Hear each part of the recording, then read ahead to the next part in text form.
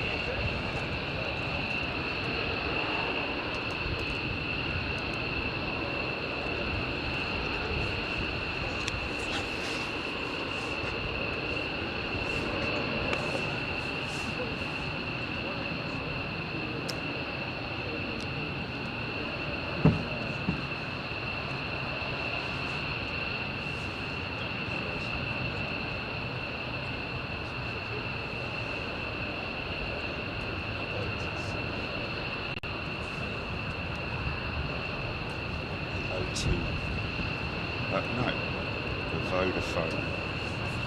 Yeah, exactly. I'll put the new one in. How's it doing? Well. I know that's it. Yeah.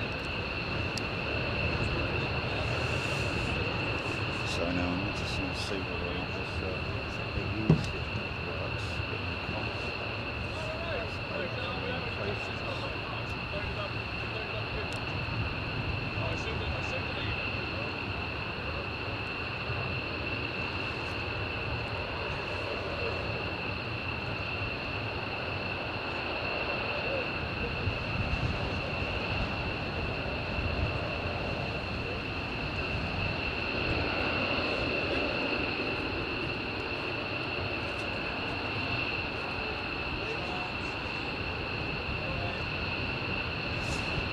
searching, looking for love. I'm just going to try this and see if it works.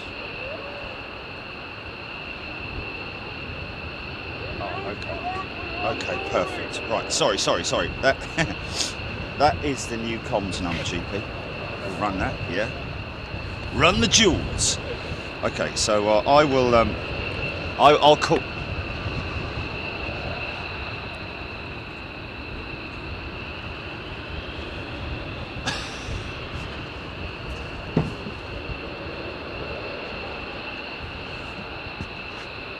Oh, did it?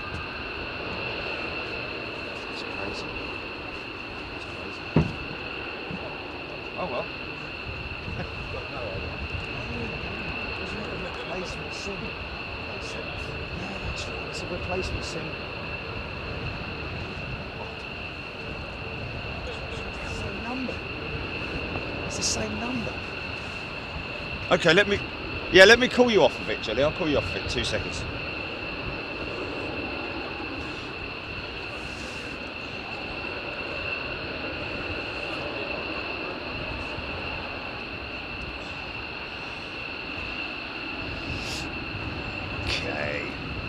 Bring it on. Okay.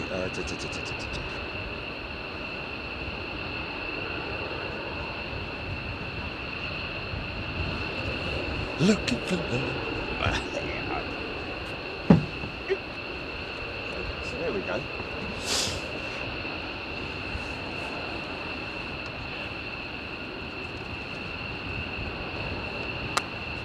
Well, Is it? Not a problem though, is it? Obviously. GP, can you do me a favour and oh, actually, I don't need this. You don't need to send me the link, do you? So it'll just be. Holy moly! Morning, folks.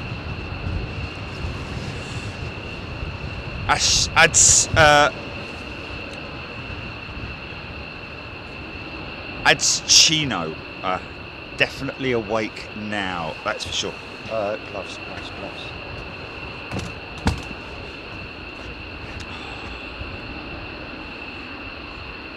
Morning, folks. Sucrus, Nicola McCarthy. Okay, so wasn't expecting that. Straight out the box with two F-35s going up, full reheat. And I've got to be honest with you, folks, that this morning, when I drove past the gates at around about 6:30, the queue or line, whichever way you want to describe it, the queue of cars and vehicles going into the base was crazy, absolutely crazy. I've never seen anything like it in my life. Gentleman down here who was here over the last couple of days also mentioned about the fact that there's a couple of massive what I say massive, a container's a container if it's a 20-footer or a 40-footer, whichever it may be. We'll have a look out for it when it gets a little bit lighter. But apparently lots of ordnance, live ammunition being moved around the airfield. These are some serious exercises that these guys are on now, what with all the tensions that are building up over in the Ukraine. We don't really want to sort of like harp on it too much because you know, that's something for the politicians to deal with. However, these folks here are here to protect our skies and also defend any country that is under potential attack. And as a result of that, these guys are on high alert, and that is probably the reason why there was so much activity here over the recent weeks. Nicola McCarthy, Spitfire RAF 100. Mark Crook, you copy, GP? Oh no, you dropped off. Hello?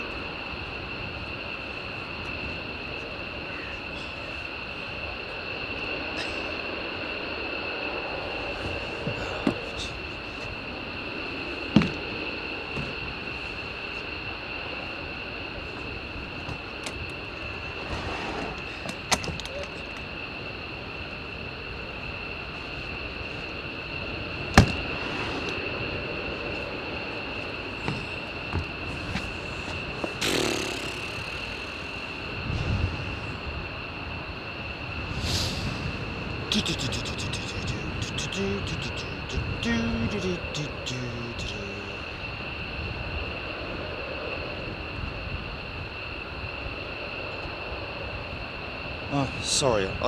Was that just because I had the volume down on the phone? Oh.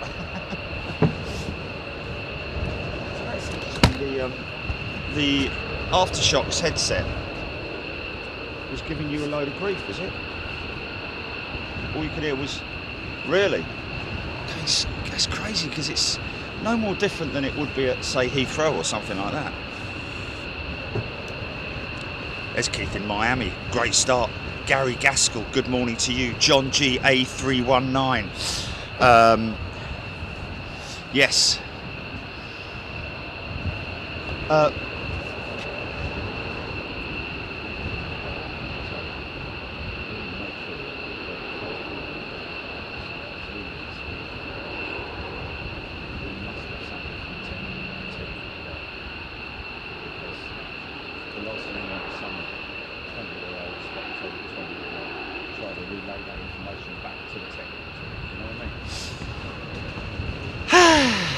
There we go.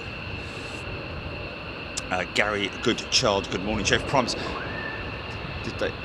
Okay, here we come. Here we go, folks. Here we go. They're coming out. And of course, don't forget that the F-15C models are over time going to. Oh, look at these things, man.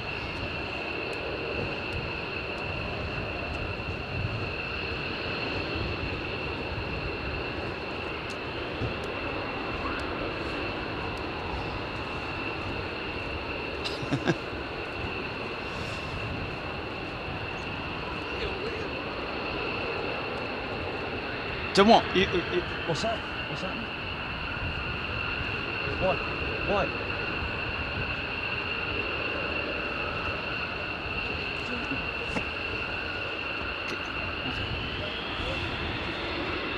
Oh.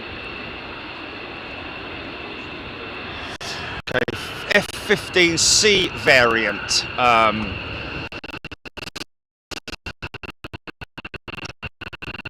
Kind of, from a head-on perspective, those, I think those lights in the background there are, he's testing his air brake there. I think those lights in the background there, I think this is a C model. On what? On Teradek or on oh really? Nanobot practice. Okay. So these are C variants coming out, folks. These jets will be replaced by the F-35s eventually. Not sure how many the base has operating here. Look lively, son. Look lively.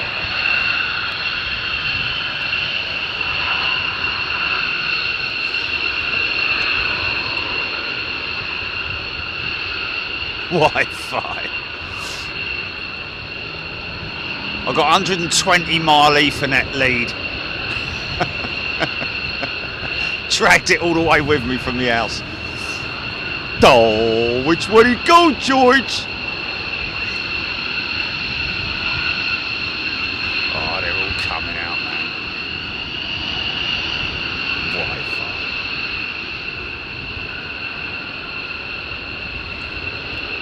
Looking for love.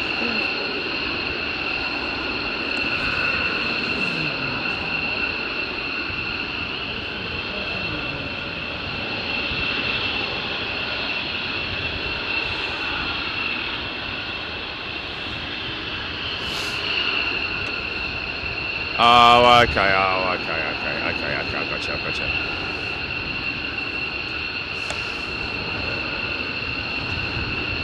Okay, I think I can try and switch this out now. There we go, bosh! And it's clear as day. So the E models, when they come towards you, you'll be able to see the big bulge either side of the air intakes. And of course the two big tanks that are hanging off the bottom of the wing there, long range fuel tanks. What's that, GP?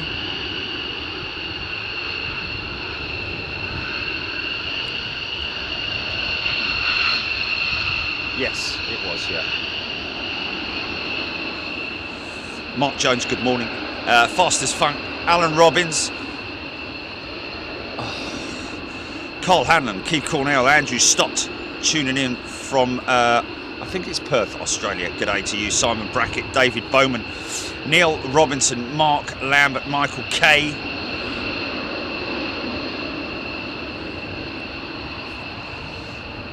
Yeah, just about managed a few hours of sleep last night. Up at 4.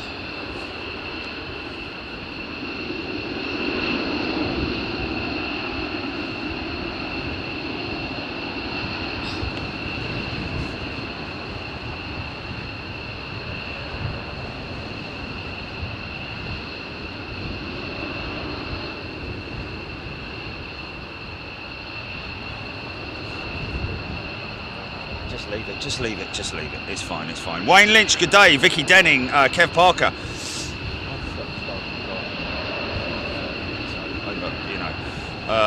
John G, A319. Noel J, good morning. James Malloy, NATO exercise. Well, yes, really. I mean, to be honest with you, all of the activity that you're seeing here is in preparation for potential NATO. I don't like to use the word strikes but defence forces.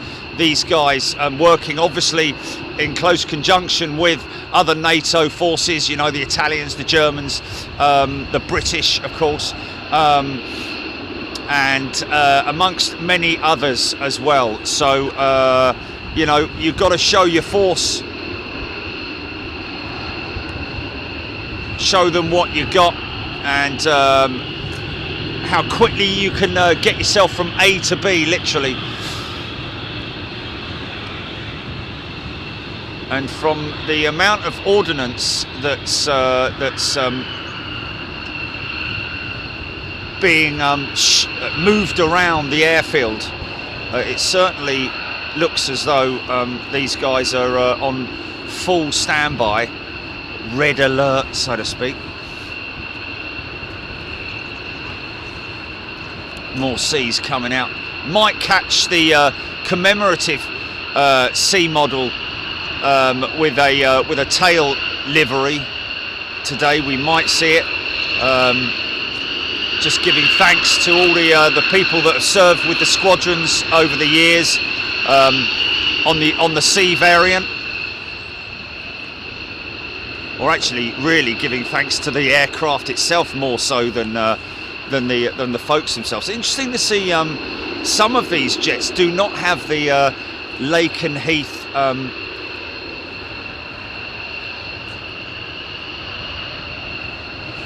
ident on the tail. Maybe it's because I'm a Londoner.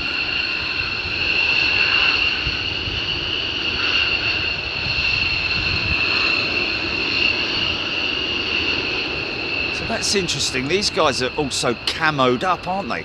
That's definitely not a Lakenheath jet, is it? Are these jets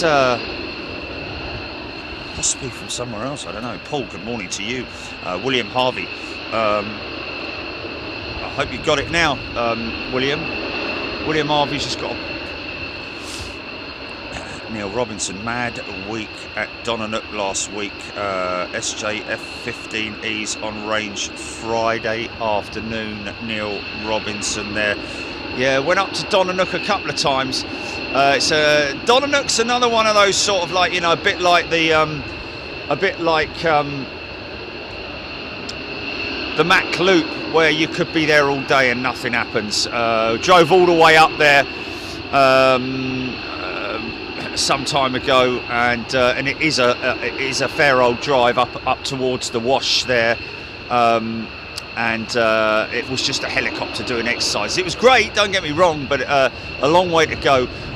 You kind of, and of course military exercises are it's the type of thing where it's not, you know, it's not that well publicised, so it's always a little bit of a risk.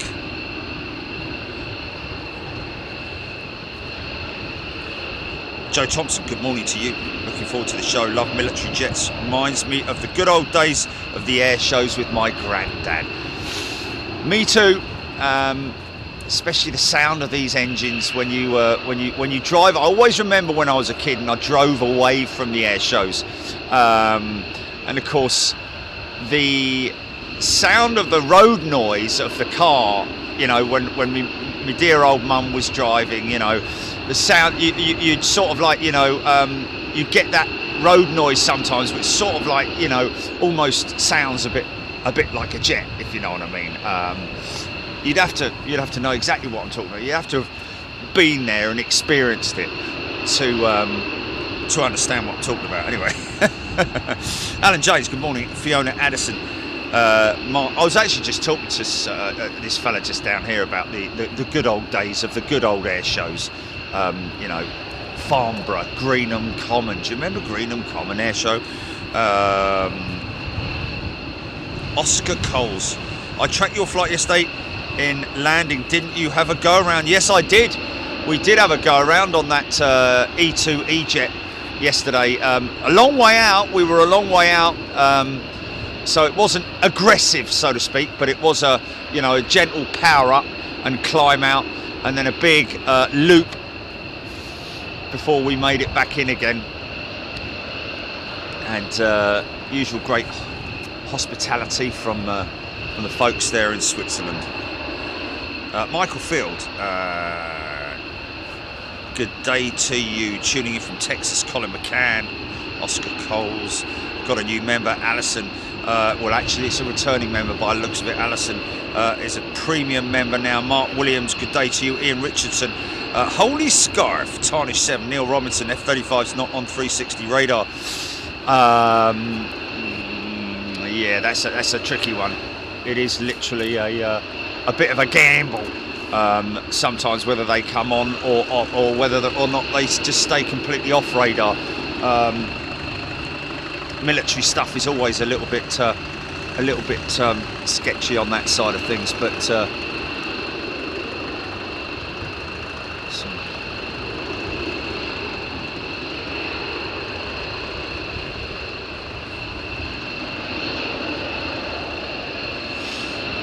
Liverpool fan 1967, good morning from Doha. Wow, good day to you, Liverpool fan 1967, Michael K. What's the orange light on the centre, Jerry? What's the orange light on the centre? Orange light on the centre.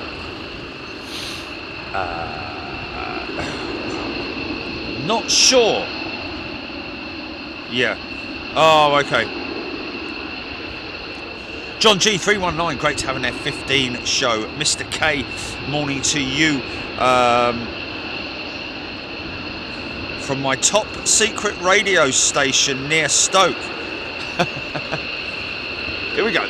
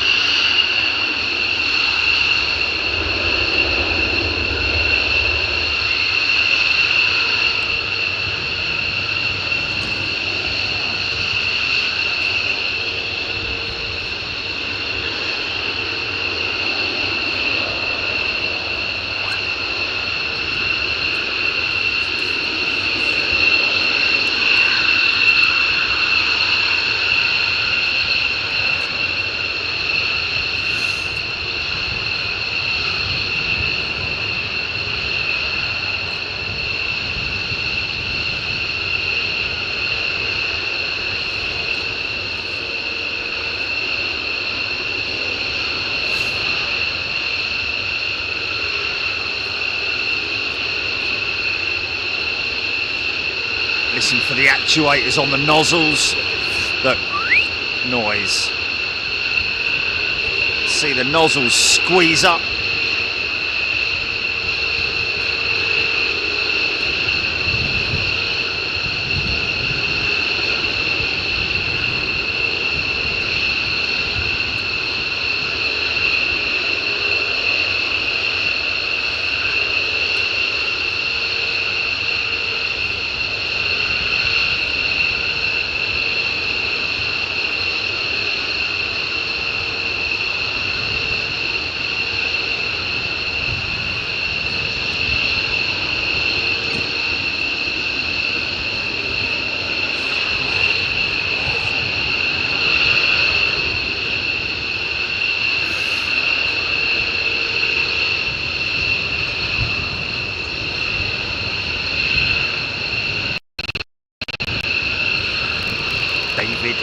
3/5.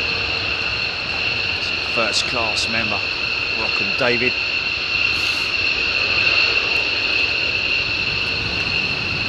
Stuart Pritchard.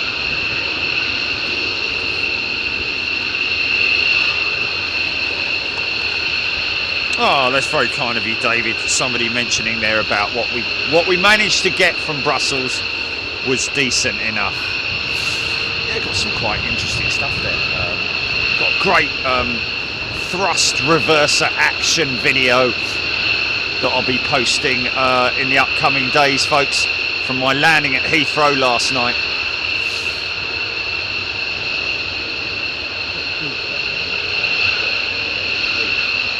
So that I can check the tech on it. Check the tech.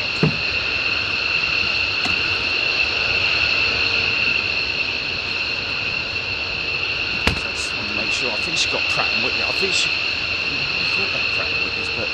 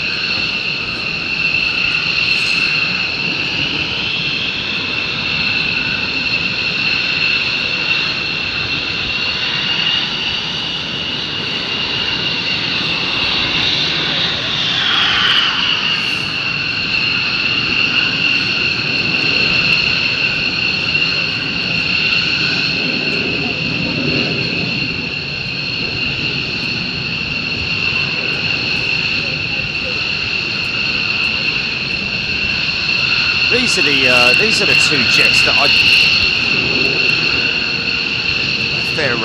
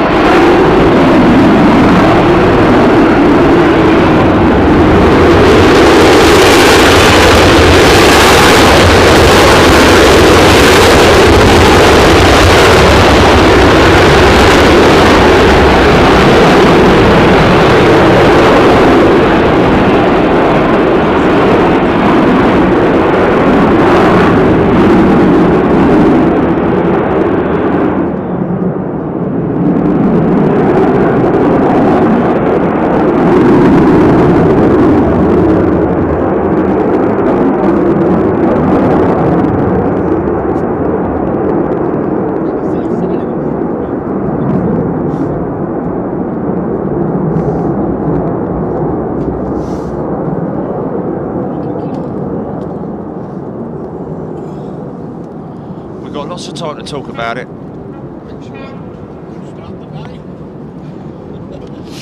Cool. Okay. Do you want to try and? Do you want to try it? Yeah. Okay. Well then, go on, have a go, folks. So it might crash, folks. Okay. So here we go then, folks. We're going to try and get this. Going to try a little techie thing here.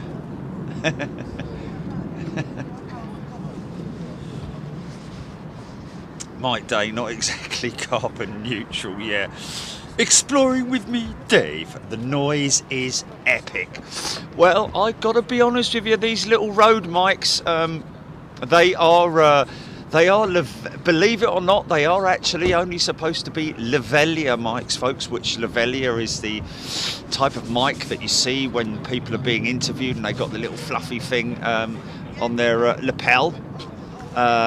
Or wherever it may be, but a very good morning to you.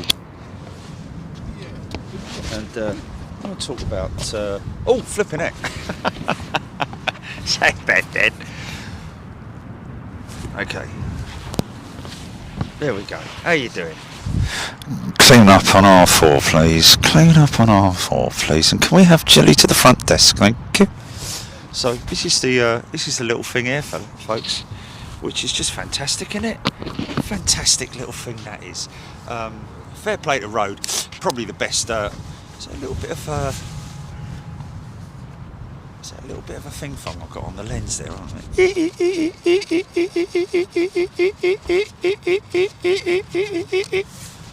That's better, isn't it? Is that better? Fantastic. Okay, so now we've got the logo top right there. See it? How you doing? You all right? Yeah. What a couple of days we had. What an interesting couple of days we had there in Brussels. More action, no doubt, to come here from Lakenheath, and of course, as you are all aware, no doubt, unless you haven't been watching the TV. Some people don't watch the TV. I knew a fella in London once. Way back in the day, he never watched TV because he was so fed up with the news and everything, all the doom and gloom. He just didn't watch TV. He didn't watch the news, should I say. So fair play to him, and I completely understand that. To be honest with you, that is the case, isn't it? It's always doom and gloom, isn't it? They're always looking for the ultimate disaster, action movie, live thing, whatever is going on. But anyway, so we are here at RAF Lakenheath. I say RAF because it is a Ministry of Defence land. Has been for a long time. These folks here have been established here at Lakenheath for many years. They used back in the day this squadron in the Second World War. I think it was the Thunderbolt that they used. The biggest front end of an aeroplane from back in the day with a big radial piston engine that you've ever seen in your life. Look them up, folks. RAF Lakenheath. They got a big force here. F-15 C, D and E variants, and of course now the new F-35s, which you can see the new hangars that are dotted around the airfield as well. Interesting enough that they have obviously got a programme on for reconstruction here, or construction, should I say, at RAF Lakenheath, because they've got their own plant where they're manufacturing all the aggregates and hardcore cement and so on and so forth. I think they're actually doing it on site, which is quite interesting. But yeah, early doors this morning. I mean, that is probably the earliest. Normally it's around about 8 o'clock before the first jets go up, but that is the earliest that we saw. If you missed it, folks, we had a couple of F-35s going out.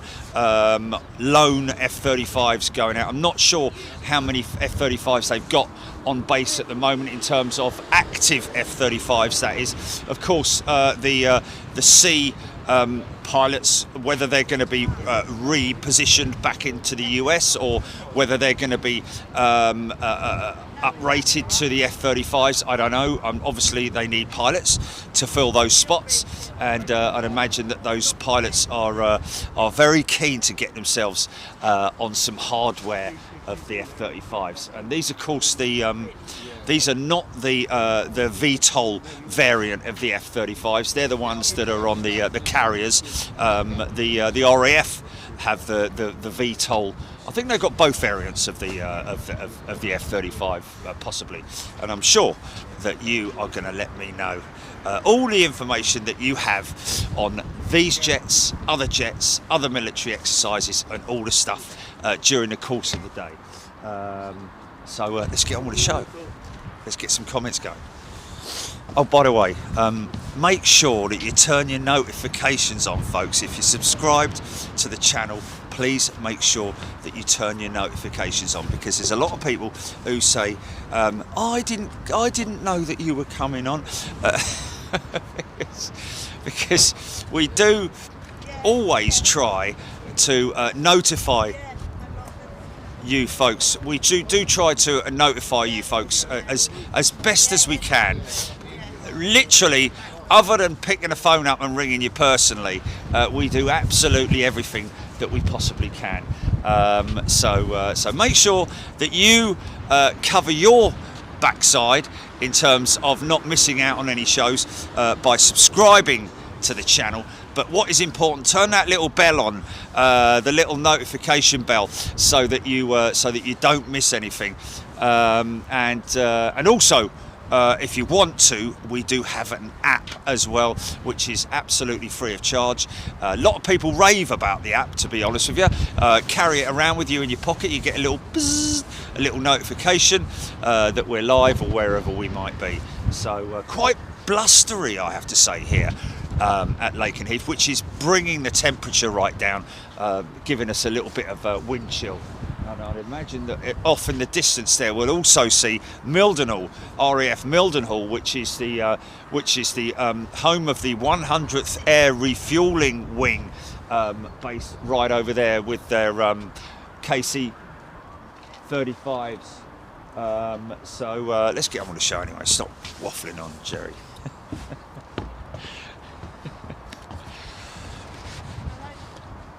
Okay. What have we got? What have we got? Babson Win 54 is a four-striper coming back as a premium member. Good day to you, Babson Wing. And here we have Mark Bell joining straight in as a premium member. Good day to you, Mark. Just to give you a little update, if you're unsure of what it is that we do in terms of our premium membership, what we give back to our members, and very valued members they are too. Premium members get to come with us overseas into Europe to enjoy all the arguments and stresses that we have when we're overseas. No, we're trust us, folks. We've sussed it now. We're going to go back and it's like 4 ports pinging away, Jilly, all happily singing away, and they like, you know, which is quite interesting. But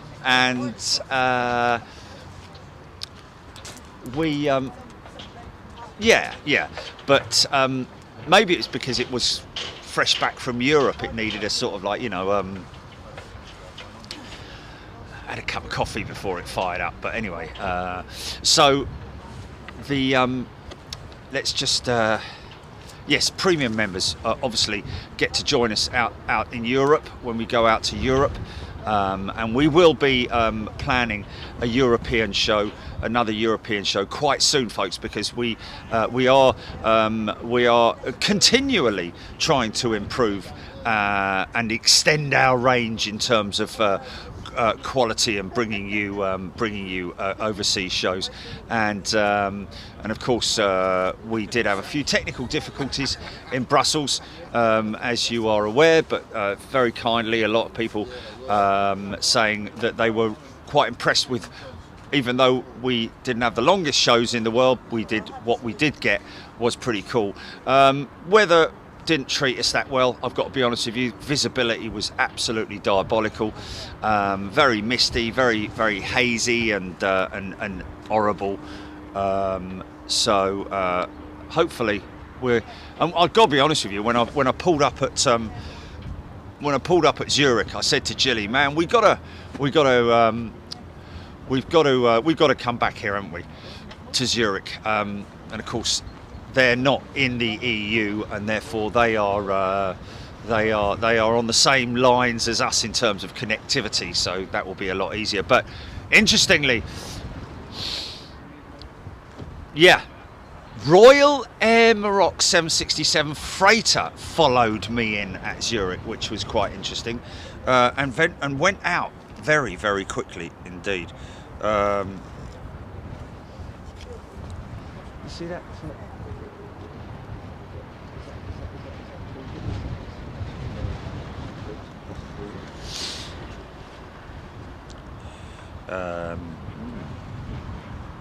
Good morning, Trev Line, Mirror Man, EDC Metal Man,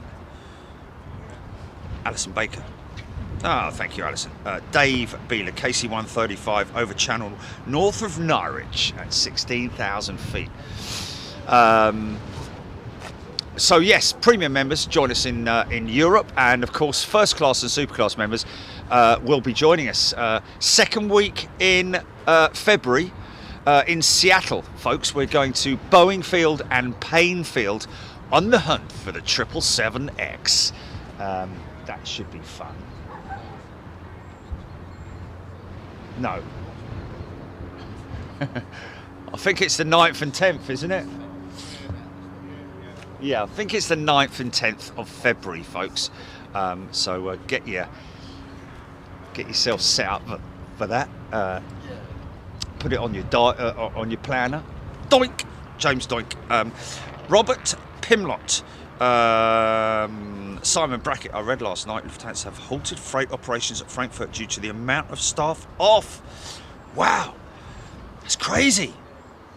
That's crazy. Neil Robinson, tanker in tow line 8, Big Al 68.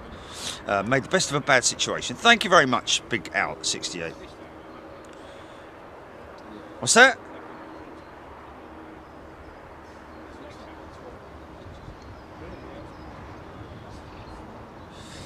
Thank you, David Satters. Let me just read that back.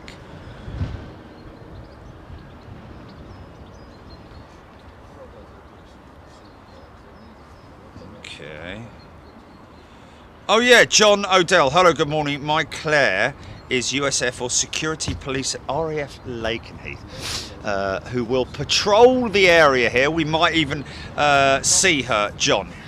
Tell her to give us a wave if she comes by. We do get the folks here at Lakenheath are very friendly. They usually give us a wave. The police and the security teams and the personnel. And from time to time, we get these guys and girls who will drive their cars around the perimeter track when they're either out to hot pit or when they're heading over to the hot pit area, which sometimes is that pan there. But at the moment, these vehicles, God, he's got a proper hot rod there, hasn't he, eh? Check that motor out.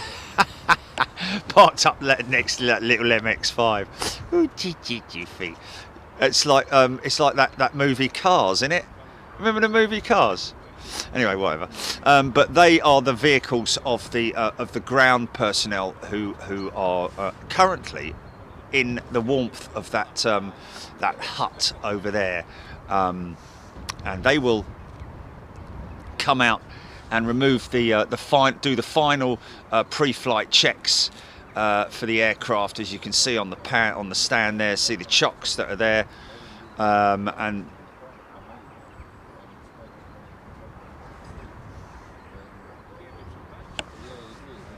oh, okay. Who said that? That's interesting. Okay, so a few people telling me that the aircraft that we see that were unmarked without the LN designation on the tail are the ones that are going to be returning back to the United States of America.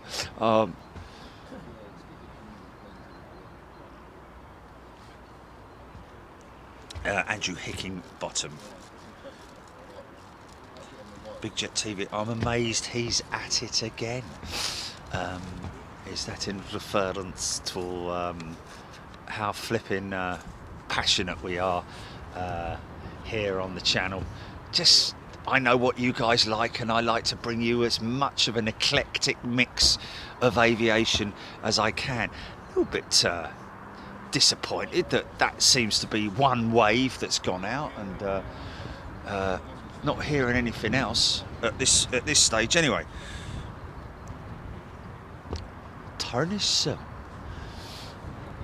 It is a Dodge Charger, isn't it? F-15 without L and tail codes are the ones returning back to the US. David Edwards. There we go. Captain Ron, all the best. Have a good day. Terry Stapley. There are some Seymour Johnson F-15s on deployment at Lakenheath. SJ on the tail. We saw that last time we were here, didn't we? We saw the Seymour Johnson based F-15s. Gerald Thompson. Dave Beeler, RAF 135, climbing out of Waddington. Tanker? Or is that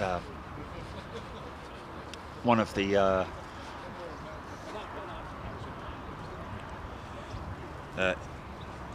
EDC? Currently 9:06 p.m. on Thursday night here in New Zealand. We got to 38 degrees centigrade, very hot here today. Wow, that is hot, man. Ewan Weech, do they go via Iceland to get back to the US? I think it will be air-to-air refueling that they will do, Ewan. I don't think they, not as far as I'm aware, they don't touch down anywhere in particular. I think it's more a case of them air-to-air refueling.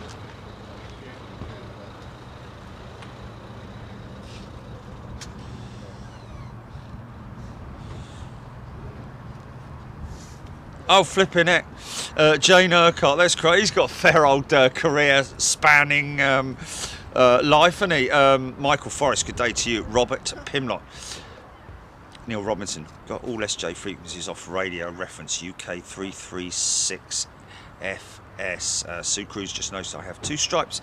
Money well spent. Oh, Sue, that's very kind of you. Thank you very much indeed. Dave Beeler, RAF 135 is W model.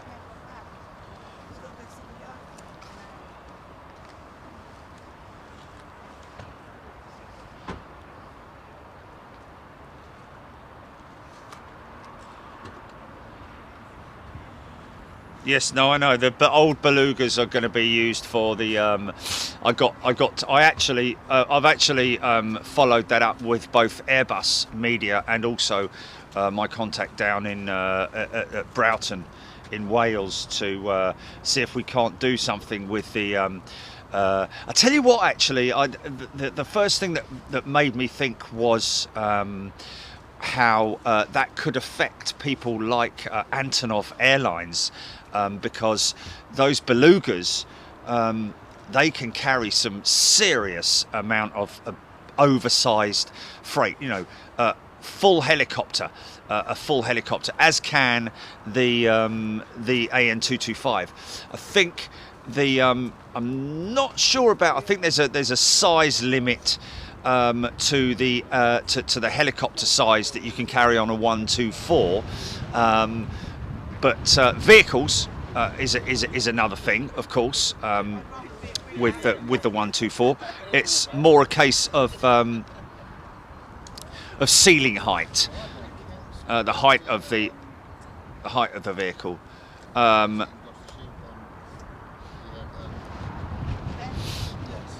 Okay, so so yes, but the beluga, because of its oversized capacity, you know, its capability, and also because it was, you know, it carries wings and fuselages and empennages and all that kind of crazy stuff inside its fuselage. It has to have that high interior, and therefore, as a result of that, they can carry very oversized freight. In terms of weight, I don't think that's the case. I think the 124 and the 225 will definitely trump the Beluga in terms of weight, takeoff weight capability. I wouldn't have thought that that it would be much more than sort of like 90 tons, maybe something like that. Whereas the Antonov, I think, has over 100-ton carrying capacity.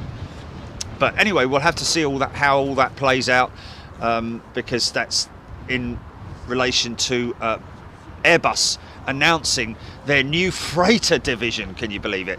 Offering their old Beluga aircraft with as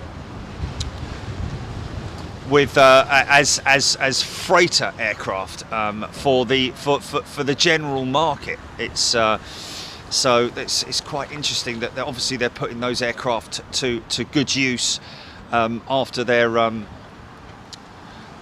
lives as Airbus component carrying aircraft. Of course, the XL is the new variant that's come on stream now, and we'll have to.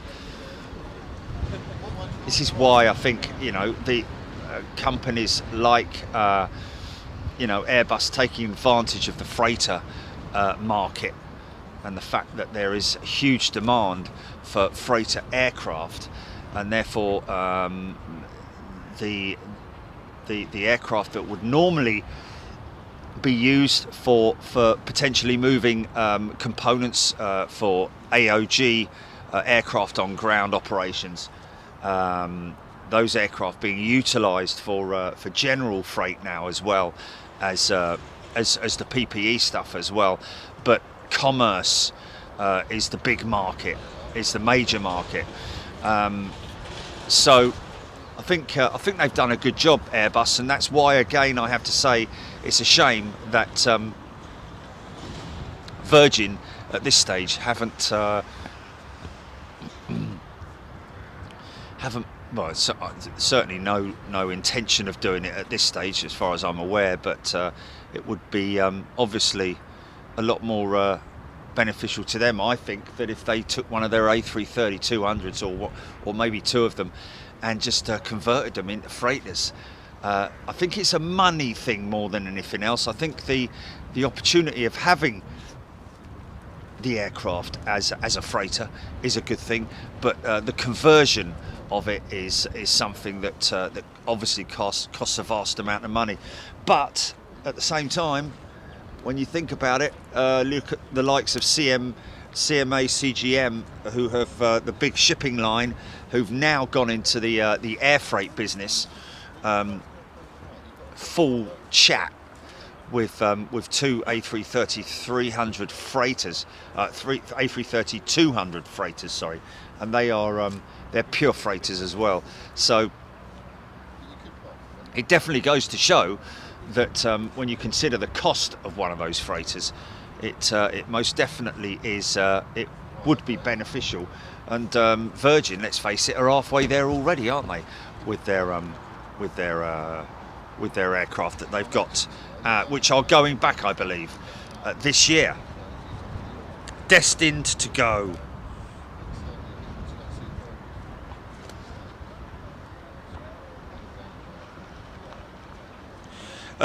Ewan Wetch, you're right in terms of the components that are the Airbus components and the loading, but they do. I have seen images of the Beluga being loaded with a K-lift facility, with an overhanging front end K-lift, so they can load the aircraft and components and freight using a K-lift with an overhang. It was actually Airbus who put the press release out yesterday or the day before with a picture of a helicopter being loaded, and a big helicopter at that, one of the Airbus helicopters as it is.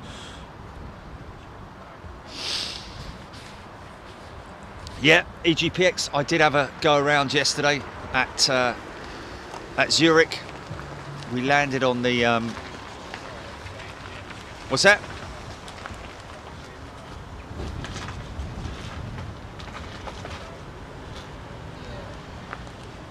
Kevin Beasley, have you done a show from Waddington? Yes, we have.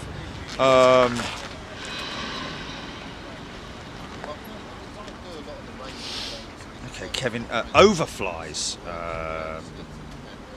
Well, we get lots of overflies at Heathrow. We get lots of overflies everywhere, really. Obviously, when the skies are clear. But we have obviously we've done a show at Waddington. That was a NATO get together, wasn't it? Up at Waddington, one of Operation Cobra Warrior up at Waddington. You can look that up on our YouTube channel, folks, and see what we did. I think I put an edit together for that, actually. You might want to look that up. Yeah. So these are hard standing shelters, shelters for the aircraft. Blast bunkers, blast shelters. You can see they've got the blast doors there at the front as well, and they have the capability of firing up the jets inside there as well. So that obviously gives them an advantage, a head start, rather than having to fire them up, wheel them out, and fire them up. They fire them up inside the shelters as well. Hard standing, because it is literally almost concrete. Those the shelters. What's that? Oh my God, did it? Poor people, man. That's a great shame, isn't it? Blimey, O'Reilly, Zakatek. Apparently the Egyptian Air Force C-130 over Paris is at 108,000 feet. Blimey, O'Reilly. Fair play to it. Joe Spitfire 9, morning. Off to RAF Valley as they have a visitor due in today. Mini Bojo livery A321 Neo. There we go. Interestingly enough, if all the premium members, first class and super class members who joined us yesterday in Brussels, if you remember, first thing in the morning when we started the show, blimey, it was literally this time yesterday, wasn't it? I was standing on a roof in Brussels this time yesterday. Yeah, we saw the what looked like the official BAE 146 coming in with the Union flag on the tail. Don't think Boris was on it. I think maybe delegates, UK delegates, were on it. Politicians or whatever, defence minister or something, I don't know. But when I took off, I looked down on that pan. I could see it parked up alongside the US government 737. So I'm sure someone's going to tell me what designation that has.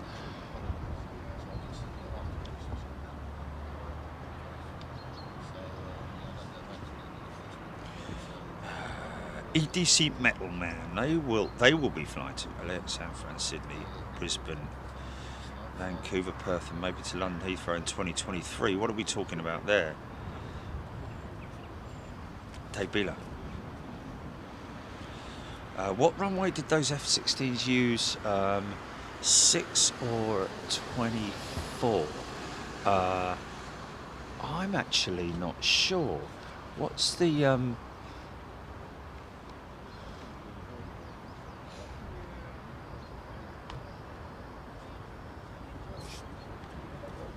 which direction, which is, can't really see anything written on there, can you?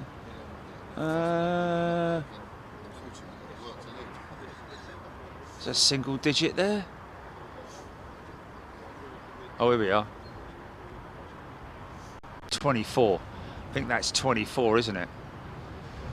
The entrance to 24, so... God, blimey.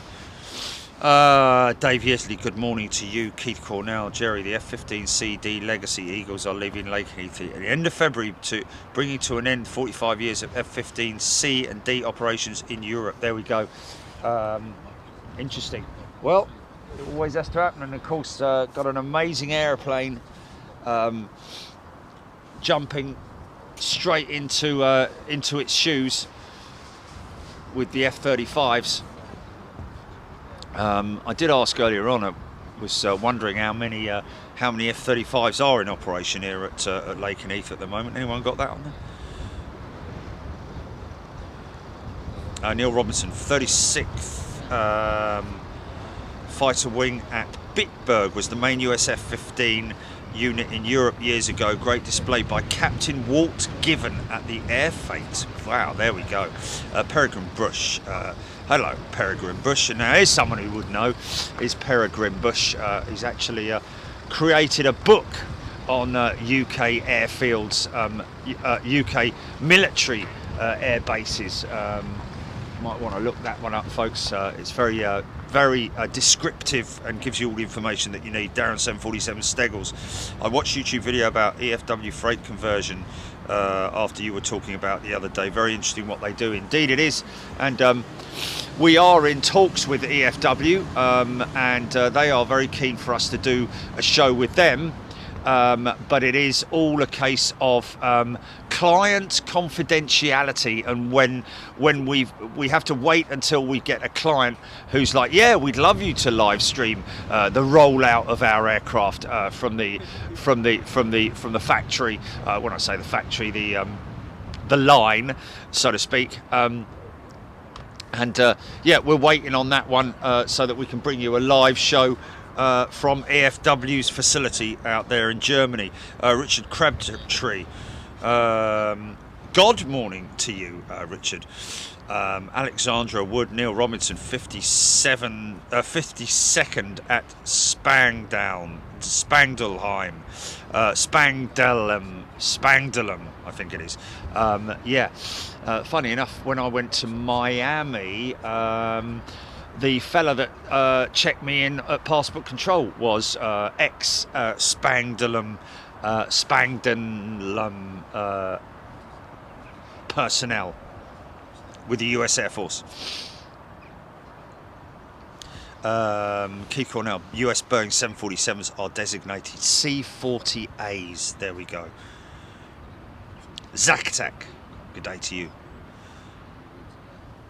John Arnold, US Air Force 135 out of Lakenheath to Turkey, returning now north of Dortmund. Okay.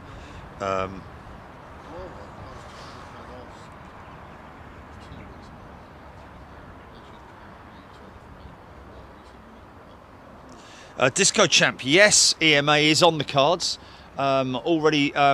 In fact, we are planning to visit EMA to catch the arrival of a brand new DHL 777-200 freighter, which is still undergoing its final, I wouldn't say test flights or anything. I think it has been operational testing at it's either Panefield or Boeing Field, one of the two. And there's some video of it online, and we're hoping to be at East Midlands to welcome it. And we've got one of the pilots as well who's hoping to be flying that aircraft. God, I can hear an aircraft. Is there something over the top of me, possibly? Oh, okay, Joe Spitfire, 4, I think, Jerry, and Jason Kimball also confirming 4 F-35s operational here at Lakenheath. So I've got bad eye water today.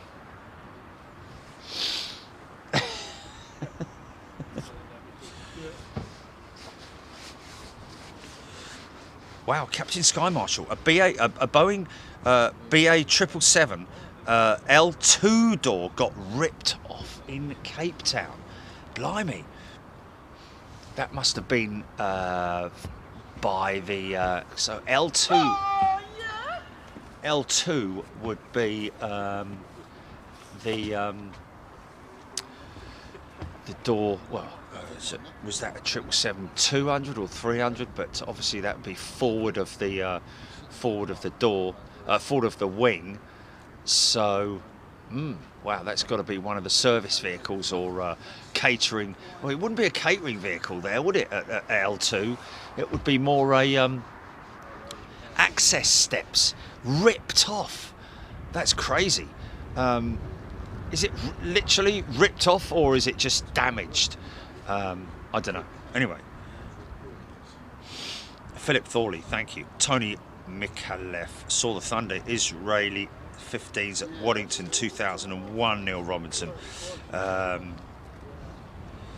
Rob H. Peregrine Bush, James Doink, Michael Ashton. Good day, everybody. Hope you're doing well. More action to come, I have no doubt. The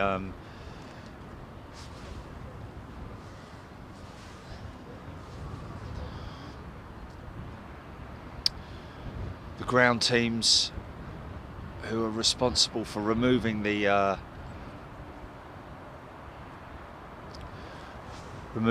pins from the aircraft, the final pre-flight checks,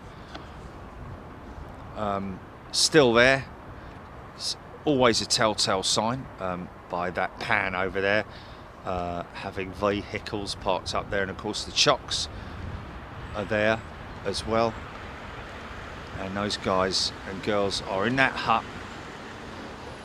at the moment waiting for the next wave, which hopefully shouldn't be too long far away. Just waiting for that distinctive start-up noise. Funny enough, this morning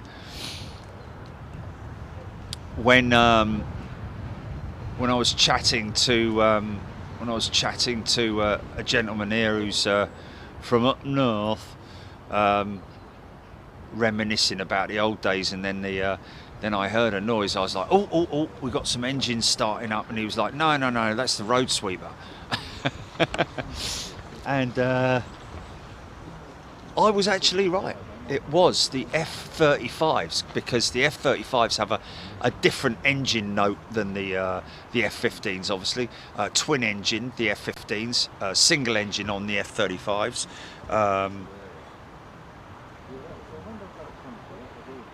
Anthony Kidd, was that a kennel I saw? No, those are they're light generators. I think they're generators for lights, which is normally indicative of there being night operations, but they are. Where's he talking about? Is there something else there then? A little bunker there. Look at that bunker there. That's from back in the old days. Yeah, that's a bunker, isn't it? Obviously, they do have dog patrols here on the base.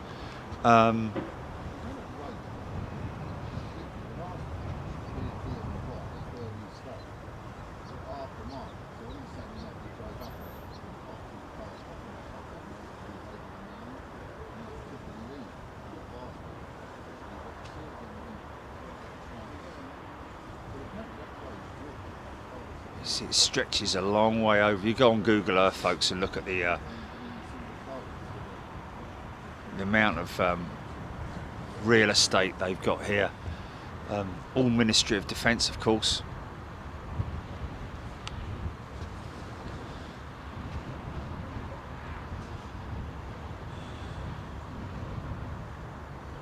James Doig, Spandelheim. Okay, Spandelheim. Okay, thank you, James. Peter Crane, good day to you. He's obviously in the afternoon, tuning in from Chengdu in China.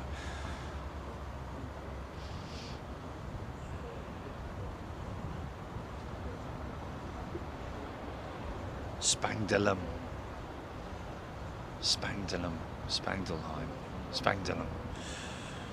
That Saudi Boeing 747-8 cargo was based at London Stansted back in 2014 with Global Supply Systems in BA livery. Sent you a photo that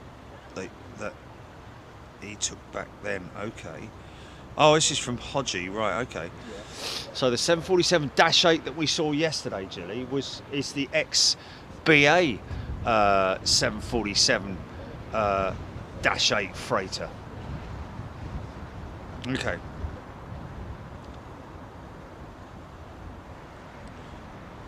Keith Williams.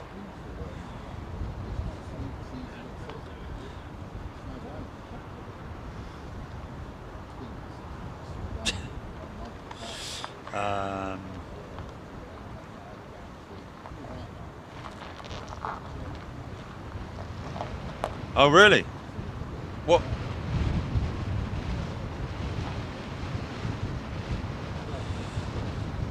Oh, it got pushed back with the air bridge still attached. Oh my God, man. That's pretty significant damage, that is, man. Wow. Wow, that's pretty, that's a rookie mistake, that is, isn't it? Oh my goodness me. But what is interesting is that it was the L2 door and not the L1, because normally passenger access is via the L1, isn't it? Not L2, I think. Might be wrong. What was? That jumbo? No.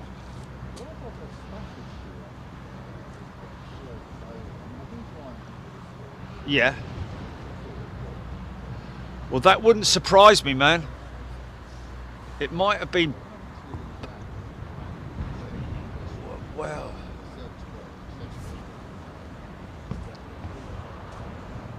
Spangdahlem. Yeah.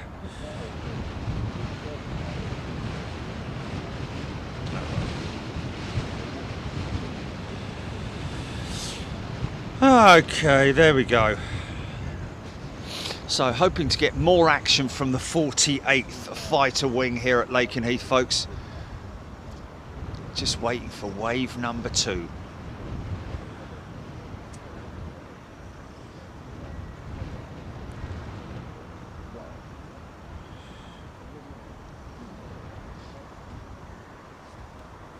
(0624) runway is 8,999 feet.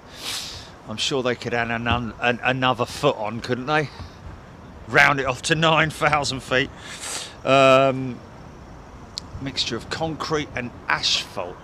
And I'd imagine that the concrete sections would be about the point when these jets are rotating, because obviously there's a certain element of heat that gets applied to the to the runway, and I'd imagine that particular section, the strip there, is probably concrete, because that would withstand the heat far better than the yeah, I know, it doesn't matter whether you say it right or not. It's like, you know, it doesn't matter, does it? Does it really matter?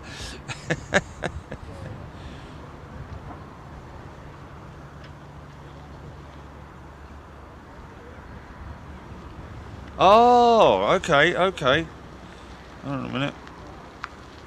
So we have one of the local constabulary on, watching us on Facebook. Good day to you, sir. They have popped in every now and then, haven't they, to say hello. Paul Henry. What video camera will be good for filming air shows?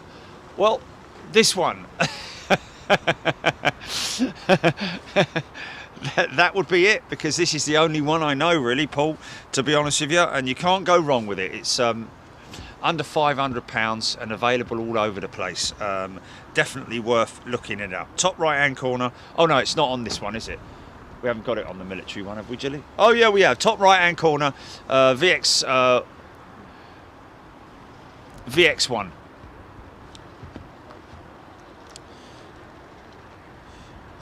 Neil Robinson, Lager 911 north of Shetland, maybe to refuel F-35s near Norway. Vissam Homasi, good day to you. Zack Attack, E3 on radar, about to take off. E3 Century, that is. Would that be going out of Waddington, either Waddington or Mildenhall? Rob, we haven't been to Marham only because filming positioning at RAF Marham is a little bit tricky, because the local residents, it interferes with the local residents. You know, lots of vehicles driving through their the village. And so they try to discourage it as much as possible. So we haven't done Marham yet. We obviously do Coningsby and here, and obviously we've done Waddington and Mildenhall, just over the road there. It's about 7 miles from here by vehicle, and as the crow flies, though, I'd say it's only a few miles. Mick Davies, morning all. Just Google Earth Lakenheath. Surprised to see a full-sized American football field. Wow, there you go. Well, there's a 9-hole golf course here as well, and I tell you what, it's not a little mini pitch and putt, I can assure you. There we go, Paul. It's a decent camera. Well, it's never caused us any issues, that's for sure. All I would say is try, if you can, to get your hand in and get yourself used to the camera before. It's point and shoot, literally everything's on auto for doing all that kind of stuff. Obviously, sometimes it can play a little bit of havoc with the backlight and stuff like that, but hey, it is what it is. When you're dealing with cameras, it's it.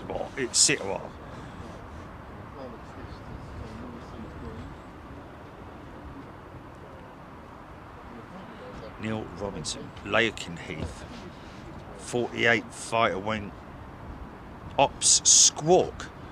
Lakenheath 48 Fighter Wing Ops Squawk. Okay. So the strobes have just come on 2-4. On the approach to 2-4. Do we have any aircraft returning? I can hear something over the top of me. Is that just a cruiser?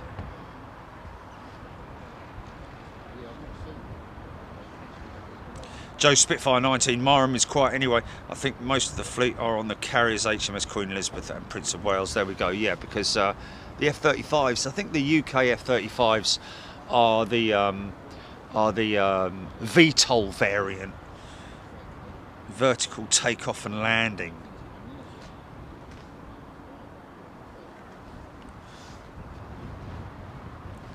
David E, yes, they do drive on the left.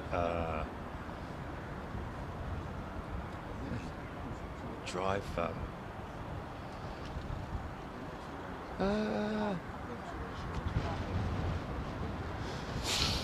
Well, these drills, these exercises that these aircraft are on at the moment will be linked to the Ukrainian situation at the moment, I would imagine, in preparation for any defence strategy or,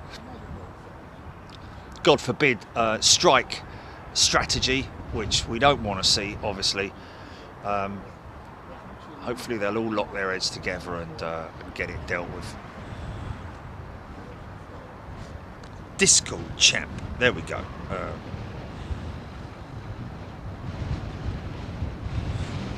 Marianne. Is there any way to see what's going on around the Mac loop? Marianne, I'm not sure, to be honest with you, whether there is a whether there is stuff. Again, it's one of those things on ADSB, isn't it? Whether it's there or not. Some aircraft will be on radar, other ones won't. Guessing dependent upon their whether they want to be seen. People still going on about Spang der Lime. Yes, I know. Okay, thank you. Robin Blant, can you help me regarding a good airband scanner? Radio World, I would say, Robin. If you go to Radio World, Google them, and it is the not the Meerkat, the what's it? Uniden XL125, the Uniden XL125. Give them a call and tell them that I sent you, and they will they'll tune it for you free of charge. Normally it costs you money to do that, but they will tune the radio for you, FOC. Great bunch of guys up there at Radio World. Obviously we used to work closely with them, but since the early days when we did used to run the radio, but we don't anymore because of the legality of actually streaming, broadcasting live ATC.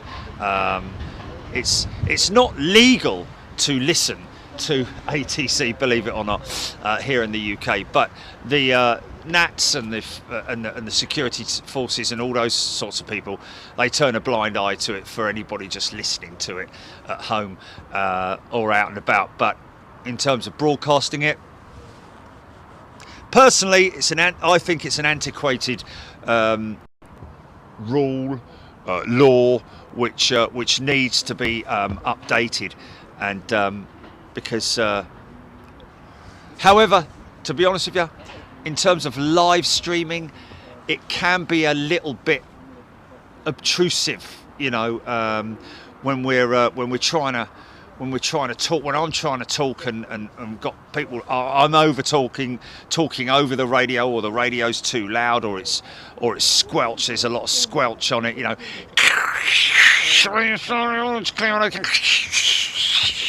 and all that kind of stuff going on. It actually can be quite blooming annoying, to be honest with you. Daniel, how far do the aircraft fly out on these sorties? 300 miles? Question mark. They will fly out over Europe, Daniel, down as far as well, I mean, they go far as they're refueled, so they have backup from refueling jets, which are either out of Germany or wherever they might be. These guys here at RAF Mildenhall, just down the road there, they will fly down over Europe and refuel these jets that are flying out of here. So yeah, I mean, in terms of how far they'll go, F-150 truck being chopped up.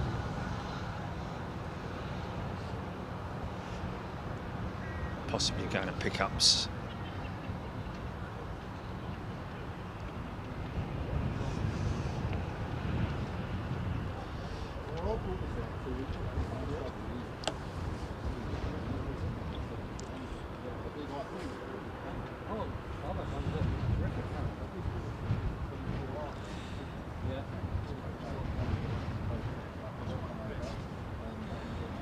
AOR radios definitely avoid, James Doink saying. AOR?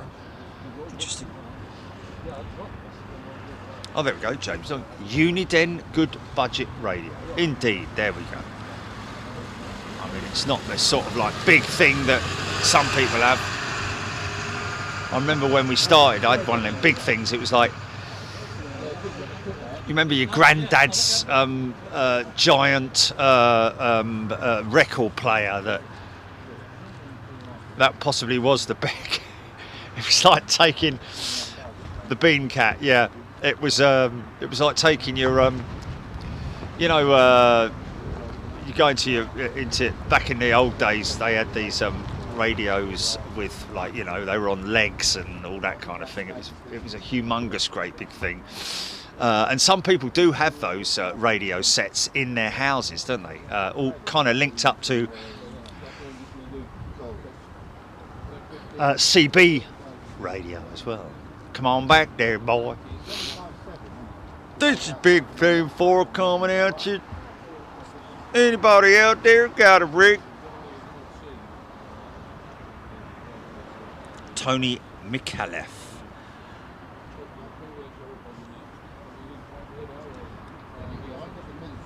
Yeah, we will endeavour to get out to an air show at some point during the year. I dare say that there's one of the KC-135s going out, the tankers. That's an air-to-air refuelling tanker from the 100th Air Refuelling Wing there at Mildenhall.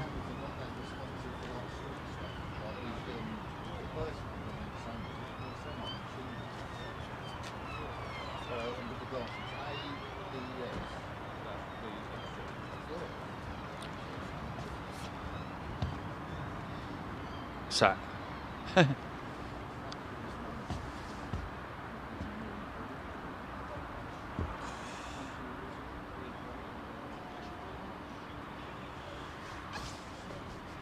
what's that? Read that back.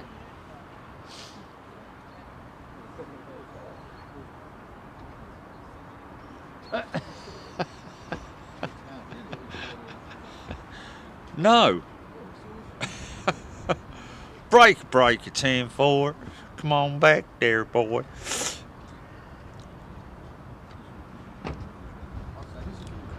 David Hammond's got Big Jet TV Military Planes t-shirt on today in homage to Big Jet TV. Thank you very much indeed. Oh, in homage to Jerry and Julie, of course. There we go.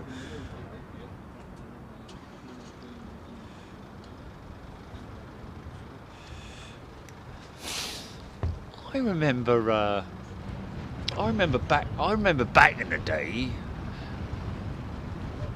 Yeah, you can tune into some US police stations as well, can't you? Yeah, like you can hear what's going on. 10-4, we got an RTO, blah blah blah, and all that. I tell you what, though, this morning I was very, very, very lucky. I do hope that whoever was involved in the incident is all right. But coming up the M25, about 20 minutes from the, about 25 minutes from the M11 exit, there was an RTA right slap bang in the middle, and it was fresh as well. It had just happened. A cab full with suitcases, so God knows how many people it had on it, completely mashed at the front, had collided with the back of a truck, a fuel truck. No fire, nothing like that, but it did look very pleasant indeed. And I'm fortunately, it was just at that stage before the police or any of the emergency services had arrived. People were obviously, a few people were there trying to oversee the incident, trying to steer the vehicles around them, which they did. Unfortunately, I was so early on the scene that the traffic hadn't backed up at that stage. Otherwise, I probably would have been stuck in that. If I'd have been 10 minutes later, I probably would have been stuck in that for a good, I don't know, hour, maybe even longer than that. Break, 1 9. Unit then SD100, SDS 100E and 3600 XLT is what he uses. Neil Robinson. There we go. Rob Ashplant. I think that was the Strato tanker that we saw going up there.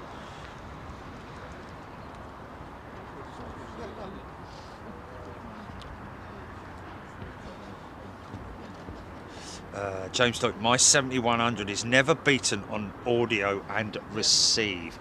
Yeah, the problem I always had with any airband radio is that it's either reception is great, or you know the ATC is brilliant and the pilots aren't so clear, or it's the other way round. It's always. Is there something overhead? What's that overhead?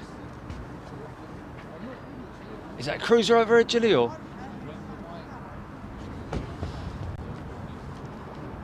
Ah, okay, so that's KC-35 that we just saw going out, right. Okay. Just been told 2 F-35s have gone to Norway, Daniel Morgan saying. Well, there we go. Gone to Norway, wow. For exercises over Norway, or? You've dropped one, have you? Dropped 3, number 3. Ewan Fraser, morning from Inverness, love the military shows. Jerry, would you ever consider coming up to RAF Lossiemouth, one of the UK's busiest stations, and Northern QRA are now P8 Poseidon base? Yes, most definitely. Well, no? No? Oh, okay, apparently Gilly's telling me that the cell signal up at Lossiemouth is absolutely horrendous. So the answer to that, Ewan, I'm afraid, is no. That's a big negatory, I'm afraid, there, boy. Yeah, Lossiemouth and Mac Loop are not possible because of cell signal strength. Not enough towers around, if you know what I mean.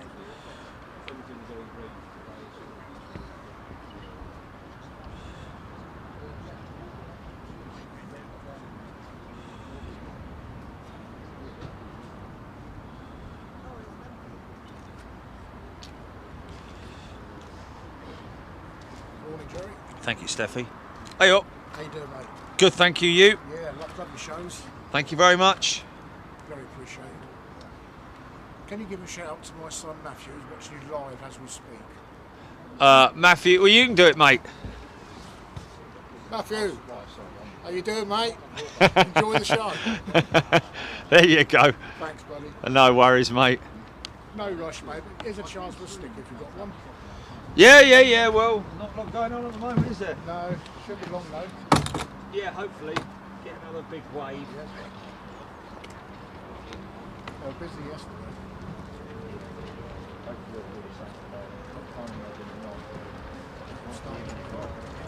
Start up now, yeah. Bless you, buddy. You've got many spare. My mate Gavin just texted me and said, Oh, did he? can we get a sticker? He couldn't come today, so he got away to work.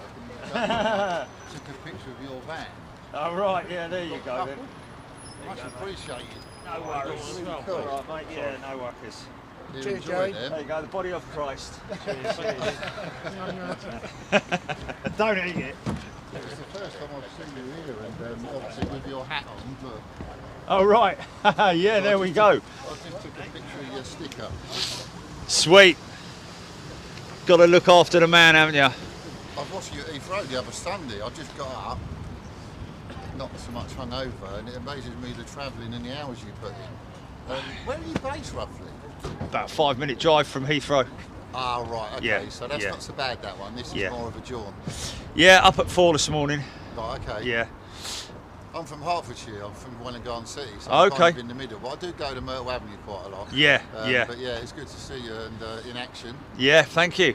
Yeah, All good you've got to stuff. put the hours in, man. You've Yeah, got to put no, the it's hours in. enjoyable, that's Dedication, innit? Hello, sir. Hello, how you doing? Very well, thank you. Nice to see you. Thank you. Where have you come from? About 35 miles. Oh, near okay. Norwich. Okay. Yeah. You've been coming up here Oh, yeah. for a long time, have you? Yeah. It's awesome, isn't it? When the when Milton Hall Air Show was on. Oh yeah, the good old days. When the Red Arrows were gnats. Yeah, yeah, when the Red Arrows were gnats. How about that, man? Yeah. Lightning and They were Phantoms. Colchester, Yeah, Britons, yeah. Great days, man. Great days. Never forget those days, man. It's always good to have it in your memory banks, isn't it? Oh yeah. Yeah, you don't forget them. I'm going to take Yeah. a picture of these next because we're big Rossi fans as well. So that Achiever's day up. Believe it or not, my mate works on the old industrial estate at Bentwaters in Ipswich. Oh yeah. So he sort of stooped in aviation history anyway. Yeah. RAF Bentwaters, man. Yeah, we worked in a unit there that they've converted, but Right. it's certainly changed over the years. Yeah. Nice air shot one time. That's it. A10's up at Bentwater, yeah. The old Looked at one of Warthog. them in Duxford last Sunday. I was in there. It was in the American bit of it. Yeah. It's nice in there. We used to get them, the village I lived in, Hertfordshire, we used to get them doing this derelict church just outside the village, and they used to use that as a target. Where was that in Hertfordshire? Buntingford. Oh, I'm Wellington City. I'm only 40 minutes from Yeah, there. that's where our daughter was born. Ah, right. Yeah. Keith Cornell, Osprey I up was, from I was actually Mildenhall. born in Hatfield, where the British Aerospace Osprey up from Mildenhall. We should certainly see it. Great to hear it. There it is. I can hear something. Yeah, I can hear it. Pretty sure I can hear it. Had a start up just now. Did we have a start up just now? And it's just stopped. Sure we had a start up. It's going to happen, folks. Don't worry about it. Hold it right there, Shim Shim. Neil Robinson, Sue Cruz, Pitts 1990, Paul Stringer. Good morning to you. Fast as fun. Paul Cullen. When I used to go to my radio club, if you mentioned CB radio, you'd be thrown out. Brilliant.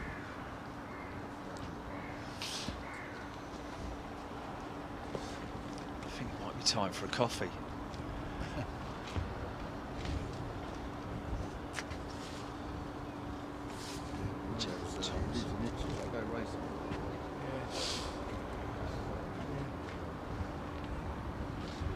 So how long are you doing your live feed for today? Till they stop.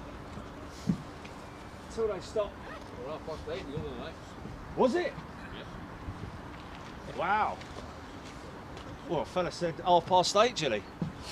Blimey, all right, it's going to be a long old day then, isn't it? Look at it. How did you get on with your pellicles? Oh yeah. I don't take it overseas with me. This is just for UK stuff. I had to line it with foam because you know, but yeah, it's best case you could possibly have, isn't it? Yeah. Yeah, I've got a couple. Probably the easiest mould ever, Yeah. and you know, assembly ever, but the strongest and most durable. I mean, I could literally drop it from the top of the van. You know, I'm not going to, but you know. I was impressed when I saw the American Army take a Humvee, fully loaded. Not the American Army, the American Marines take a fully loaded Humvee over the top of one. Oh, that wouldn't surprise me. That's like proper impact plastic, isn't it? You know, it's indestructible, really. I would have thought. Well, mine Stronger than a Boeing 777 L2 door, anyway. Fair old setup. It's impressive. Yeah, I've fabricated it myself. So that and, collapses when you travel, does that? no, Yeah, that's it used to, Right. but only because I thought, well, you know, that was back in the days when I used to go to McDonald's, but I don't do that anymore.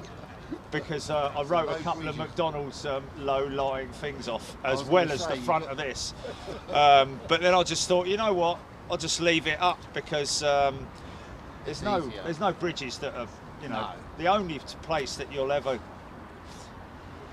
get something like that is some places that have, you know, height restrictions. But it never can work happens. around them. Never happens, you know.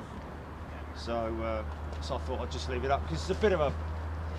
Because it's heavily bolted, you know, front and rear, so it's just better to just leave it where it is. You know your viewing point you go to at Heathrow, is that off the A4? Which one? Which viewing point? You're looking at the control towers in front of you. So you've got Windsor to the right and City to the left. So it's Okay. opposite Myrtle Avenue, in other words. I used to go in Concord was fine. I used to go there all the time. There was a spectators area, but I haven't been in that area since. Is it commercial properties there, or is there a car park, or is it? Well, if you're thinking about the Renaissance, Yeah. you think it's to the left of the Renaissance. Yeah. Well, there's the Heathrow Academy, which is there. It's the most ridiculous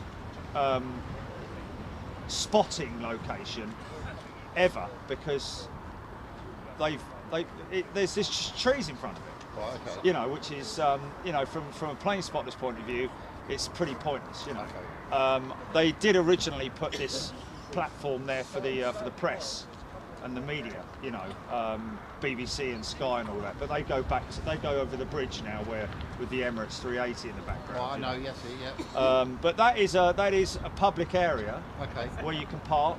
Right. It's only £5 for the whole day. Okay. It's quite limited in terms of how many vehicles you can get in there, but there's always a space. No, you that's know. good to know.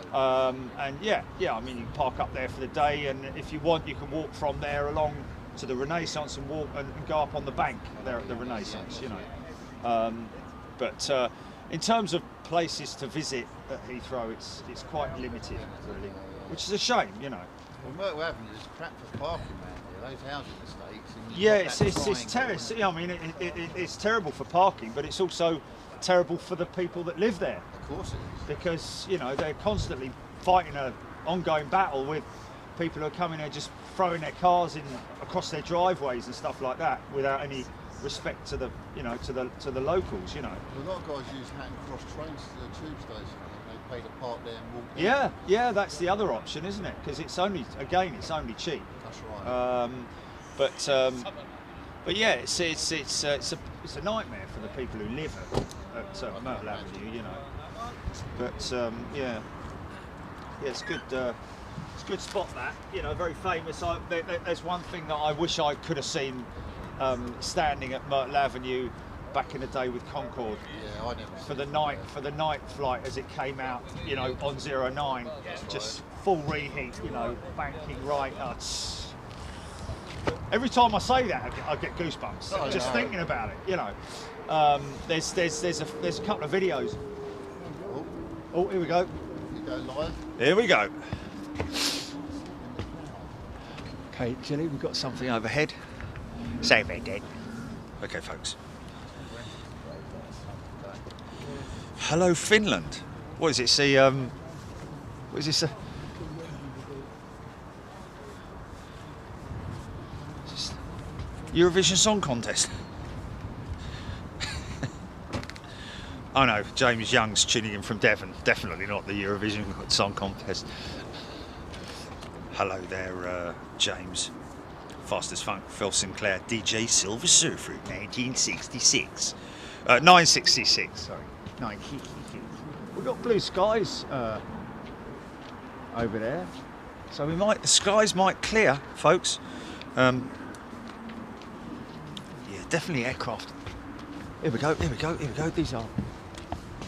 There we go, folks.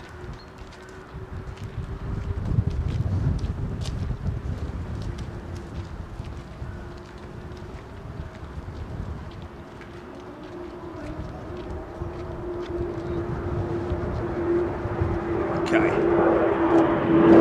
Engine start up.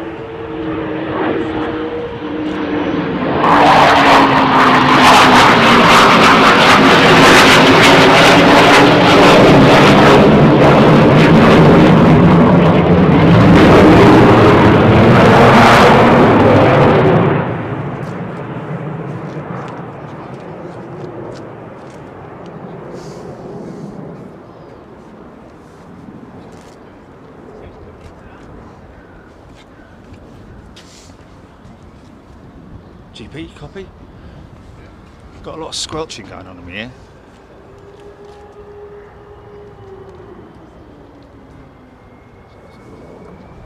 Okay, engine start. Here we go, folks. If you've got people you want to share this to, you want to get sharing now. Show them what it's all about. It's interesting that this is a lone jet. Say a bit again.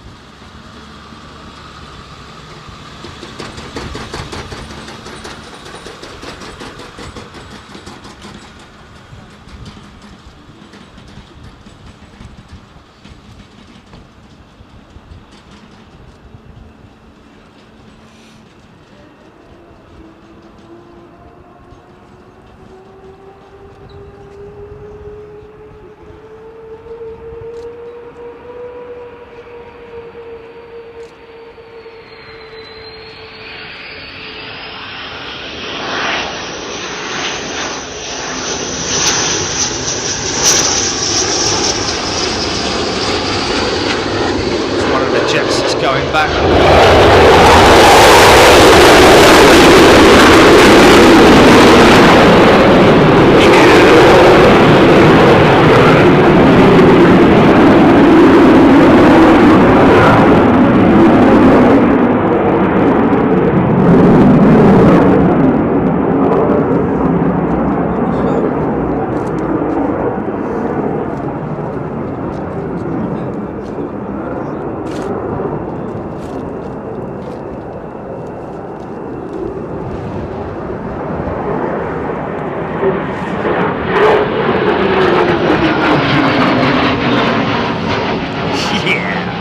What a sound! What a sound!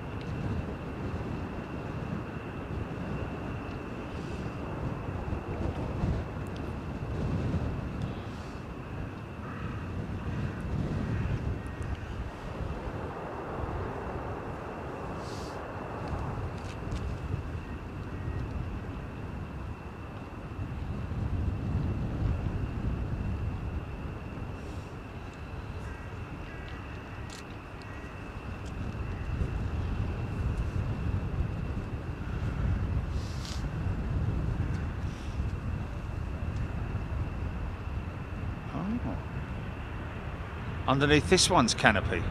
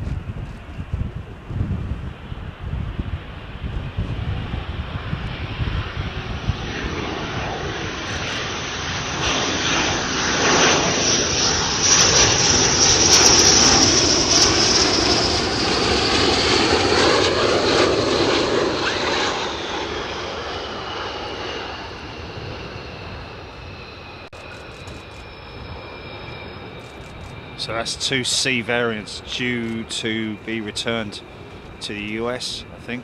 Looks like they've been newly painted as well. Interesting colour scheme on them.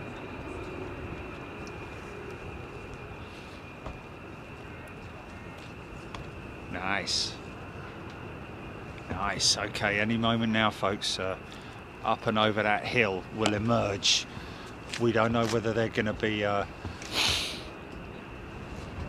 E variants or what. Got a new member, Richard. He's a returning member.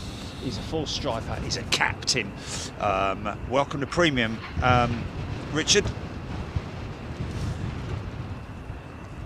Very good morning to you. What? Rab H, Disco Champ. What's the servo noise I hear?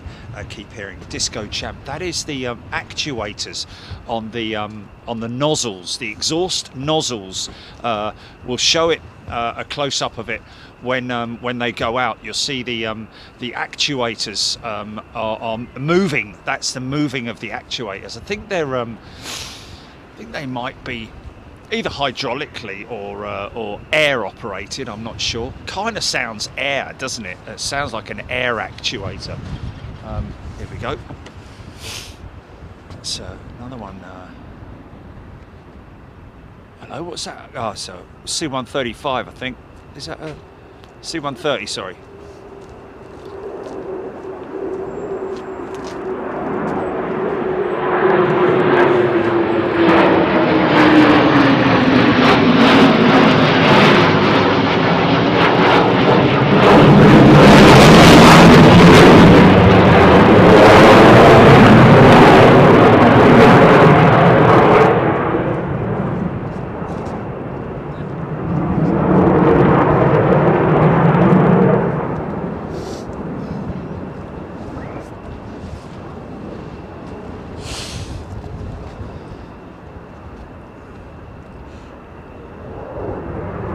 I think that's called a run and brake, isn't it?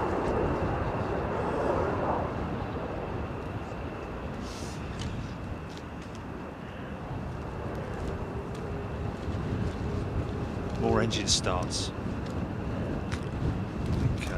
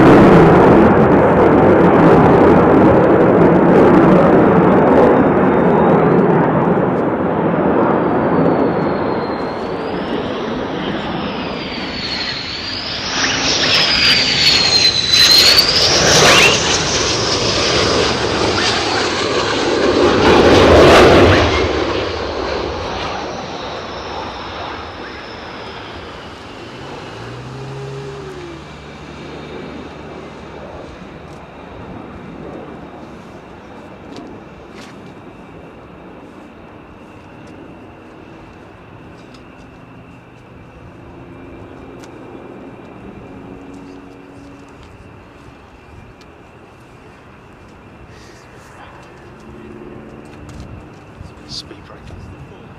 C-130. Going into the hall.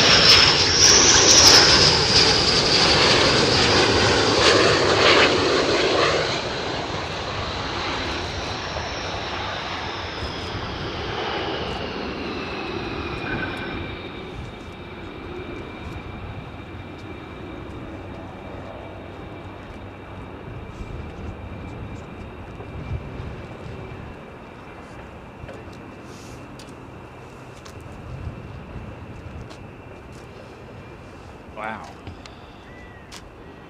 Pretty damn cool. Looking up over there. Dropping stuff off or picking it up. Looks like they're dropping it off.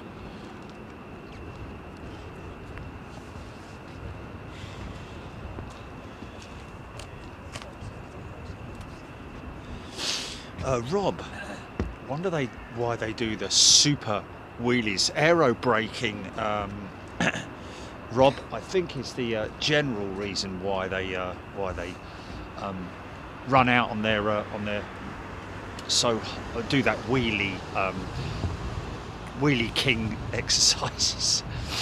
Yeah, it's more an aero braking thing than anything else, to scrub off speed using the wings, the natural airflow, wing braking, air braking.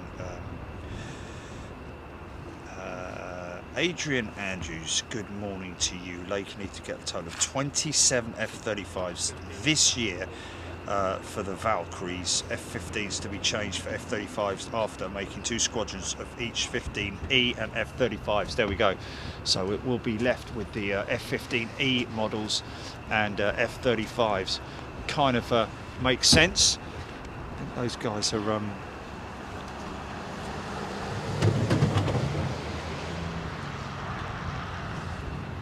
possibly, by the looks of it, going through their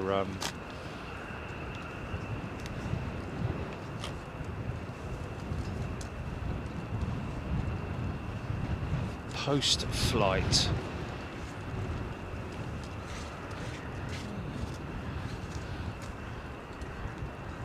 jets that just arrived, aren't they? They are jets that just arrived.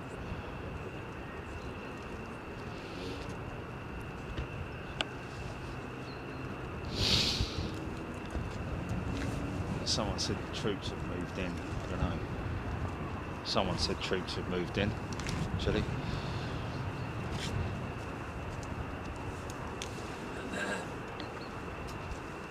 Really?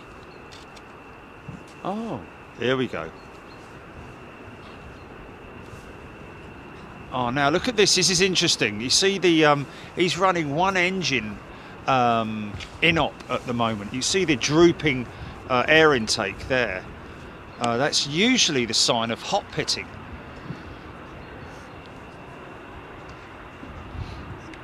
What's that, GP? Just repeat that one again. Sorry, mate.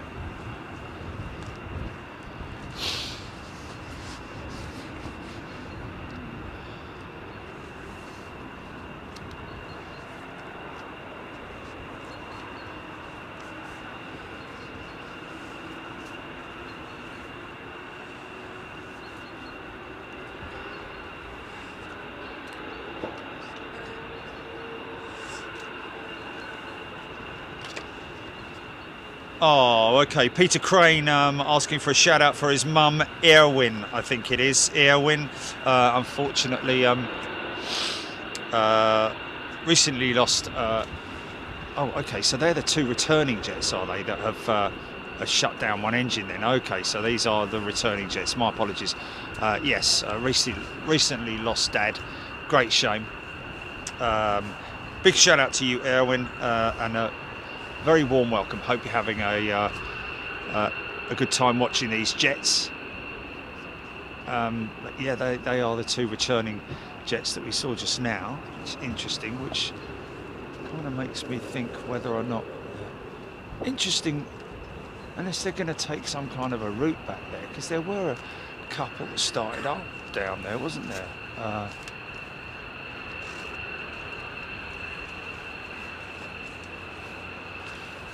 Definitely.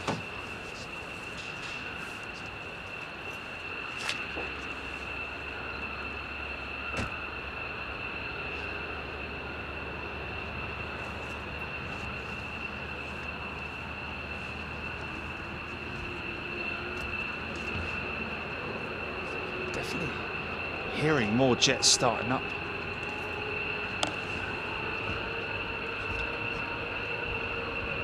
Well, I would have said that they will definitely be stepping up their you know, you've got to show your strength, haven't you? You got to flex your muscles, haven't you? When somebody's threatening to invade, blah blah blah blah blah, and all that kind of stuff. And these are all part of the NATO exercises, all part of the NATO groups, and therefore it is preparation, isn't it? Yeah, of course it is. Well, to be honest with you, every exercise is always a preparation, isn't it? You know, they're always on. It's a bit like the QRAs, aren't they? QRAs are on permanent, sort of like, you know, 24/7, 365 standby with crews available. These guys also, no doubt, have a quick reaction.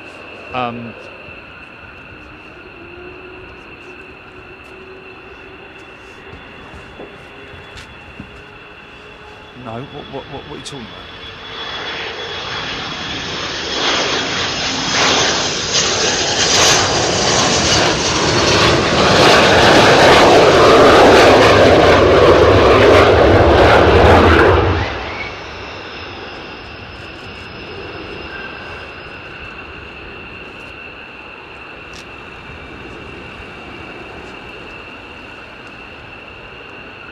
So it's the speed brake going up there.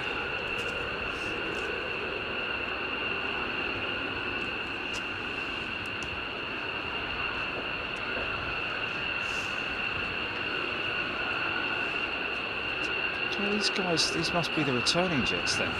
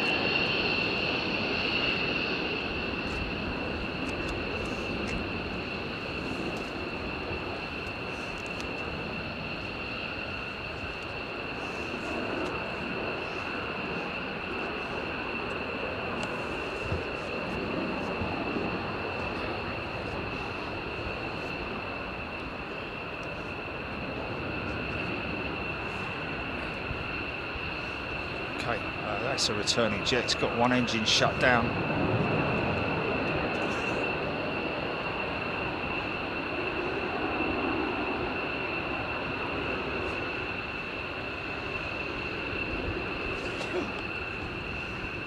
Maybe they are hot pitting at stand. Oh, what's underneath that? Looks like a couple of bombs. A few more than that, wouldn't there?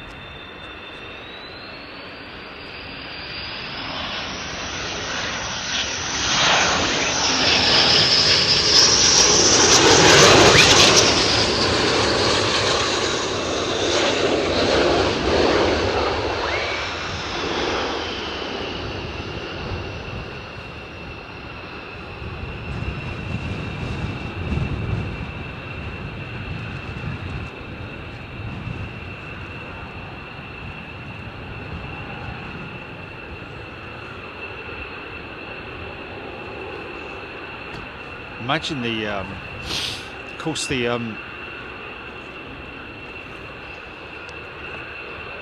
elevons as well. I think the movable structure that would normally on a civilian aeroplane be the elevators.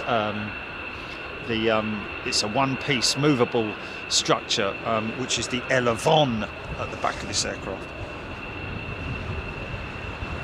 Ilio. Okay, there we go. Wow. I would imagine that they'd be on high alert due to tensions. There's a start up, folks. That's an engine start, and that's an F100 engine. I think it's an F100. Brian Clarkson. If somebody offered me a ride in one of these jets, I couldn't turn it down. I've got to be honest with you. I couldn't turn it down. It would be just unbelievably extreme, wouldn't it? The ultimate extreme. Let's just have a quick look.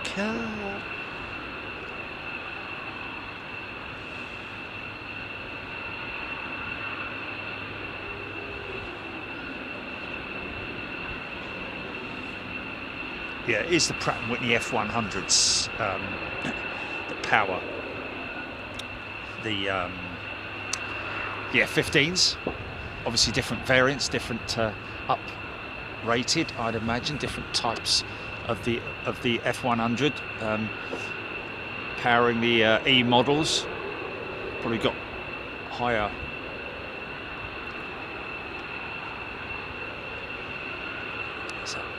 just, yeah, that is definitely a returning jet. It looks like he's got a dodgy mincer, doesn't he?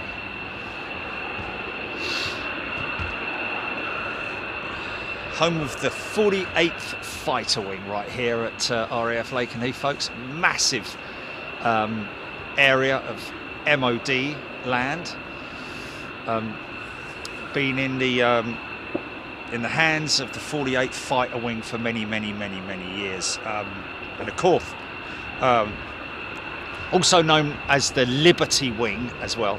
But just look back at the 48th Fighter Wing history, and you'll see, I think it was the Thunderbolt that they used. They do have a commemorative jet here commemorating the Thunderbolt's activity during the D-Day landings. I think it was strafing the German defences along the beach fronts and so on and so forth, looking after their boys' landing crafts and all that kind of stuff. They operate the F-15C and D Eagle and the F-15E Strike Eagle. The F-15C and D variants will be leaving Lakenheath later on this year, most of them anyway, to be replaced by the F-35 jet, which is a single-engined fighter jet, very stealth looking. If you look at this this particular fighter bomber that you're looking at there, the F-15, it is very different in terms of its looks compared to, it's another returning aircraft with an engine shut down. Very different looking aircraft compared to the F-15. F-15 is very stealthy. It's quite a fat looking thing, purely because most of its ordnance is actually stowed inside the fuselage of the aircraft, therefore reducing its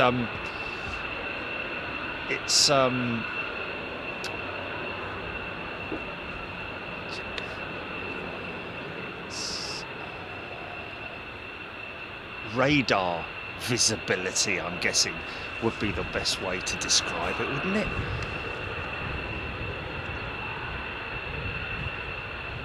So that one, C-130, doing touch and goes by the looks of it.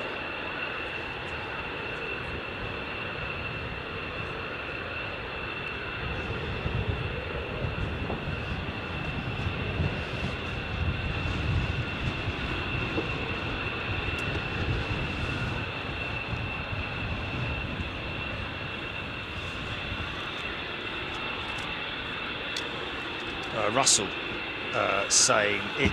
Well, I was at Nellis Air Force Base. Been to Nellis myself back in the day when I was living in California. In Las Vegas yesterday.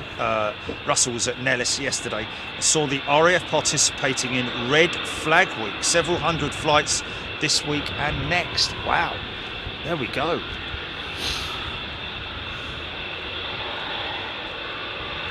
Trevor Russell, Don Robbie, good morning to you. Dave Beeler. Don't eat lunch first, Jim.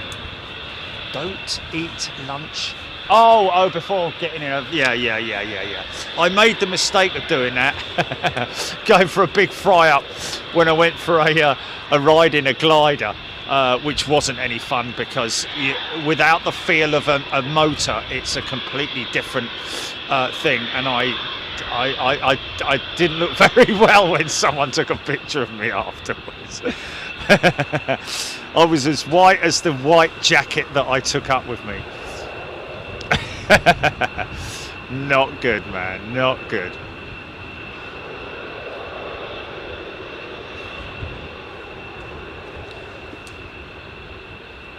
Quite a long shutdown operation on these jets, to be honest with you. It's not like you know, it always makes me laugh. I've got to be honest with you, it always makes me laugh when you get to the when the aircraft is pulling into the gate. You can almost feel the tension as people are. There's one coming out. We'll talk about that in a bit. This is an outbound jet. Here we go, folks. The guys and girls are readying themselves on the pan there to remove all the. You'll see, should see them flapping in the wind. Maybe you won't, but the remove. You can see the tags there underneath the aircraft. Generally for undercarriage, the pins that they remove pre-flight. I pack my bags pre-flight, and other components which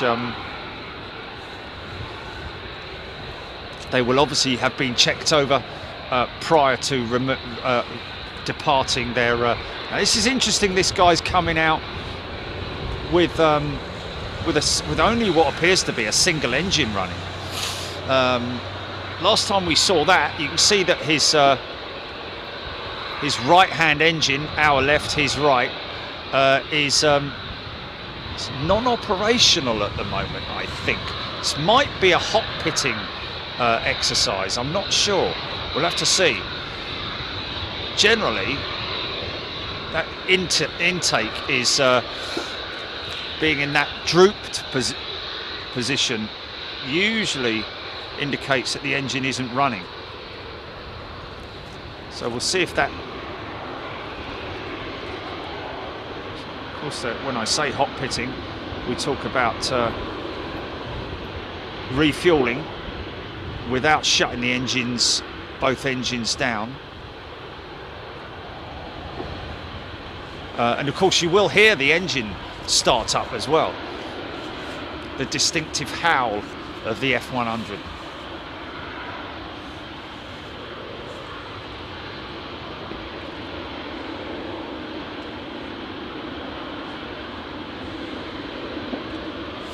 TCC, very funny.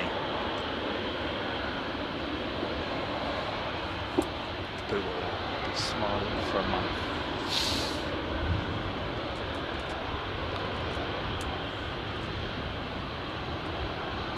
Yeah, you can see the exhaust nozzles on the left-hand engine are obviously very far apart. The exhaust nozzles on the right-hand engine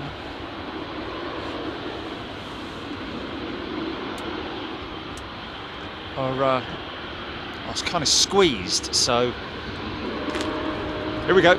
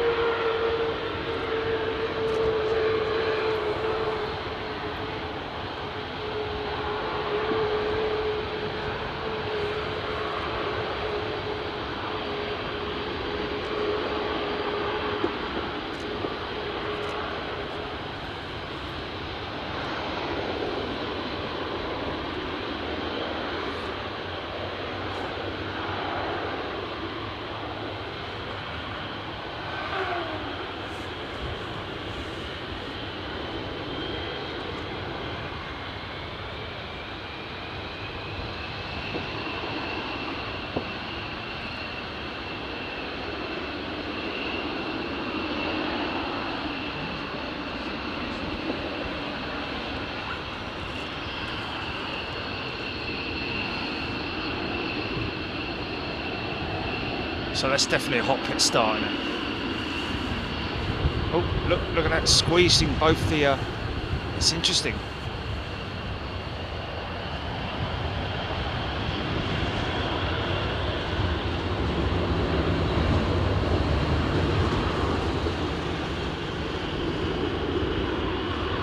Is that a hot run?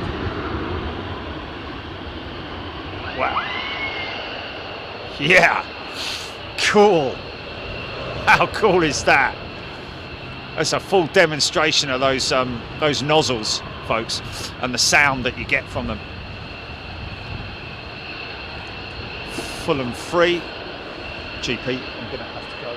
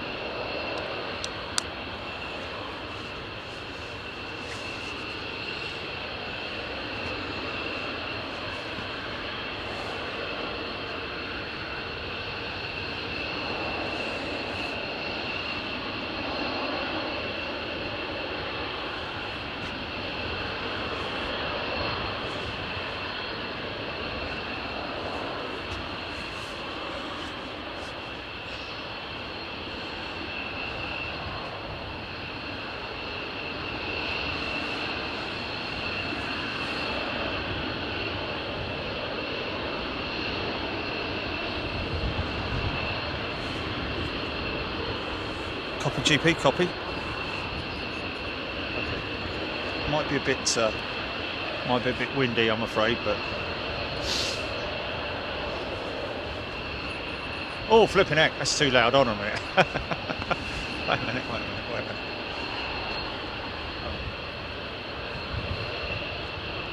Tell you what.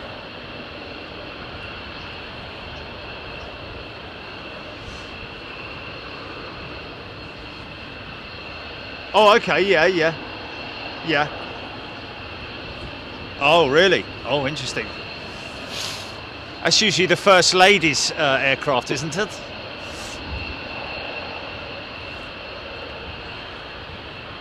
Neil Osborne, love it down the Heath.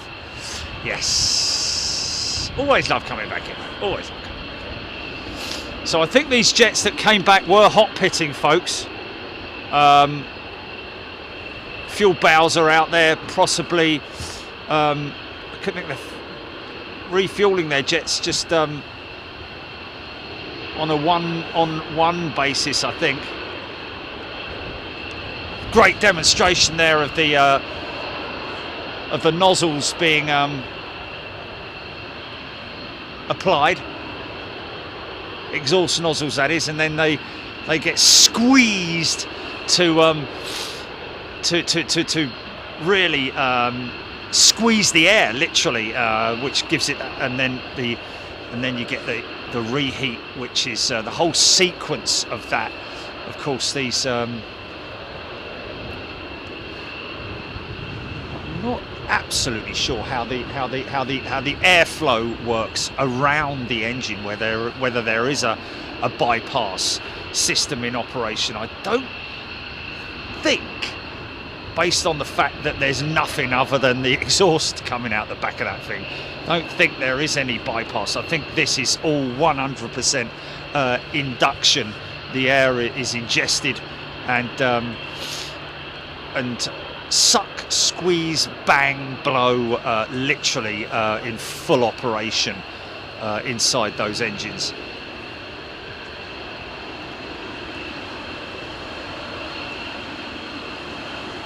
Ali Leyland, absolutely love military aircraft. Yeah, don't we all, man? If you're into aviation and you haven't explored military technology, by all means do it, because it is a great thing to do, because it is a fascinating part of the Now you see he's hot pitting. I think this guy's hot pitting. Maybe one engine is.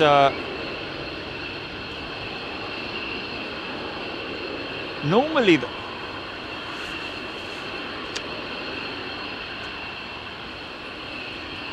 What's that?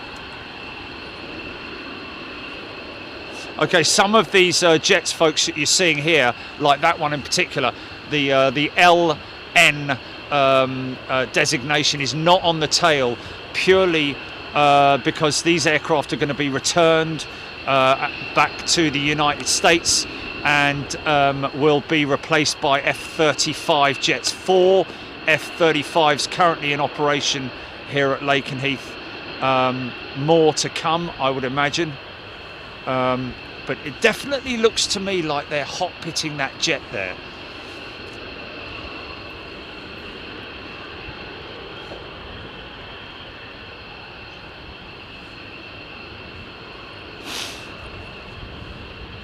Dun, dun. What is it good for? Absolutely. Say it again. Dun. What do do? Ba-doom.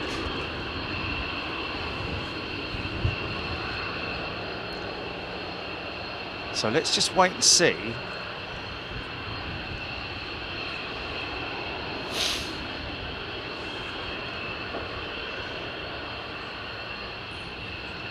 Well, yeah. It's unlikely Putin's watching Big Jet TV. Oh, this is very interesting.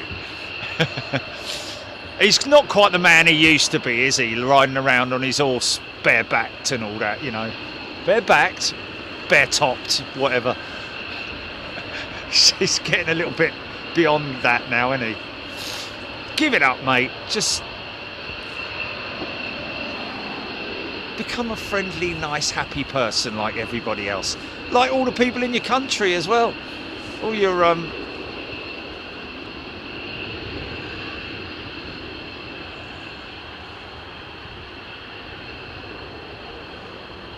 nobody wants to go to war, man. Nobody wants to go to war. It's a bit like the phony war at the moment with World War II, isn't it? A bit like the phony war where in the UK, where in England, where no, he's definitely coming out, isn't he? He's definitely done for, isn't he, that fella? He's stepped out, isn't he? Yeah, he's coming out.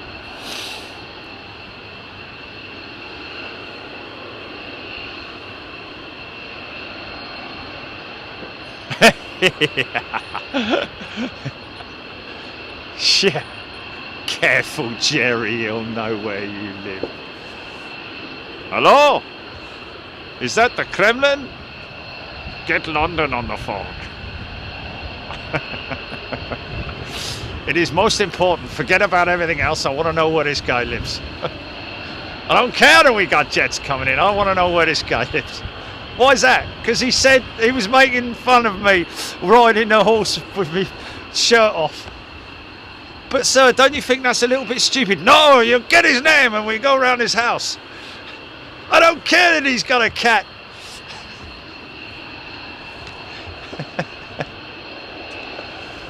But sir, you don't...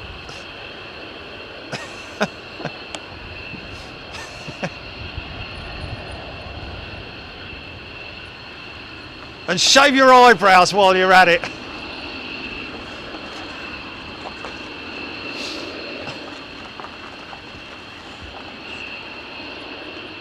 Andrew Porter is a new member. Welcome to Premium, Andrew. Great to see you here, my friend. We're going to get back out to Europe ASAP, ladies and gentlemen, because we're just sort of like we need to run another test, and the only way to run a test is literally by going out there and physically doing it. A bit like when I did the first ever test with the Bond, didn't I? I went to Dover to Calais, didn't I? Got all the way over to Calais and it didn't work. I'm like, oh, for God's sake. I had to come all the way back on a ferry, drive all the way back to home and fiddle and fart about with it again, and then went all the way down to Dover, went all the way. That's what you folks don't. I mean, a lot of you do appreciate the amount of work we put in behind the scenes. It's not like, you know, don't just sort of like, oh my God. Yes, last night, folks. I've got to tell you this. So, normal situation. Let's just see if this is a normal situation. When you get back to Heathrow, always very, very efficient, very quick in terms of the passport control, blah blah blah, the automated systems that they have there. And of course, baggage reclaim. Of course, I've got my bag, and it's very, very quick indeed. Last night, I get to the baggage carousel, and it says bags are being in transit. Here they come. This is an E model, folks. Look at it head on. See the bulge either side of the air intakes there. They are fuel tanks. So this is the latter. This is the variant that will be staying alongside the F-35s. And the green thing that you see in the canopy is the head-up display. Okay, listen to this.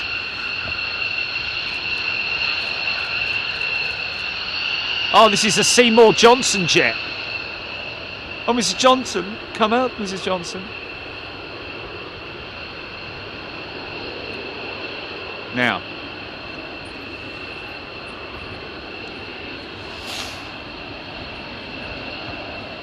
here we go, folks. So this is a there's two guys in this jet. Basically, you can see the one behind him. There is a single seater. This is a two-seater. The guy in the back is the armaments. He's the guy that controls the guiding of the missiles, controls radar and all that kind of stuff, intercepts and so on and so forth. Whereas obviously communicates with the pilot up front, but he basically handles the armaments. Equivalent, I guess you would say, as the back in the old days of the bomb aimer. It's a bit of a long-winded story that about me bag reclaim, Julie. I have to do it in a moment when there's nothing happening, and if it doesn't happen today, we'll have to do it another day because it's very long-winded, folks. So this is another hot pit jet. So you look out now for so his number one, as we call it, his left-hand engine is running. His right-hand engine is not running.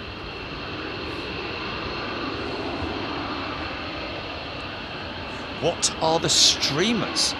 Oh, I think that Julie's asking what are the streamers. Is that what you're talking about? The stuff that's dangling from underneath, Julie? That is what these guys are removing now. Is the flight tags, which are pins that lock things like undercarriage and arming stuff like bombs and other things underneath the aircraft. So they are just doing a pre-flight. Here we go to start up.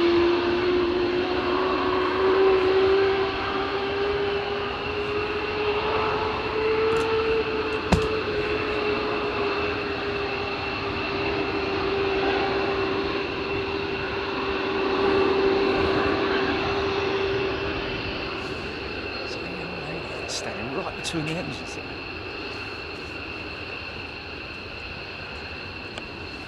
Cool. What a job, man. What a job.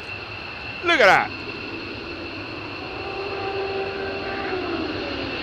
Oh no, she's the other side, sorry. Shit, I'm bleeding in right between the engines, but obviously not. Get blown off, wouldn't it? It is an optical illusion. She's the other side of it, yeah. Waiting for it to start up. Thought she hadn't dried her hair this morning or something, maybe. Air brake check.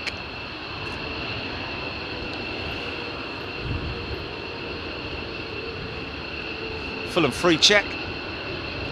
See the rear surfaces there, they're called the flaperons. Sorry, the elevons.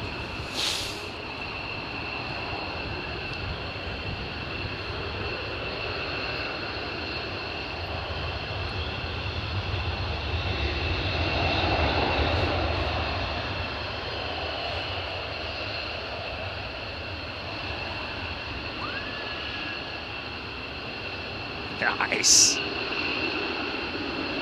Gotta love that, man. So now these guys will go to work.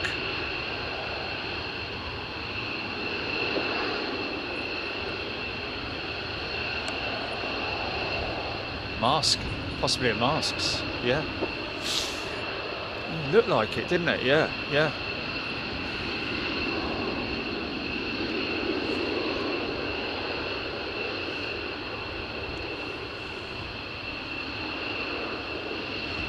Brab H, awesome sound. It's great.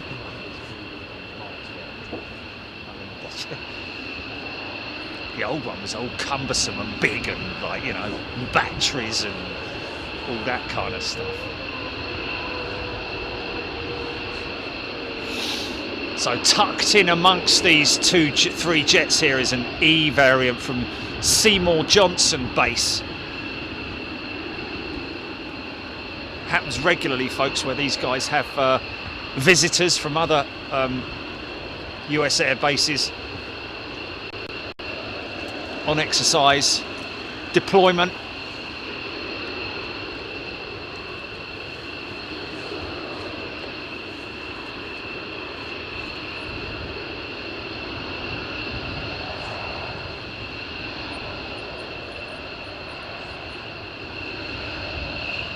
What's that?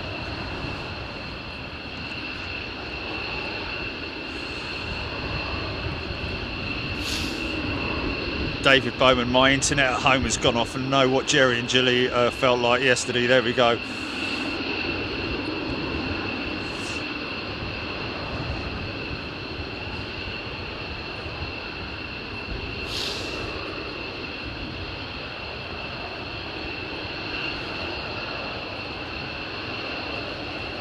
Oh my God. Oh no.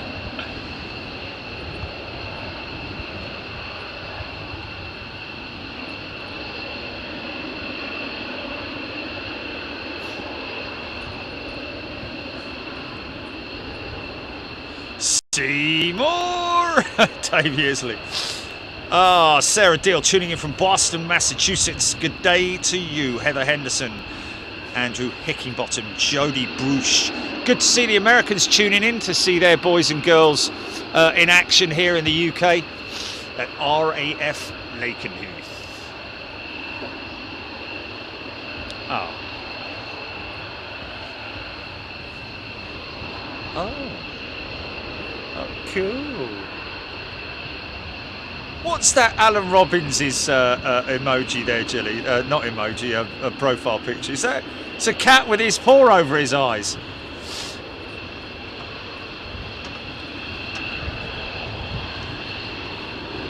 Yes, yeah, with the right.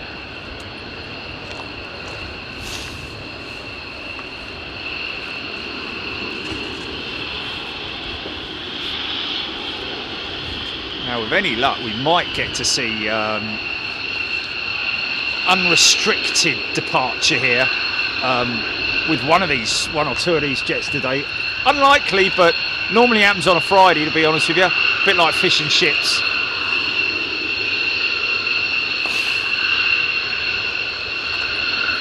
Yes, said Ronnie Corbett. Yeah, do you remember that? Jason in Michigan watching at 5 a.m.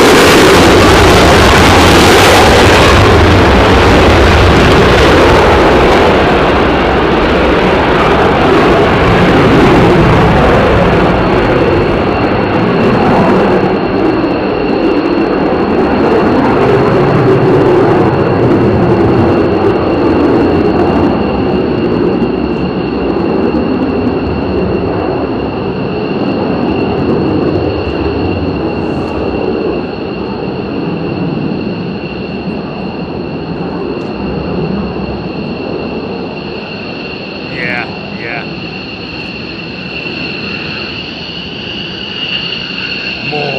More E variants from Seymour Johnson. Where is Seymour Johnson Air Base? Someone's going to tell me. Good to see the Americans tuning in. Great to see you folks, all different time zones, of course. Great to see all our friends out in Australia tuning in, out in the east, China, Japan, New Zealand, all our friends in Oz. Great to see you, everybody. Thank you for tuning in. Of course, all our great friends here in the United Kingdom, ready to strike.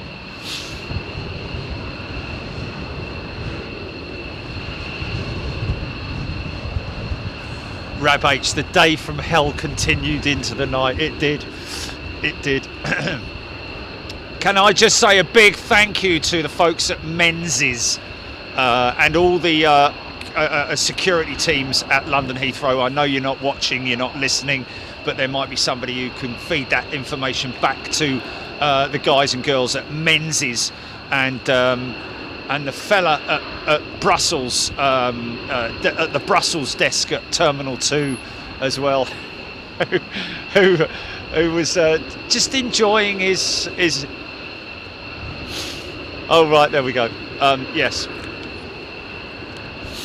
Bottom line is, folks, that my bag got stuck in the carousel system somewhere, and you've seen how complicated and complex and long-winded those routes are. There's miles and miles of underground belts and stuff like that. So that's bottom line is that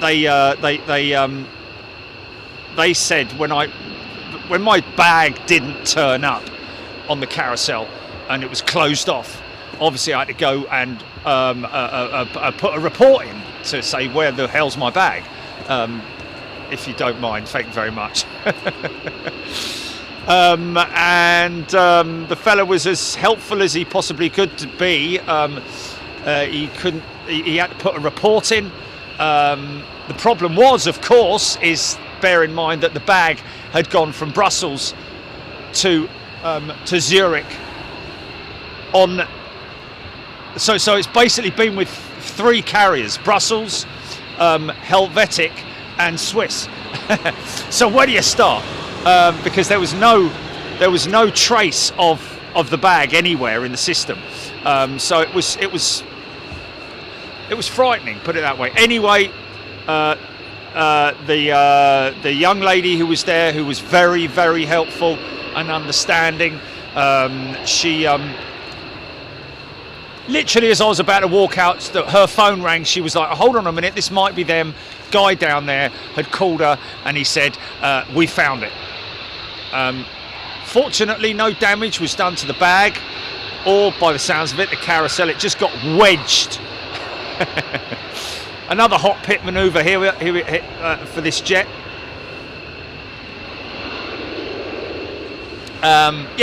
So eventually got home about 8:30 in the end, and I was in bed by 9:30. Hopefully asleep by 10. 6 hours sleep, 7 hours sleep. 6 hours sleep, isn't it? 4, 10, 10, 11, 12, 4, 6. Yeah, 6 hours sleep. But I did wake up with a bleeding earworm, didn't I? Flipping heck. It was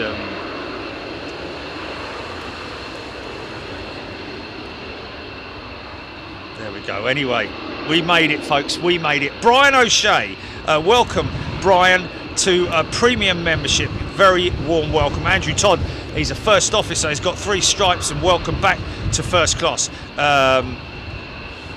Jeanette Haynes. No, not a lot of sleep, to be honest with you. I mean, I slept in it. I was in and out of sleep, you know, because I was buzzing, literally. Here we go.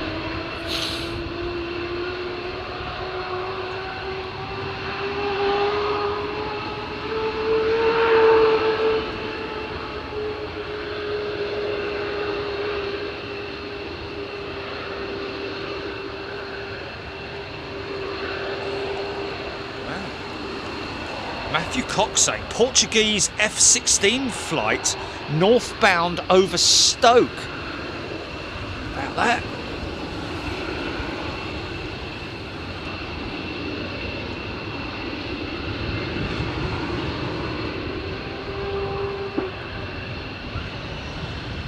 Oh, Dave Yearsley works for Menzies at Manchester.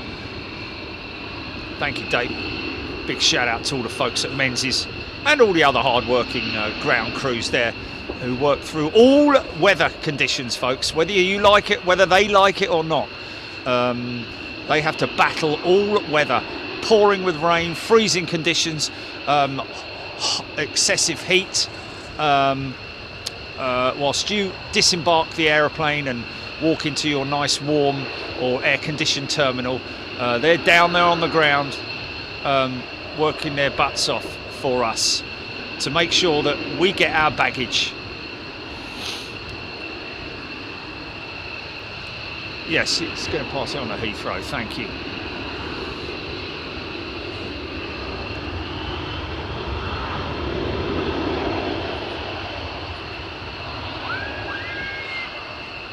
North Carolina, Mike Franklin, Seymour Johnson base, North Carolina, thank you. Andrew Todd, good morning. Lisbon Spider. Allied Hughes F-16s are going to Lossiemouth. There we go.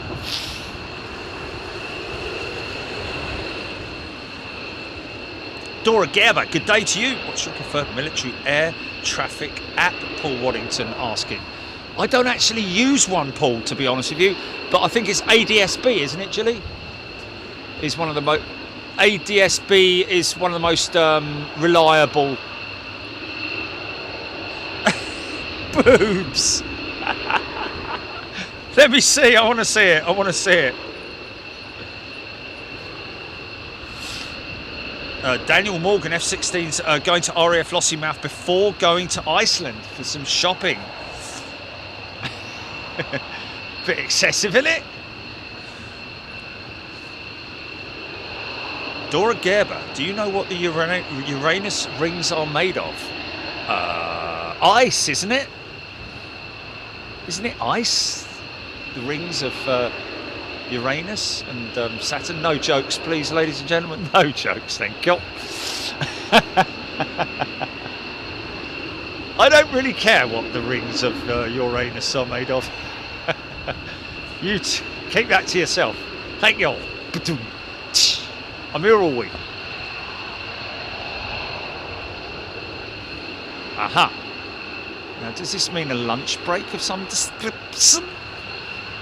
You know what they're doing? God damn it.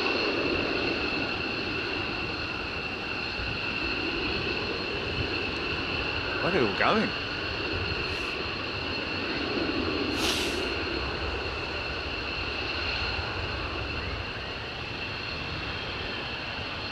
E-variant going out.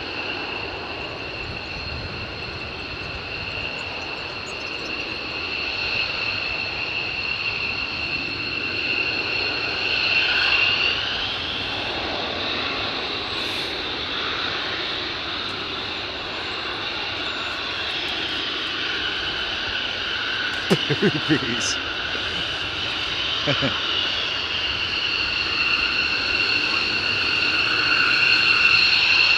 See all the hangers underneath the fuel tanks, man.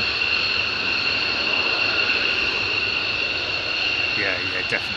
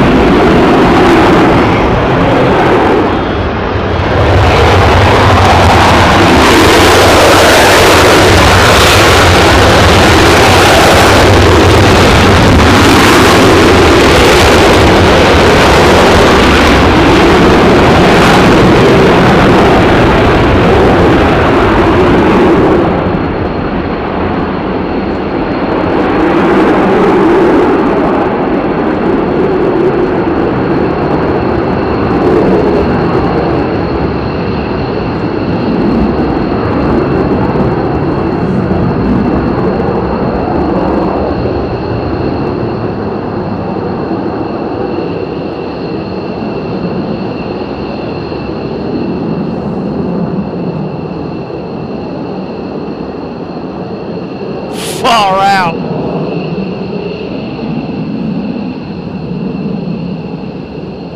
That is so cool, man. Got another E just joined the end of that line up there.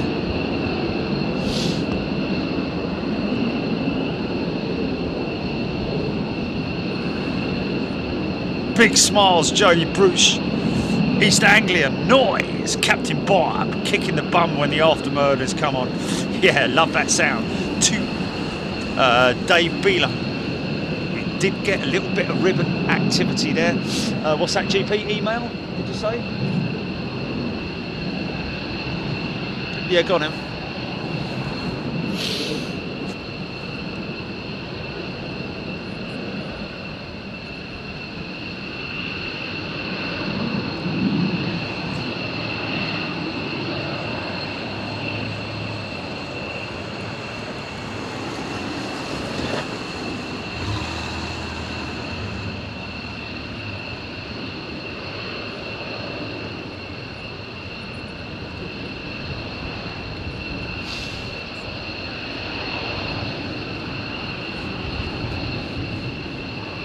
Oh, Kerry Ann Davis and her brother Carl, we just got an email from them, separated a long time ago and only just meeting up now, all these years later, and meeting up at the Hilton Garden Inn. Kerry Ann, that's great. Yeah, and finding out that they're both into aviation is also a crazy thing as well. Wonderful. Happy times for you both, and that is wonderful. And thank you for your message.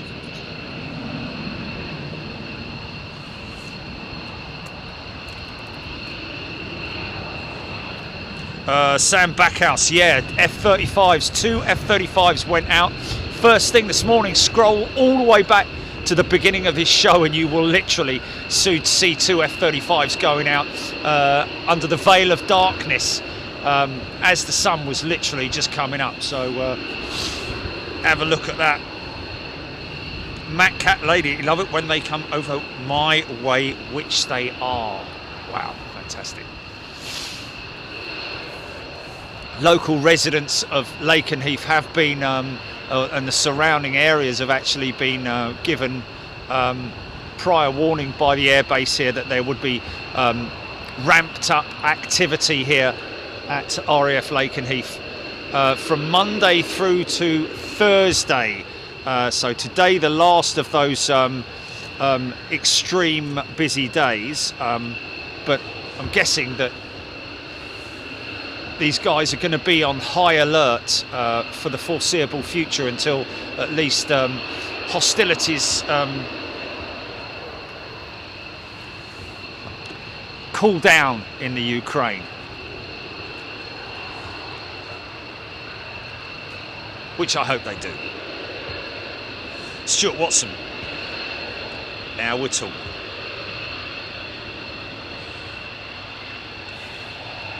Good morning to you, Stuart. Malcolm Clinton.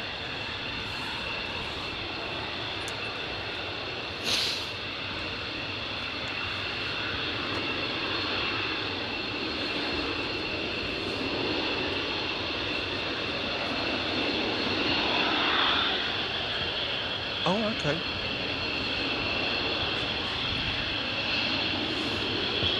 Oh, interesting. That's very interesting.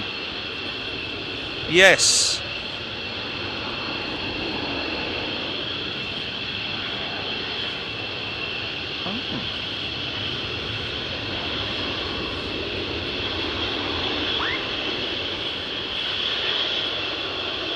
Stuart, by the way, I think that's you who emailed us from, is it Charlotte? North Carolina. Thank you, Stuart. We will respond to you. Looks like this guy's got some markings on his tail. I think this might be one of the squadron leaders.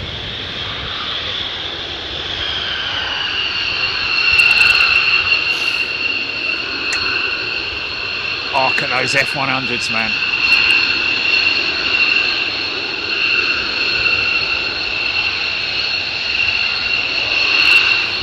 Look how many brackets he's got on the on those side tanks.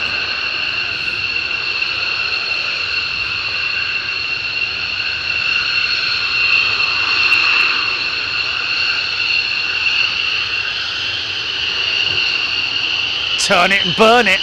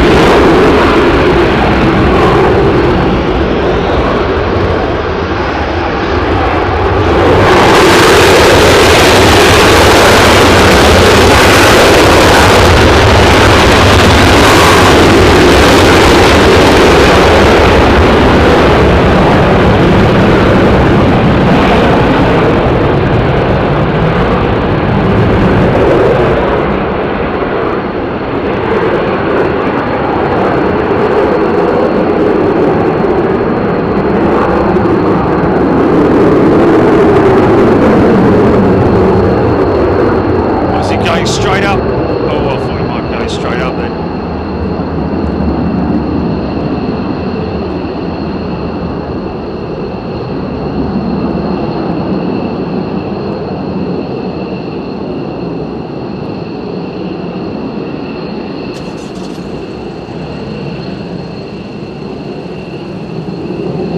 Cheese and pickle sandwich for me lunch. Proper English sandwich.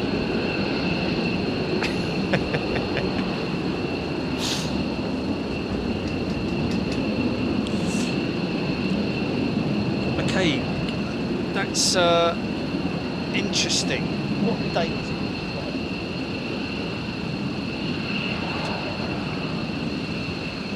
What? Tony McCall, yes, we have heard about the BA 777 that had its door, L2 door, ripped off after the pushback was executed with the gantry still attached. What date, Jenny, did you say? Sorry. Okay.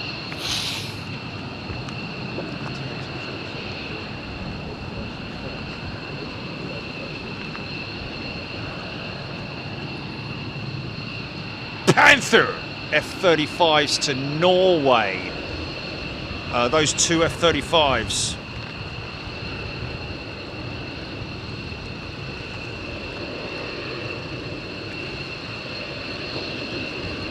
Okay, 31st is next Monday. Right, okay, need to take that into consideration.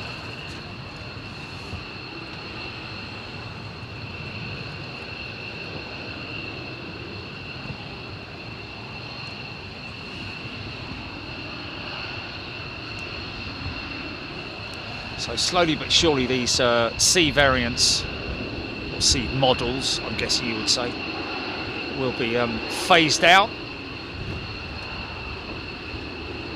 in favour of the new F-35 jets that are coming online. 4 F-35s, only 4 F-35s operational here at Lakenheath at the moment. 2 went out this morning. I don't know if the other 2 are either here or somewhere else. Somebody just mentioning that 2 have gone to Norway. I don't know if that was the 2 that went out this morning, but how quick do they get there? How quick can you get to Norway in an F-35 from here? Probably an hour, innit? Less than that, less than 40 minutes, something like that, at full chat. Scoops, Michael Edwards. And cut into triangles. Shit. Talking about the sandwiches there.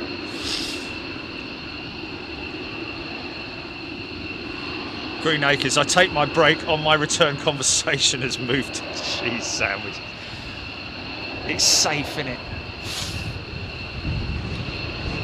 I've got a mate of mine. They've got who's got a mate lives in Essex, They call him Cheese Sandwich because he's so boring.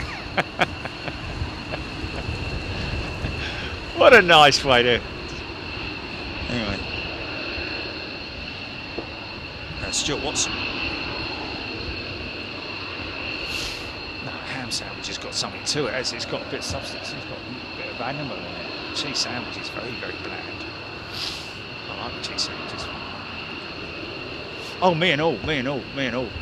In case of flibbly bits or, you know. Built one!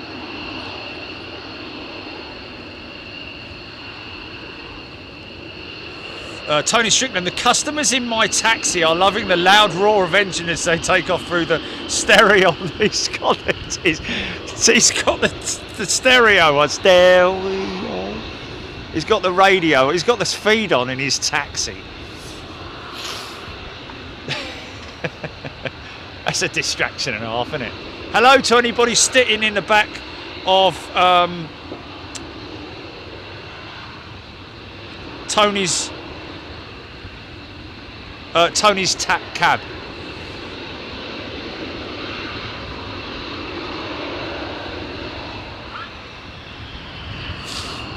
Big shout out to all the folks at Northwest Ambulance Service as well. Quite a few aviation fans out there. Here we go, folks. That's from Paul Waddington, by the way, folks. Who does? Oh, Ollie Wilcom, yes. Helvetic flight on the E2 was brilliant. Absolutely brilliant. Thank you. Yeah. Oh, Ollie, yes, of course, Ollie. Yeah, he's matey's mate, isn't he? Yeah, big lad, yeah. Brilliant flight, man. Turn it and burn it.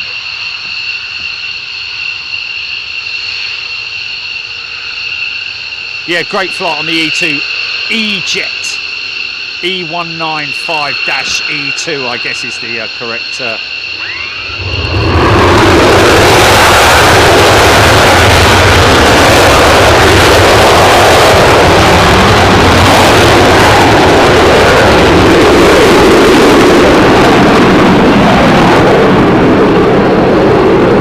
Interesting, no afterburner.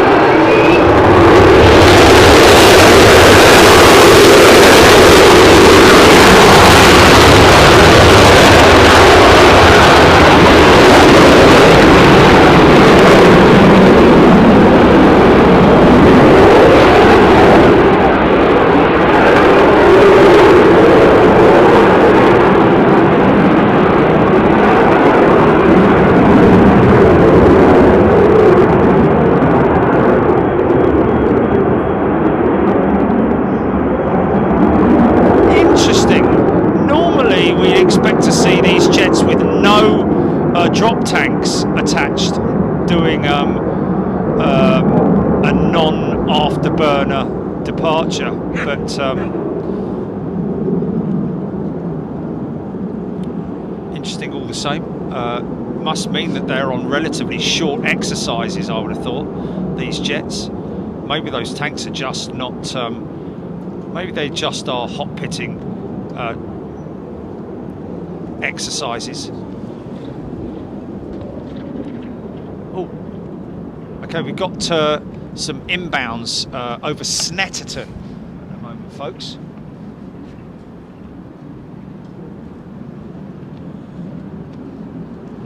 People getting all defensive about cheese sandwiches now. How very dare you? It wasn't me, it was me mate who called it boring. I like cheese sandwiches. A bit of pickle. Only bit of pickle, sad. Right, sad. Knees are old, my eyes are bent, my nose is old and grizzled. Come on in, out you come.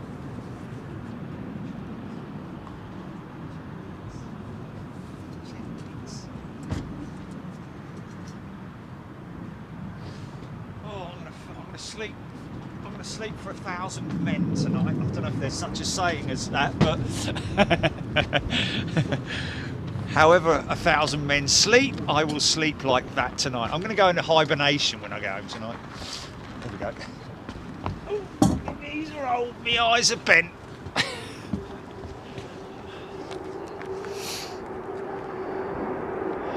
This is a run and brake, I think, folks.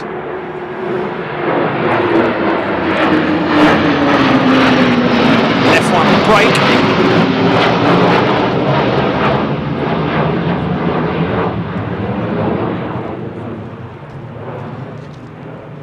Egg sandwich, please. Oh my God.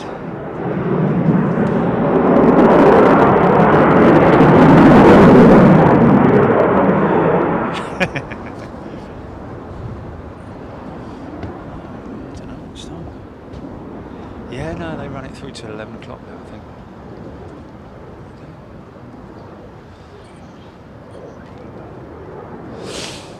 I wonder if you can do me.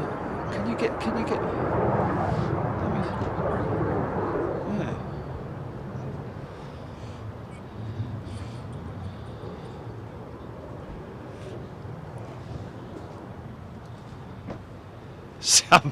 Some Uber driver driving down the runway at RAF Lakenheath.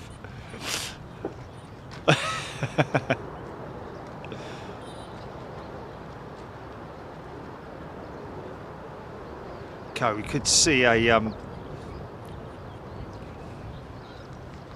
should have, yeah. It says, yeah.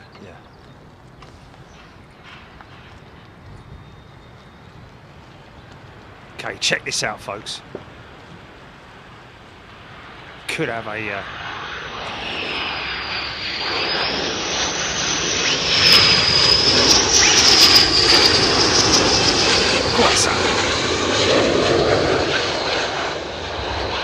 touch and go.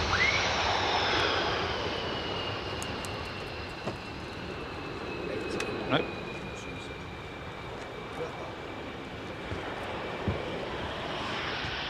Come on, mate, light it up, light it up.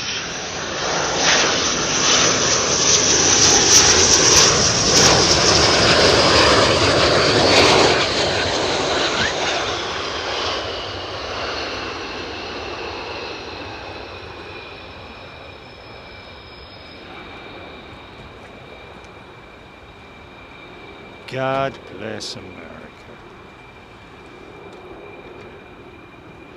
I think the engine intakes is also quite a good way of aero braking, is it not? Because you know, with the way that the aircraft is angled as it's pitching down the runway like that, then the air is going to rush into the intakes, isn't it? So creating even more drag. Awesome.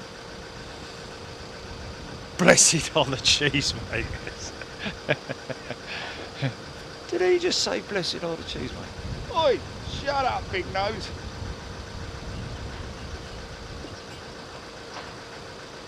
Oh, that's typical, isn't it, eh? Oh. Paranetti, Quid 11 is in Finland. Are these ops daily? DJ Marky Mark asking. Yes, they do have night operations here at Lakenheath, much the same as they do other military airfields like Coningsby, etc.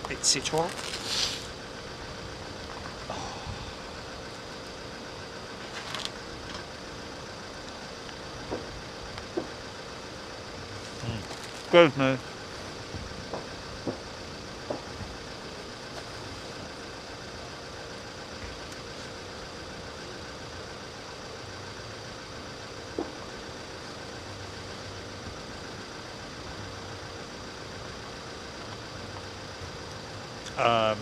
Yeah, there we go. So Lisbon Spotter saying never noticed that the F-15 had a one seat, had a single seater variant. Yes. So he will be responsible for air-to-air strikes and possibly air-to-ground as well, I'd imagine. More laser-guided bombs and the like.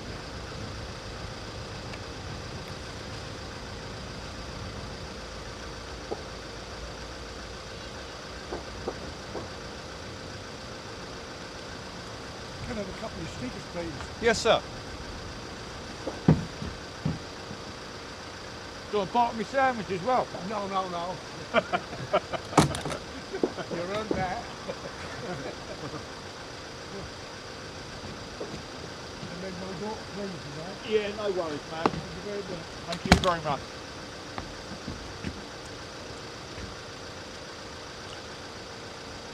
Ewan Weech asking, how do I get those new emojis? They're there for you, Ewan. Refresh.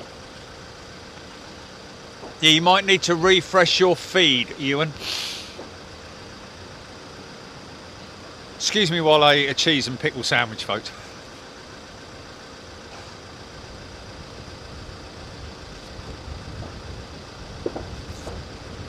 It's 1 o'clock, time for lunch. Dum-de-dum-de-dum.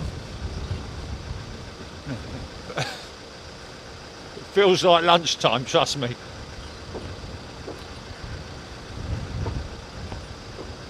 Already been up for 7 hours. I love it though, man. What a buzz, what a buzz.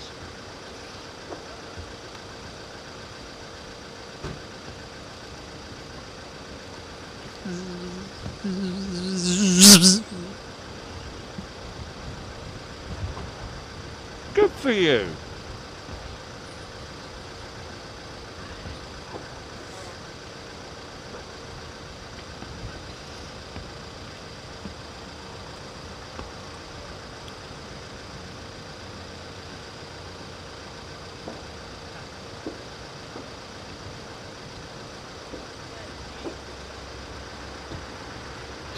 Did you say X, Leper?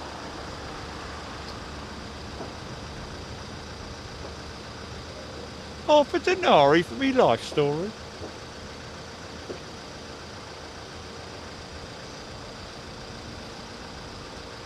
The gold! Follow the gold! Know the truth!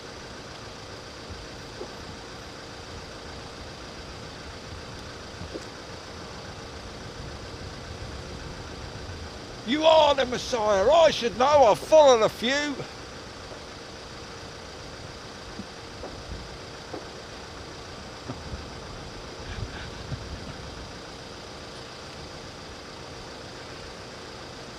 My juniper bushes.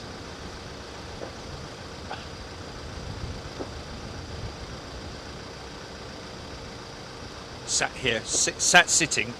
Michael Edwards watching a C-17 flying circus at St Athan. Jez up on the box, perfect aviation morning, no cheese sarnie, but I have crumpets. Ooh. Ooh. Now you're talking.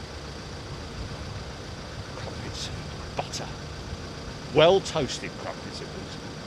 Very well toasted. Peanut butter. Oh, butter and peanut butter. Oh. Oh yeah, oh yeah. Not crunchy, smooth. But you got to eat them quick. You got to eat them quick before they become soggy. Smells like feet.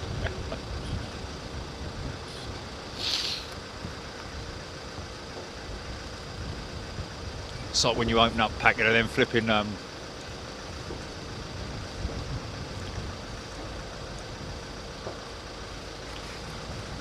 Apart from the roads, viaducts, sanitation, schooling,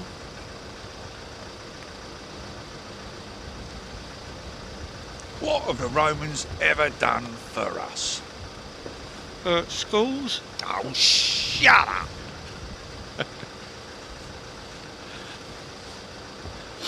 Right, Reg. Let's get this order in meeting.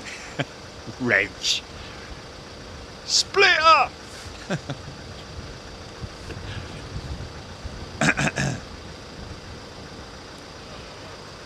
Patrick Wooters. What a great name. David Hammond. Rob H. Black Hawk, New Zealand. Good day to you. Stuart Watson.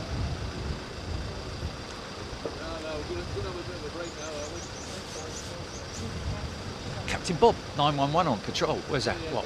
Oh, there we are, yeah.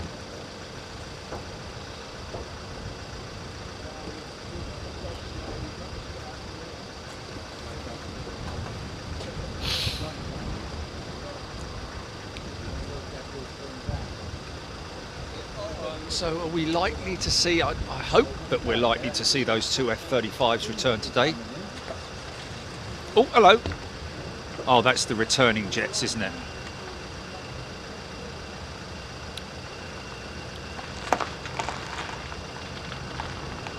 Yeah.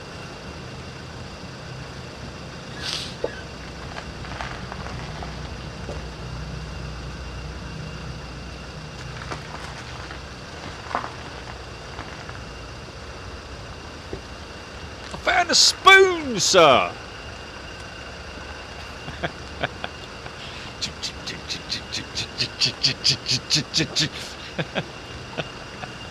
Search it again.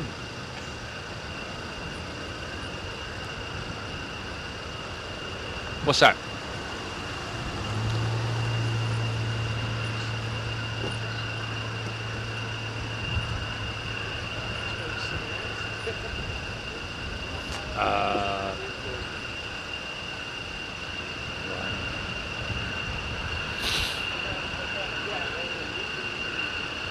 No, these guys are coming out. He wouldn't be testing his air brake. Oh yeah, this is a 3-ship coming out, isn't it? Is it D variants possibly?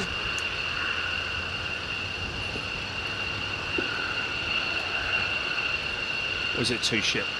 3-ship. 2-ship. What's that? Oh, what, with the help? Oh, yes. What about it?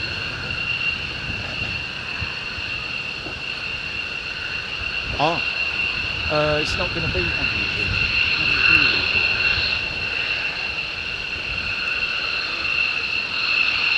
Oh, blimey. Come on, man. Can't be that pedantic about it.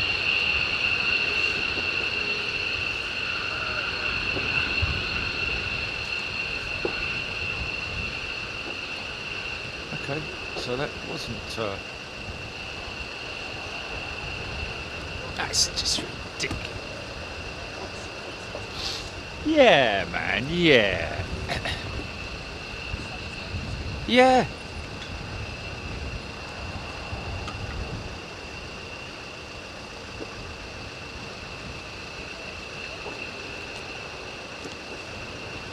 Yeah. It's not like the entrance to involving YouTube in any way.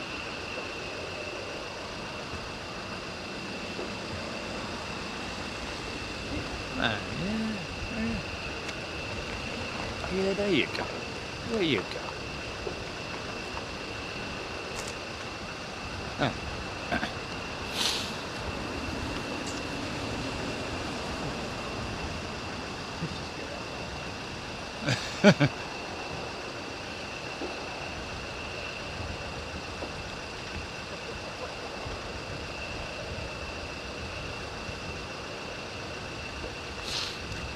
No, Keith, I got it at the Shell garage. Got me sandwich at the Shell garage on the roundabout. On the roundabout.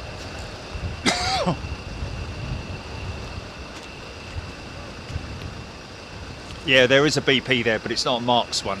It's a bit of one of them dodgy ones.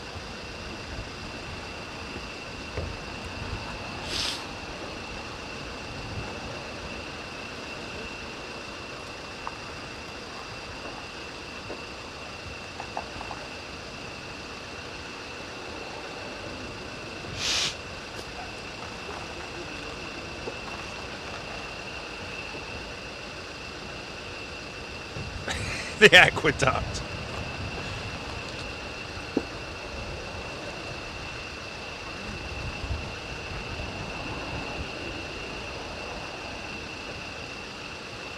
Like the one next to the plane, only with a light on top.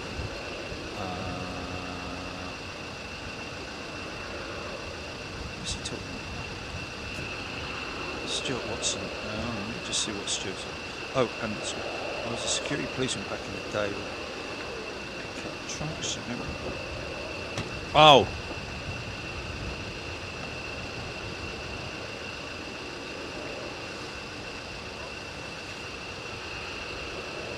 What, today?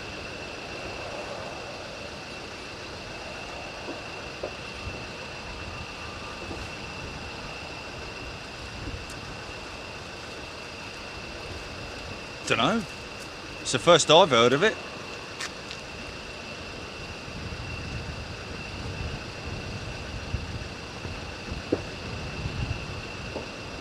Paul Worrell, good morning to you. Hope you're all okay. Just watching from in my bed on holiday in the Dominican Republic. You guys amazing as always. Hope it's not too cold back at home. Oh, thanks for that, Paul. Just rub it in just that little bit more. Just hope it's not too cold back up. Bleeding freezing, mate. We're all standing around here in scarves and jackets and layers of this and that. I've even bought me big socks with me today. Middleton Hall departed C-130 right over the top of my house at 22,000 feet, David Hammond.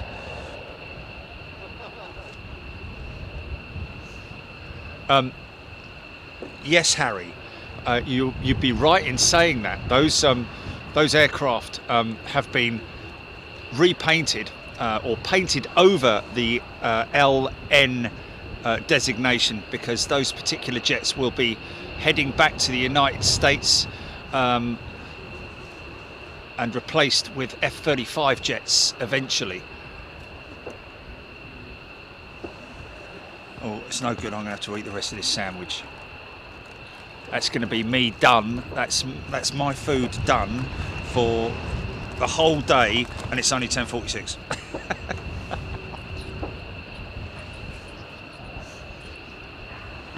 But it's no point, man, because I have to break everything down and, you know, drive off and lose my parking spot and all that kind of thing. No.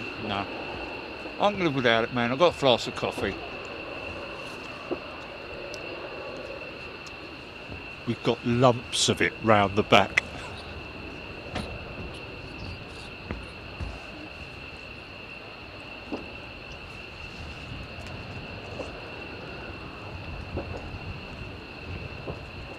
Rene Jensen.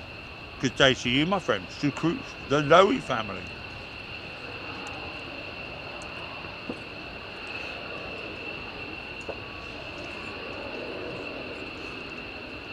David Hammond, Flybe -8 into Newcastle. Operations start from Birmingham soon. Wow. They started operations then. What's that, GP? What's that? Pizza? From where? From who, though? Oh, okay. Yeah, that sounds decent. I'll have some of that. Yeah.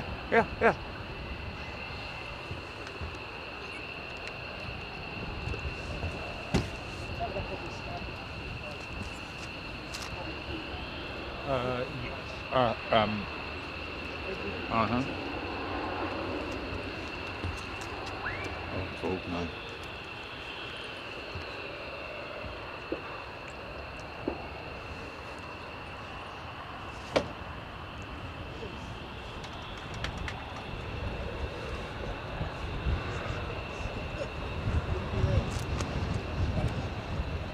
Transport in Kent, I could email you some mini rolls if you want.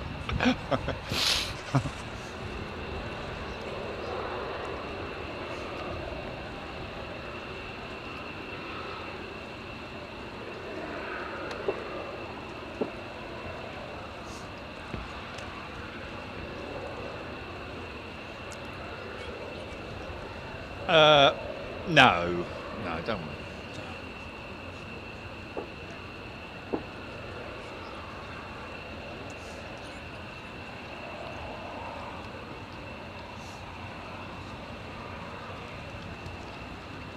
She's up to one what?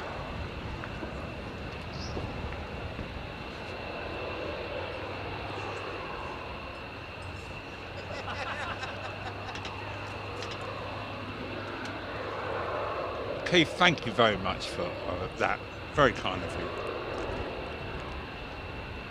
There's Andy Kitson. Good day, Andy. More F-15s incoming, about 3 minutes. Right. Gloves back on. Back into action.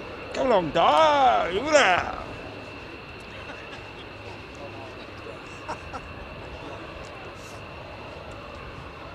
You're still live. Yes, sir.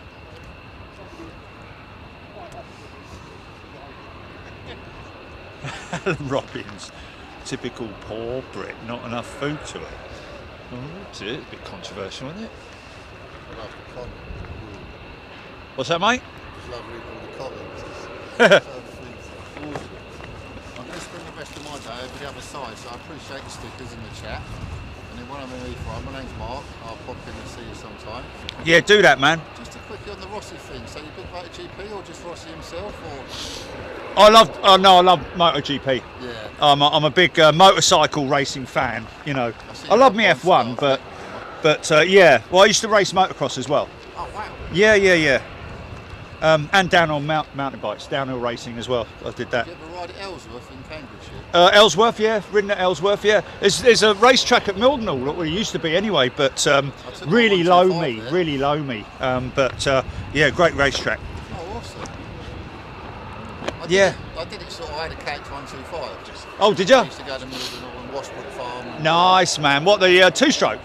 Yes. Yeah,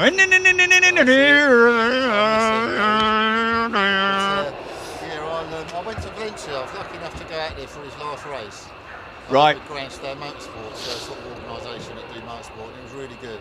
Yeah, this was. I got this at Silverstone from the Rossi I've stand. seen one like that. No, they're very rare, man. They're very rare. I saw one on eBay for about 300 quid. And how much was that out for Silverstone? I can't remember. That's ridiculous, isn't it? I know. This stuff will go up now, though. Oh, of course it will, man. Yeah. It's just a note. Here they come.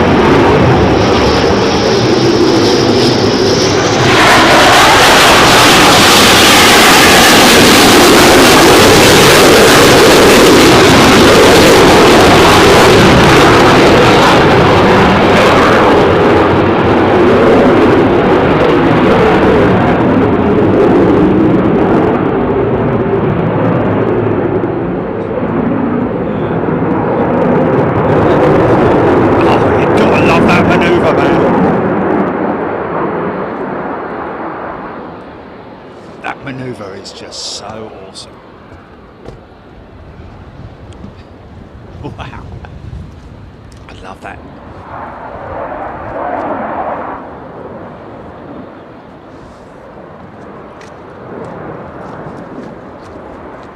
"50 foot off the deck."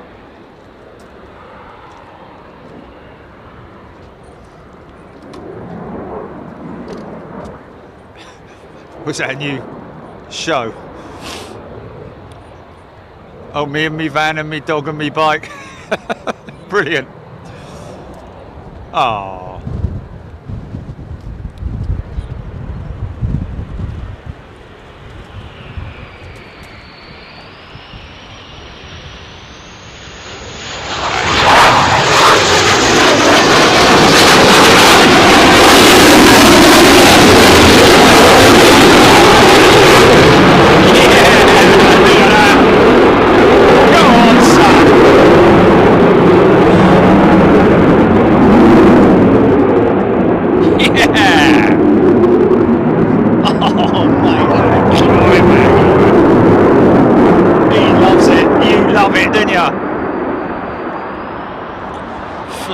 You stole it, son.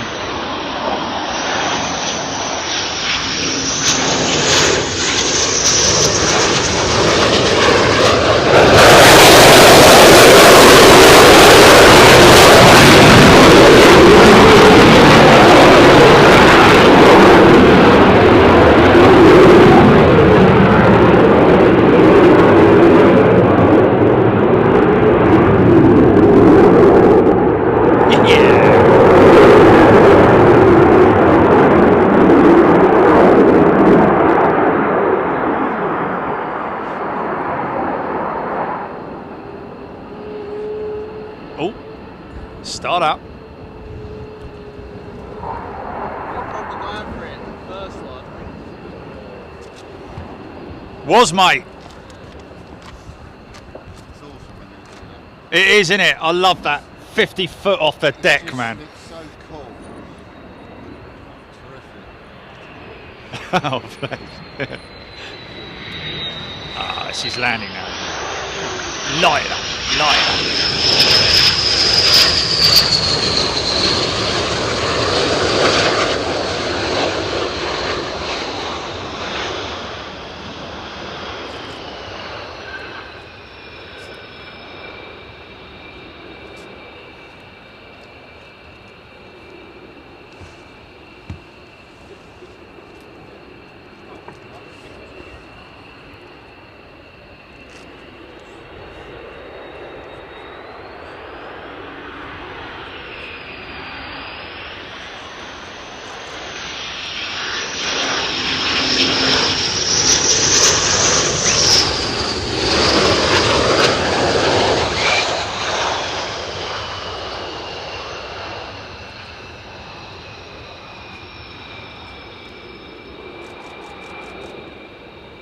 Calm down.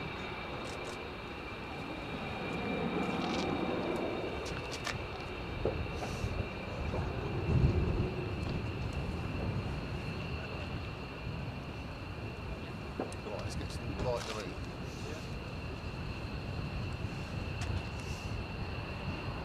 God, very well sprung the front end, man.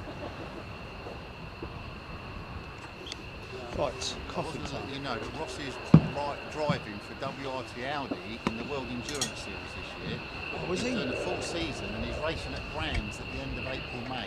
Is he? Double check it on MSV's website under Brands. Okay. 'Cause I've actually got a pass with Brands. I love Brands, mate. If you was interested in going, Best track in the world, I think. I love it. because the World GT Challenge is quite a big popular event, it's a bit scaled down from the GT car that I'm on, but it was the old Blank Pan series, it was endurance, and he's going there, so he's racing a full season. If you wanted to get a ticket, I'll probably advise to get one early just to see him down there. Yeah, no doubt. I will, mate. I will. If you get Yeah. time and stuff. But anyway, I appreciate your time, so I'll let you crack on and I'll see you soon. Thank you, sir. All the best, yeah? Drive safe, yeah? Cheers, mate. Cheers. What's happened?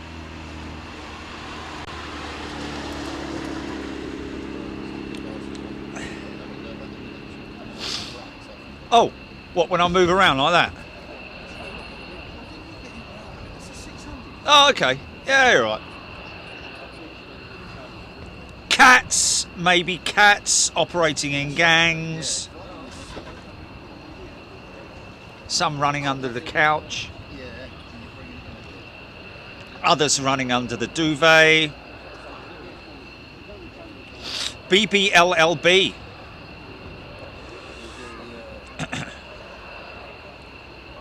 He's off to LAX, is he? He's flying out. Yeah, BBLLB is a American, isn't he? A 737 pilot. Yeah.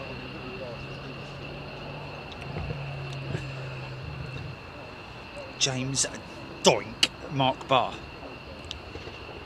Steve Whitehead. Rolling eyes, he's back. Jerry G. Tell that bloke no sport. Yeah, yeah. Yeah, sorry, folks. Sorry, my apologies. Sorry about that.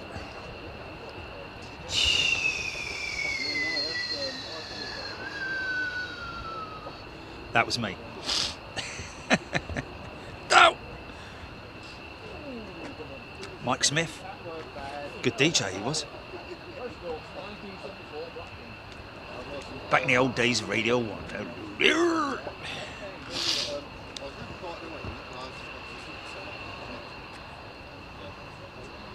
Fraser Baines, good day to you. Folks, whilst there's a little bit of a lull in proceedings, raise your left index finger and press the subscribe button. We'll do it together now. 1, 2, 3, bosh. Hit the subscribe button. The only reason I say that, folks, is purely because if you're new to Big Jet TV, 2,500 people watching right now. There's going to be a lot of people out there who don't know what the hell they're looking at or anything about the channel. We do regular shows here, folks. We just come back from 2 days in Brussels with members. We do have overseas members shows. Those are the folks that you see in green there. Premier members get to join me out in Europe on the European shows, and the first class and super class members join me out in on the US shows, and hopefully eventually when we can on the intercontinental stuff as well. So but what is important is that you hit that subscribe button. Obviously the chat is open to subscribers only as well. There may be also situations where we've got members who can't find that they can't chat. The reason for that is purely because you're not subscribed. You need to be subscribed to the channel, even if you are a member. Even when you join as a member, it doesn't automatically subscribe you, folks. Really important that you understand that. You are not automatically subscribed if you join as a member. What's that? High speed. What's that? Oh, it is a blimey. Wow, they go for some speed, those look at that.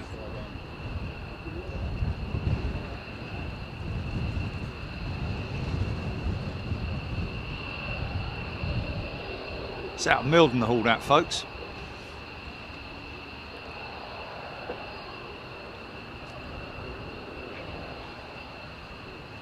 It's a V21 in it. Is it V21? Is it the V21? Blimey. Dunnoff go some, don't they? Oh, V22, sorry, the Osprey, yeah. What's the V21? Oh, I think the V20. But anyway, I'm guessing they would need to be practicing high-speed manoeuvres because primarily that aircraft will be used to carry troops and put troops into the or special agents, or maybe even for evacuation purposes as well. So that has a completely rotating the engines themselves are completely, they can rotate right the way through the axis, so that it can be vertical takeoff, and so the props will face forwards and go to the top as well, rotate through the axis. What would that be? That would be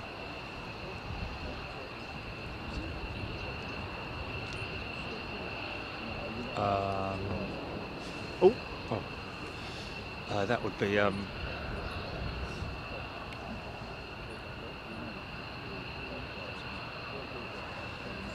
thinking of here. Just hold on a minute.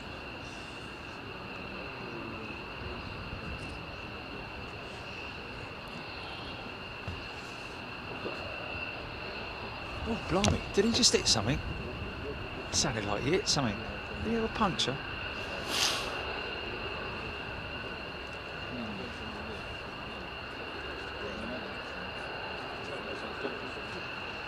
Oh, Daventry Radar Spotters Group. A big shout out to the Daventry Radar Spotters Group. Good day to you, folks. just been shared to there. Thank you.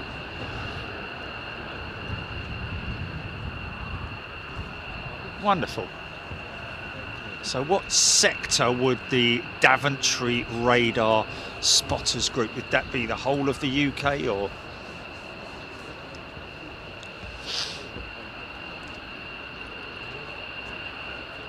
Afternoon. You're right. Yeah, you? What's the big occasion today then, this week? What is it all? Well, I mean, I think they're just ramping up exercises because of the whole Yeah. Ukrainian situation. Yeah. I'm guessing it's all NATO, isn't it? So it's joint efforts just to sort of like flex the muscles. Say, Like training, or do you reckon some of them are going over that area? I don't think they're going down as far as there. No, they'll just be out on in the North Sea and different segments. A couple of F-35s gone to Norway. Yeah. Two F-35s went out about 7 o'clock this morning. Oh, really? Yeah. Hopefully we might get another two. They'd be doing hot pitting as well. So. What's that mean? Well, they come back after landing. They come back to their hut, get refueled with an engine still running, and then come back here. And then, like this guy coming in now. Normally, it's when one of the intakes is drooped. You know that engine is non-operational. Then they go in, fuel up, come out. You edit all this and put it on YouTube, do you? No, this is live. Oh, it's live? Yeah. Oh, right. That's what it says on the side of the van. Yeah. So you know when they're coming in and out then, sort of thing? Not really, no. It's just a case of we know that they're either on day exercises or night exercises. Sometimes it's busier than normal, you know. Sometimes it's very quiet, you know. Half day Fridays normally. Yeah. So you must get to other bases as well? Well, we're primarily we're civilian aviation. We do civil aviation. Oh, okay. So our main base is London Heathrow. We've just got back from Brussels, Miami early on in the month, last month, and yeah, we travel all over. Not in the van, obviously. We're just impressed with your tyres. Yeah, they're just about fit, don't they? Just. But believe it or not, no road noise at all from them. Not with them, no? As quiet as a normal set of tyres. You'd think you'd get a bit of a... Yeah, and not only that, but they've been on there for over a year, and I went down to Quick Fit where I got them fitted up just to check the air pressure, because you go and try and put these on a normal garage air pressure air pump. Yeah. It takes about half an hour for the thing to even, you know, Really? yeah, because they're so. But they put 50 in them when I took delivery of it, Yeah. and I went down there and they were at 48. A year later, so they're and there's no wear on them at all. There's no wear at all. So you know, Fair old set of tyres, eh? yeah, they definitely are going to last me probably 4 times longer than a normal set of tyres. Everyone wants to see me tyres now, don't they, Chili? Nexonator. Nexonator. Let's see your tyres. Tyre Have you chat. had this van from you then? Oh, Nexonator, Superclass. Welcome, Nexonator, straight in to Superclass. Welcome, my friend.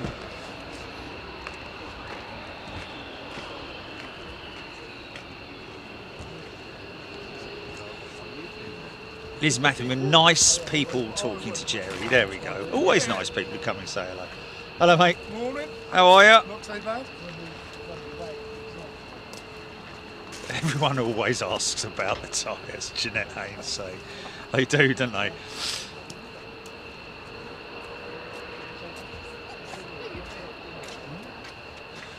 Oh, okay. James Doink. Well, there's that V22 again.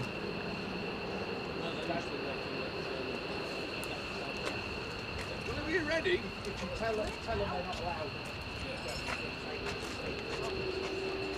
No. because obviously I can't. I'd have to take the whole rig down with me, wouldn't I?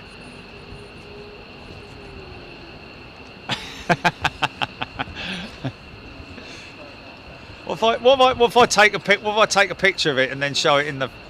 Would that work? I'll try. I'll have a go. Hold it right there, Shimshin.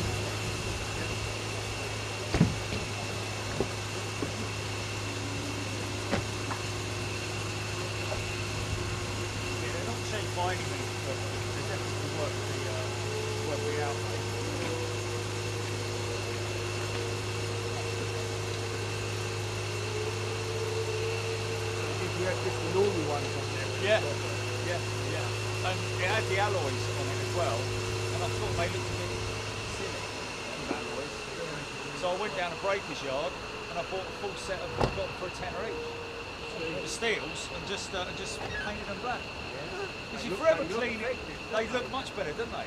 Because you're forever cleaning bleeding alloys, aren't you? And they look really small, you know, but these kind of blend in nicely.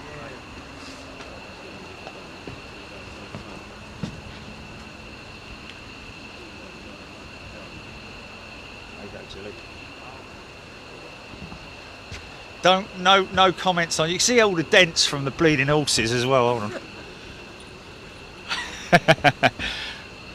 Oh, you're not going to see it, are you? Can you see that? Yeah, there you go. Can you see that? Yeah, there.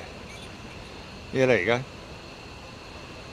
I mean, it's no different than a sort of like, you know, your average sort of let's off road. I've got jets firing up. Prices are overinflated. Ba-doom.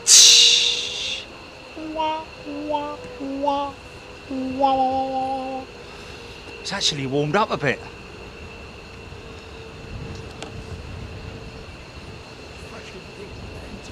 What's that? It's fresh in the wind, but it ain't too bad. Yeah, yeah.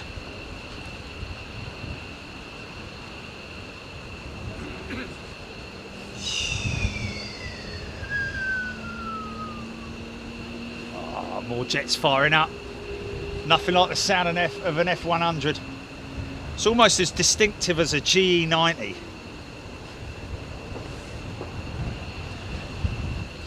Steve Whitehead, it wasn't £40 for a set of alloys, it was £40 for a set of steels.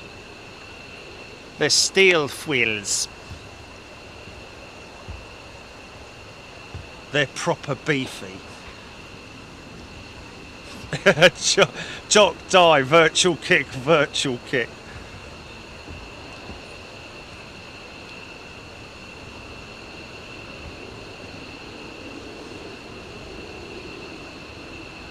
Did you nick those tyres off an A380 or something? Well, the thing is that, yeah, crazy. Like I was saying to the fella just now, they just no road noise at all. It's like, you know, remember the old, you're going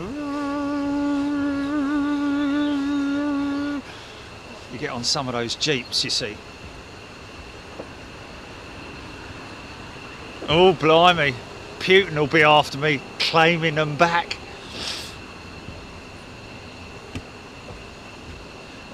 Lynx Black, we had some Ospreys and C-130s at Teesside a couple of weeks ago.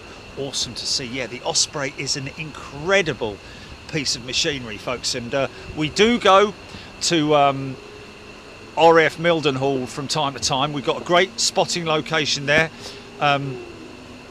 with the very friendly people at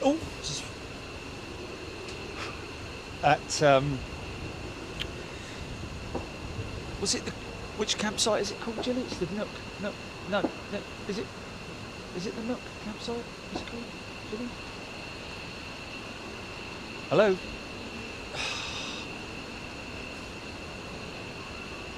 Mildenhall. Yeah. It's the Nook or something like that, isn't it? Is it something? No, that's Donna Nook, isn't it? It's not my pizza turning up, is it? No. It's called oh my goodness me.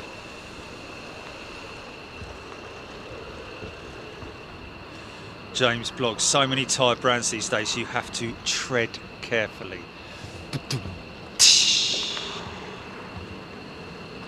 There's a V22.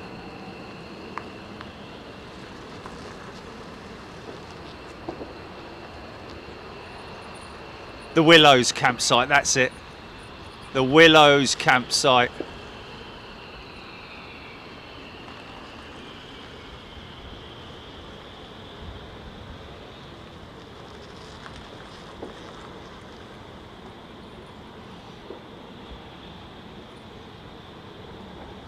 No?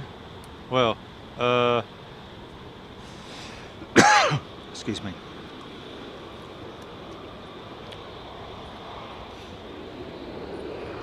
Yeah, you got to reset it. You got to set it up, haven't you?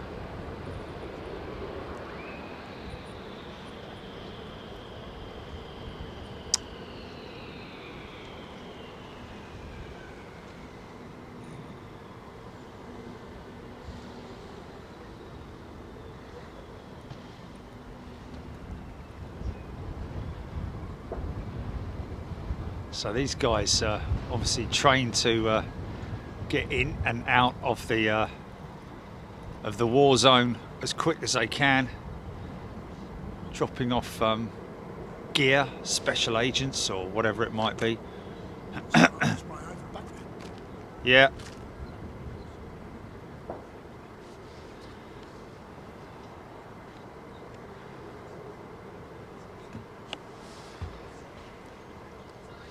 Oh, they got two of them up. They got two of them up. Oh no, what's that? Is that a Lilylopter? No, it is another Osprey. Normally hear them. Crazy looking machine.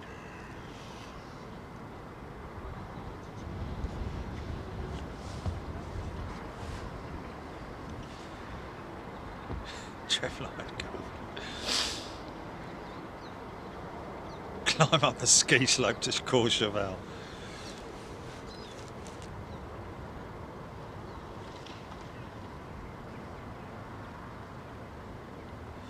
Ronald Gulliver.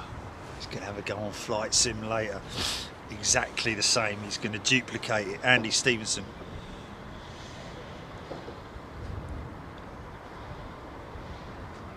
With those tyres you can deliver goods to the Ukraine. Rene Jensen, Andrew Higginbottom.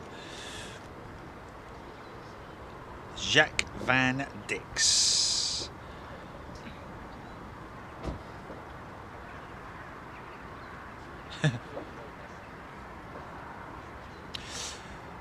Yeah, James. Anybody with a transit van that has alloys, I think it's a complete and utter waste of time. Only because obviously with such a heavy vehicle, you're getting a lot more brake dust, from the brake pads. The great thing with these steels is that when I bought them from the breakers yard, they had a little bit of wear on them in terms of like not rust per se, but surface degradation. But really, all I did was I just went down Alfred's, bought a satin black exterior paint.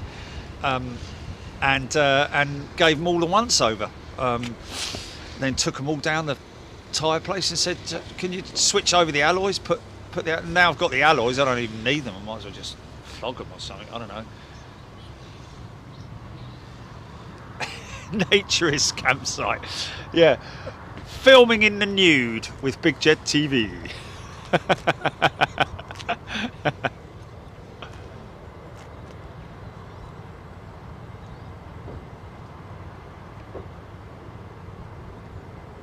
Naturist campsite.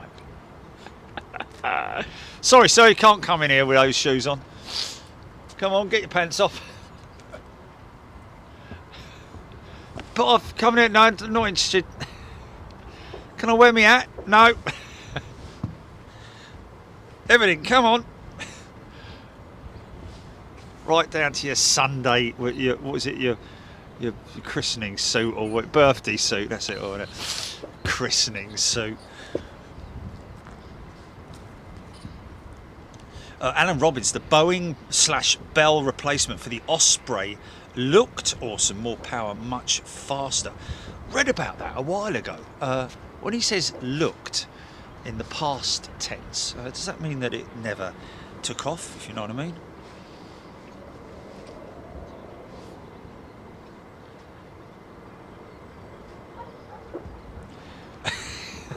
Alloys for sale. Terry G, yeah, you can hear gunfire in the distance. I don't think it's clapage. I think it's actually, I think it's a military exercise. I know that up at the Thetford Forest, they do have. I think that the Ospreys actually, from time to time, actually do operations over at Thetford, dropping personnel in there. So that might be something related to it.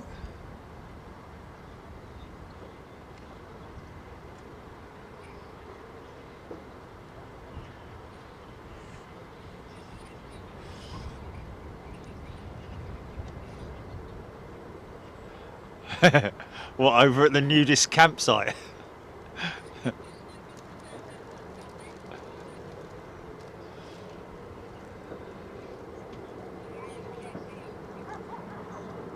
Oh.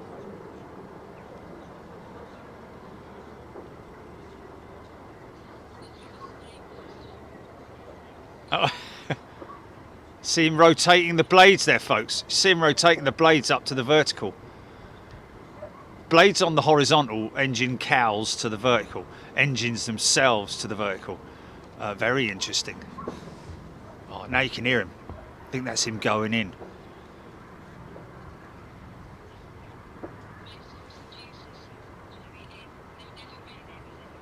Socks and sandals. I saw a bloke in the airport the other day wearing socks and sandals. I mean, fair play if you want to do that. If that's your style, then good for you. But it's not for me personally. Socks and sandals. By the power of Grayskull.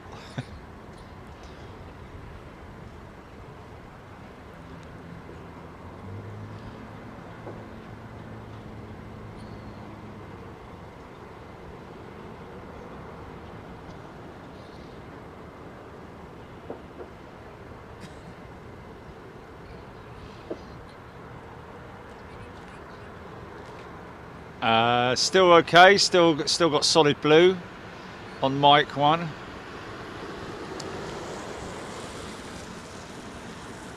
that number 2 is EE, isn't it? I think.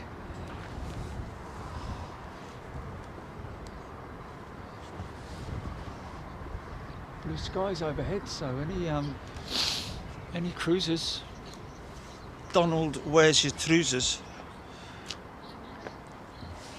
Okay. Well, that's O2. So is that?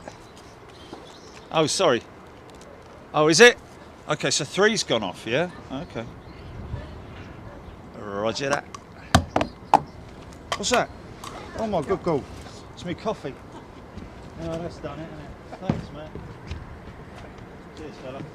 Thank you very much. How long have you been doing this? We're getting on for 6 years now. Really? Yeah, it's the first time I dropped my coffee mug though.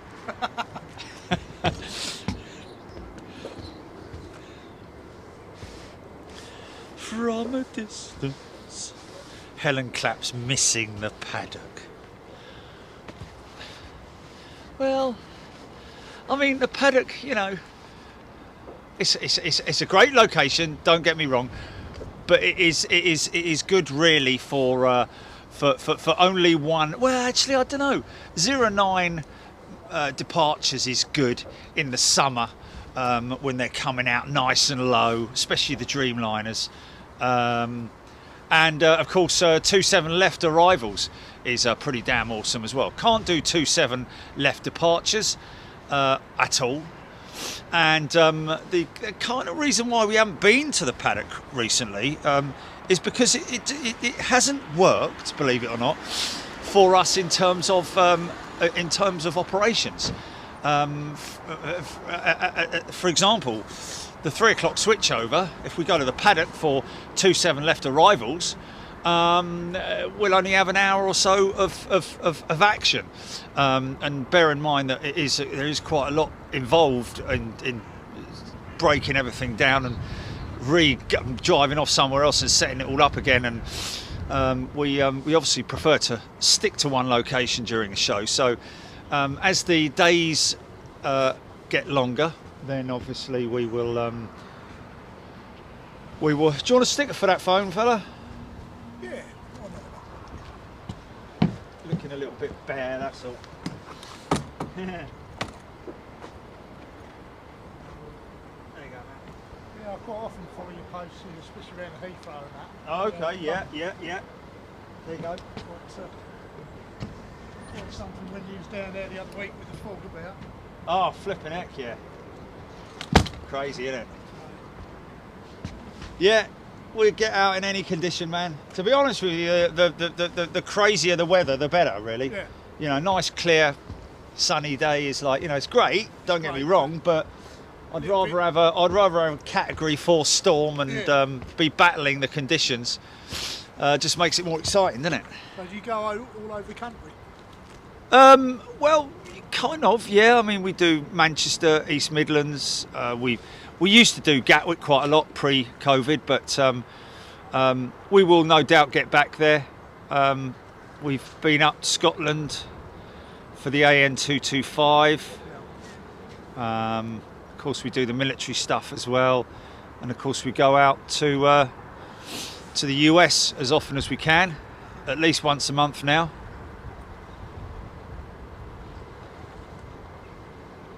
There's certainly enough out there, enough variety out there to keep everyone entertained, that's for sure.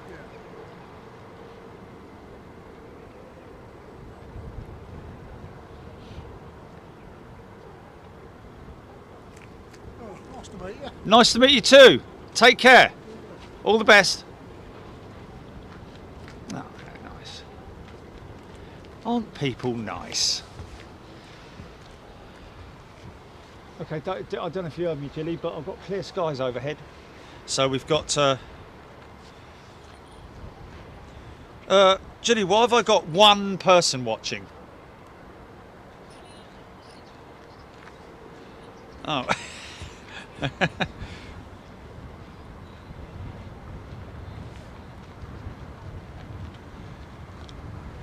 Oh, there we go. It's more like it, 2,400.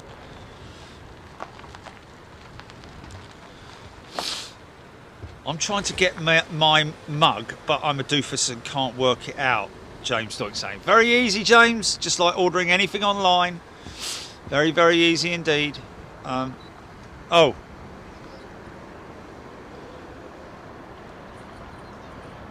Oh, James, sorry, yes, he's trying to get his...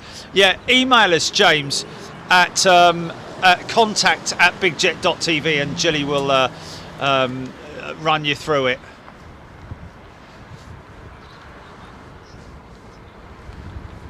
Yeah, we just need a few details from you, James. Obviously, where to send it to. Don't have to give you, if you want to send it somewhere else, it's up to you. Send it to your office or something. Obviously, we don't keep that information, etc., etc. But we just want to know what your how.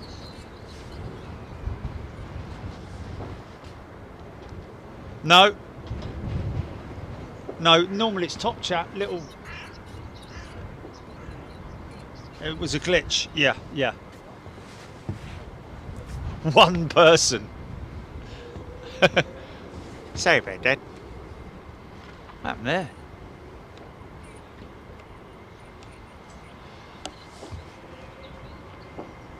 Okay, yeah. Right. Okay. Hello. Are these returning jets or? Is anyone at the? Is there anyone at the hub? It's a little bit desolate there at the moment.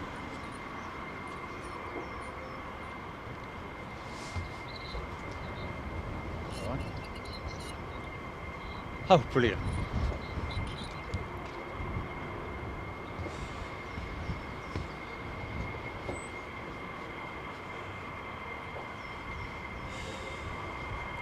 Paul MK, there must be no step marks on those. I'll be honest with you, Paul. I've seen them walking all over those wings, and we saw some bloke appear out the back of the engine once, didn't we? Or crawled into it. Because obviously the exhaust segment of the engine is about 7 feet long. The actual engine section, the core of the engine is relatively short. It's only about 4 or 5 feet, and you've got a good 10 foot from front to back there, I think. Now, what's going on here?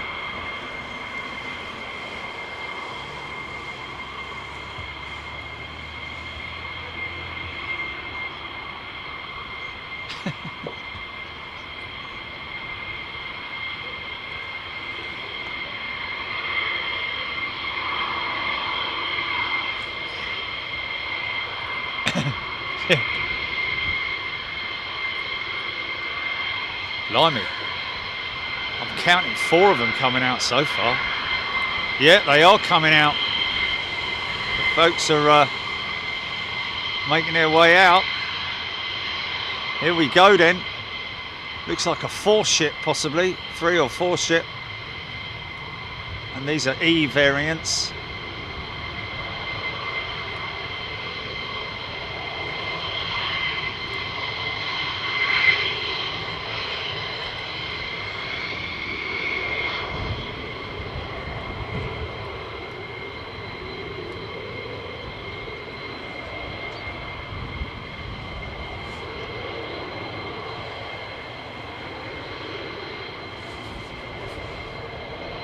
I wonder, I know Keith was mentioning earlier on about the there's going to be some kind of ceremony here, isn't there, for the farewell F-35, F-15 C and D variants. Definitely laying some platforming down. Yeah, we definitely got.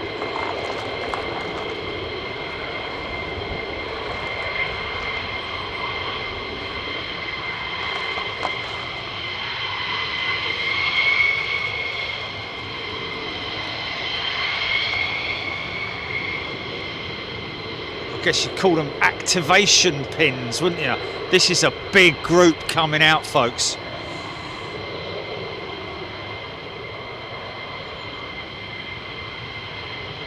Haywood Steve, most jets he's seen out at any time. Well, we've seen them this amount out before, but not recently.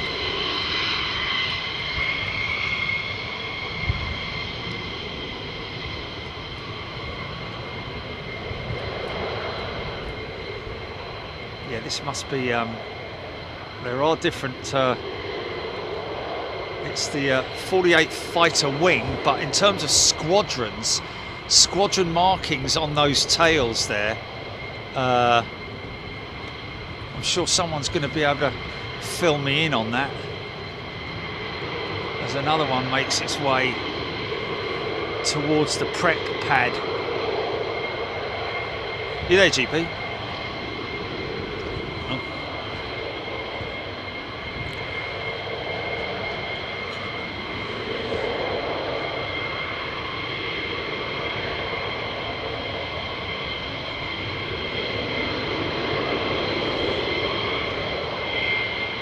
Wow, Russ CT, very interesting information there. I don't know where you got that from, maybe Google it or what, but interesting to note that the additional fuel tanks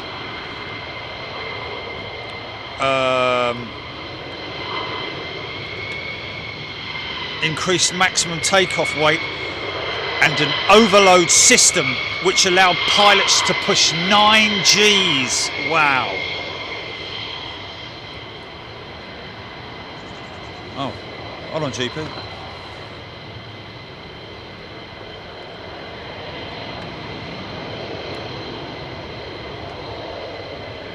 Don't know what that was all about.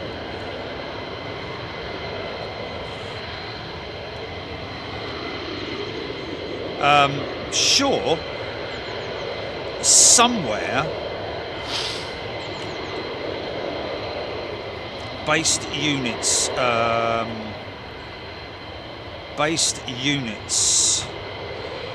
Okay, 492nd Squadron F-15E Strike Eagles. Okay, so this is more than likely the 492nd, I think, because from what I'm seeing here, the 495th are the F-35s. Oh no, 494th also have F-15E Strike Eagles. So it's either 49. Let's just have a look to see if there's a tail marking here. 492nd. No. 494th. Oh, I think it's the 494th. I think this is the 494th, folks.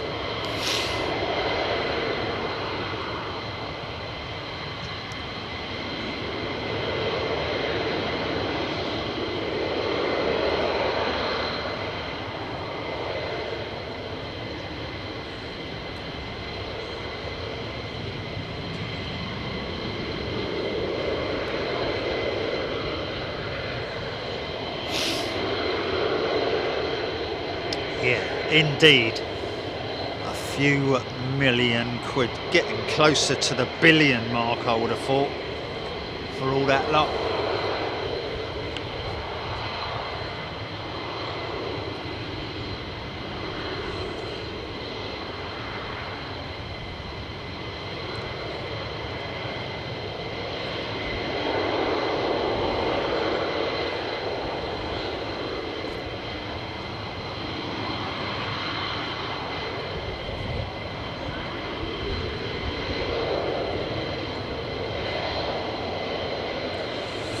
$87.7 million each of those aircraft, approximately. So if we say, for argument's sake,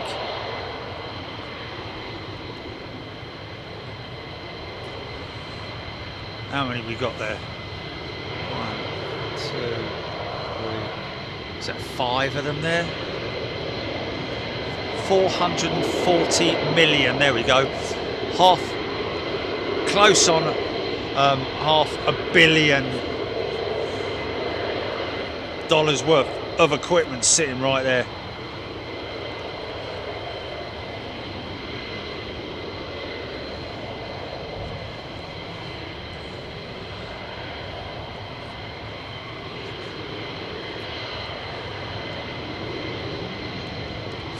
So in September 2015, is coming from Russ CT and obviously from Google or wherever from whencever it might be.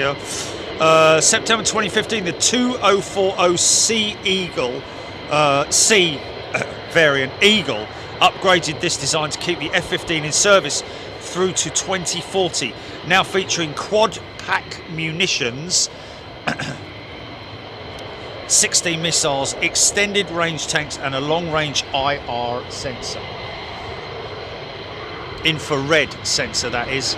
I think that's something that looks a bit like a bomb slung underneath the belly. You'll see that as she turns head onto us, but you'll also see those additional hangers, the munitions racks you'll see underneath the bolted to the side of the fuel tanks as well.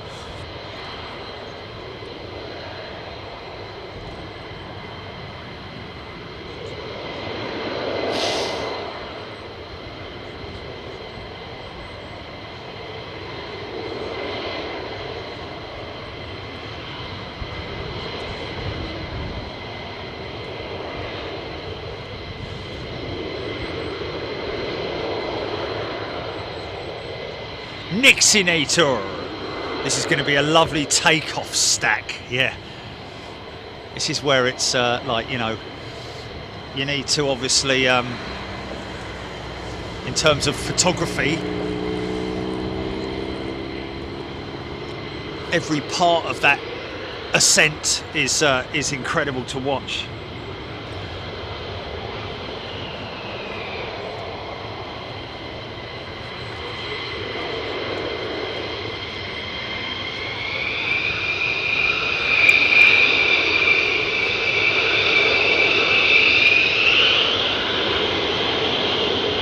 See the bulge at the side of the intakes there. That's where the extra racks are for. Oh, let's get a single one going out on his own. That's good. Unless he might hang there for a little bit. Sometimes they do hang there for a little bit, but I think this might be. Could be leading the packs, possibly the squadron leader. This guy's going to turn in burning, mate. He's not hanging about. Oh, hold on a minute. No, they're crossing over to line up over here. Now that's interesting. It's happened before. So they will now cross over and line up here.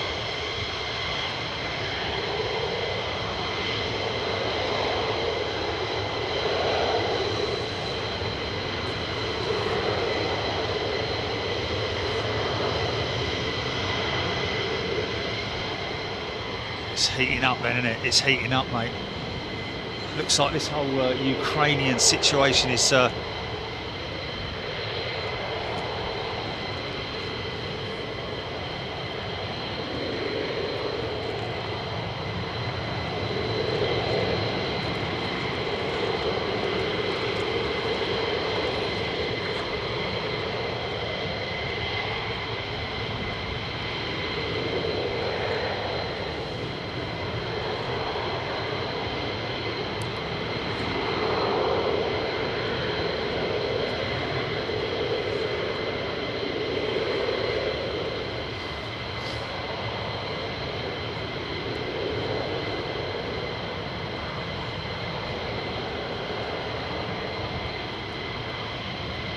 blimey, there's a lot of people here today, man. Cars right the way down the lane for as far as you can see.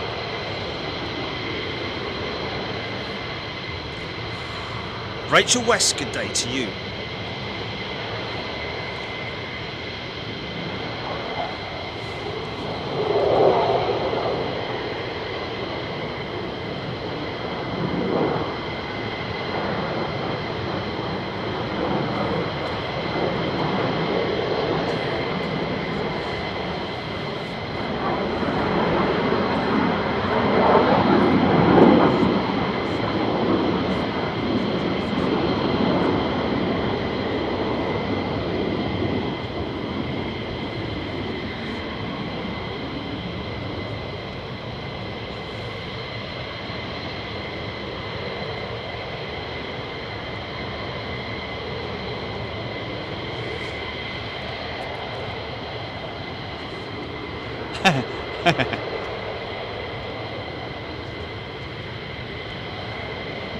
Oh dear.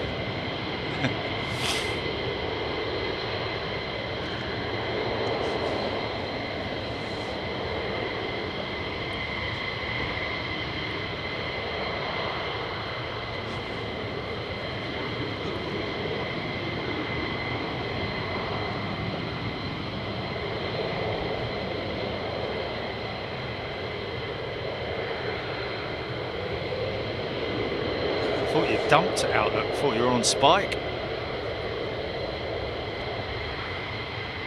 Oh. Oh, okay.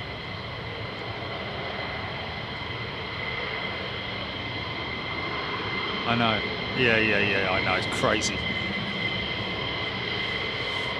So antiquated, isn't it?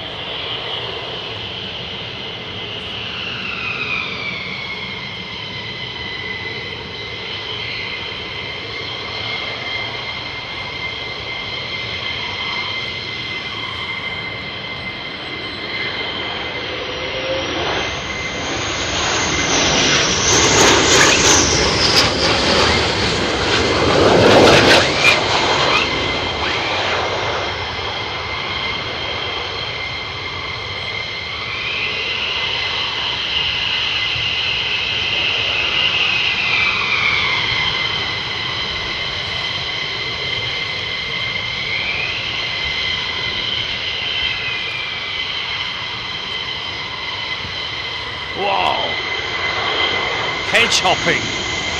Flipping it.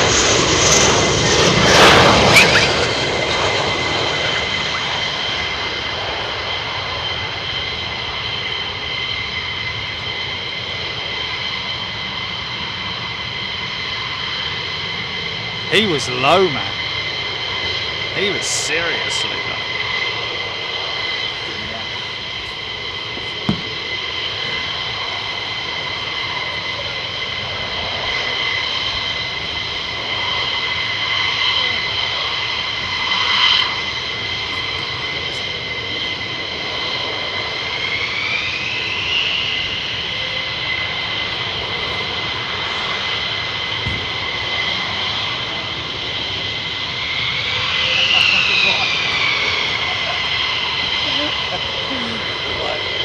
Like every time I just bend down, it's like, yeah.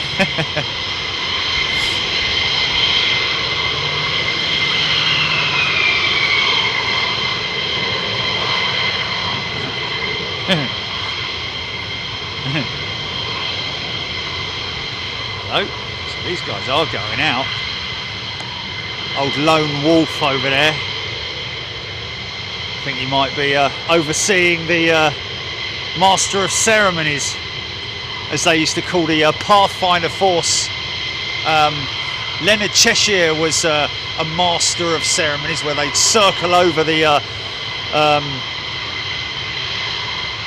target. Not the Master. Yeah, it was the Master of Ceremonies, wasn't it? They'd circle over the target and oversee the bombing. Manage the creep back that they used to get. Horrible thing, war in it.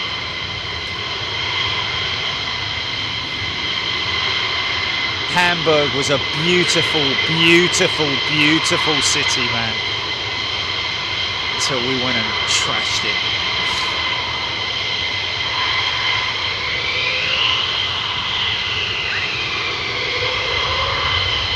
Go on, son.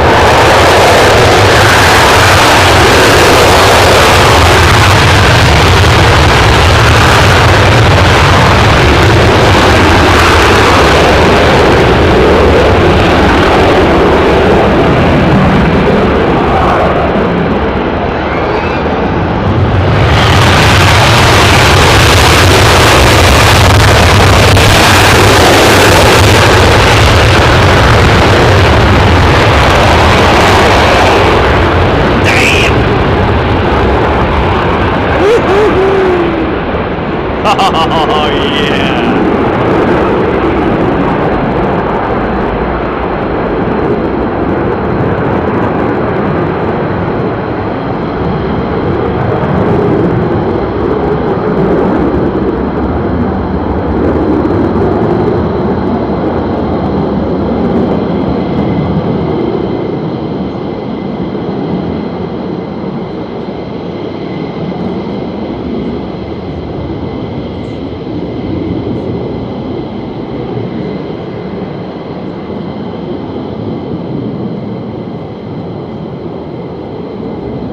Nice.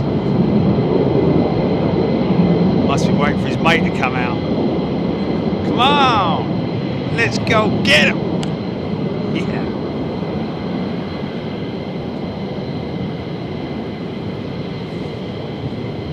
Damn.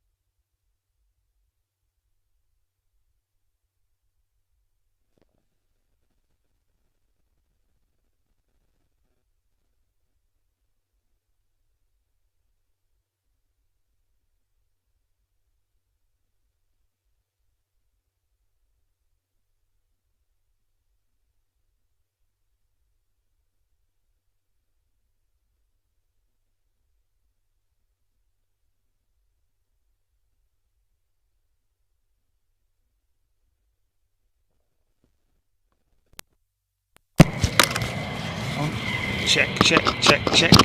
Check it, check it. Yeah, it's always immediate. There's no delay or anything like that. It's always immediate. Right, I need to check that.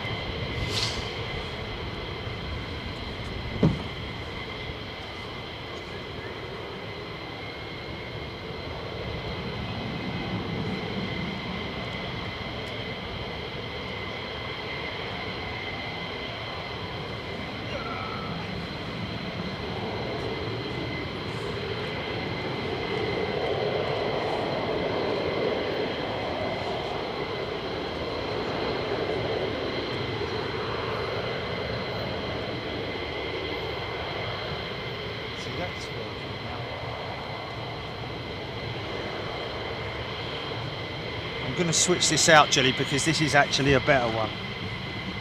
Because that's the original. Stand by.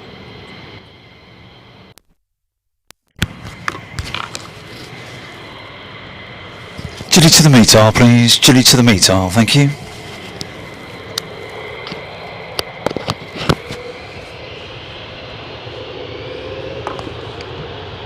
Okay, both moving.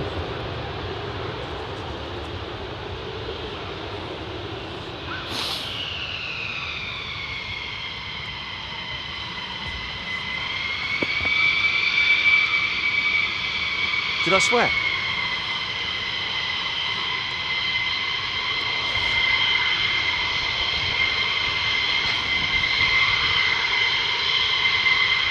Actually taking my gloves off, can you believe it?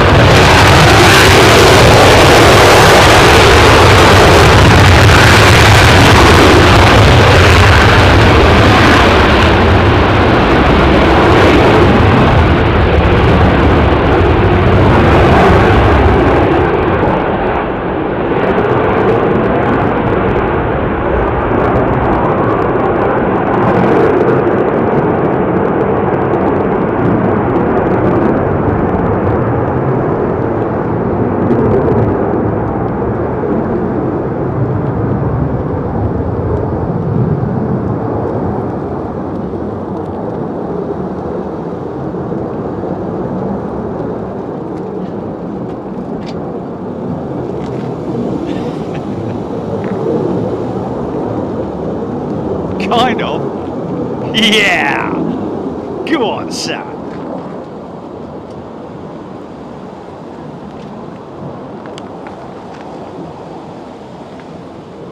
Right. Yeah, yeah, yeah, yeah.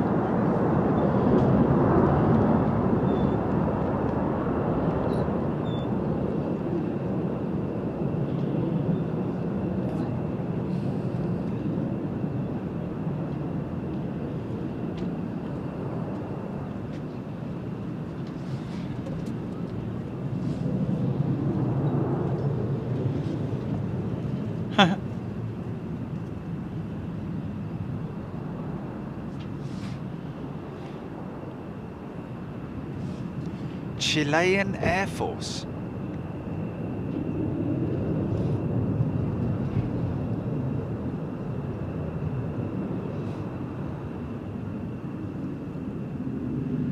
Oh, maybe, yeah, I don't know.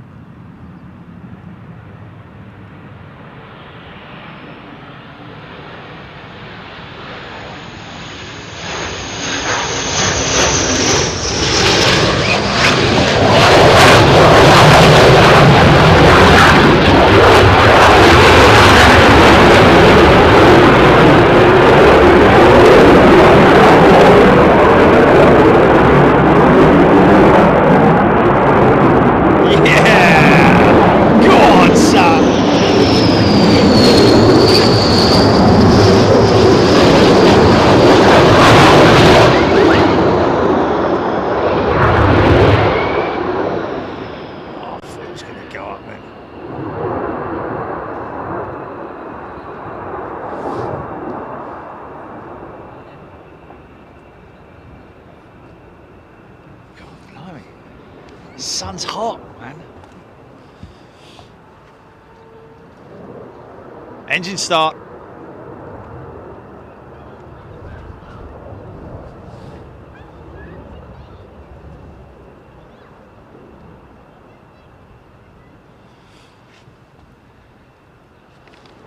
Yeah, or 2 days, and then it disappears. Yeah. And then the next day you look at your emails and all the ones you can see are from last week.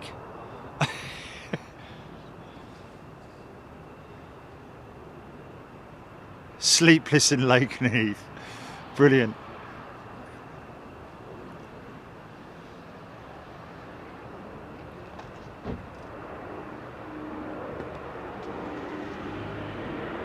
Come on.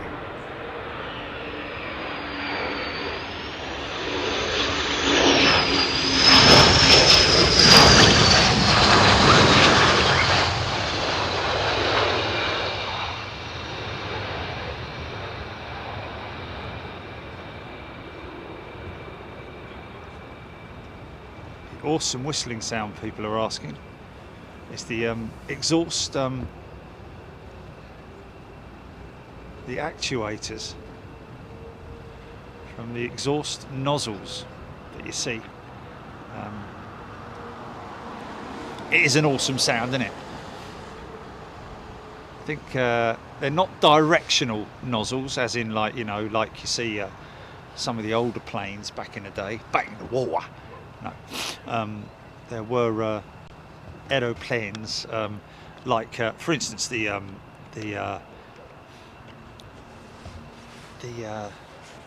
Harrier jet had directional nozzles, didn't it, to direct the airflow from the exhausts. Flipping heck.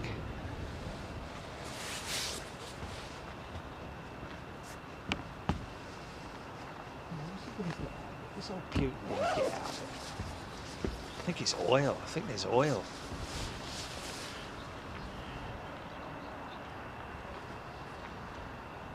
Yeah, but mate, it's not the old days. It's not like the old days where it's like, you know, you're up against a massive force, aren't you? NATO is like, you don't mess with NATO, mate. Especially with the Americans. When you know, look at the battle of Midway.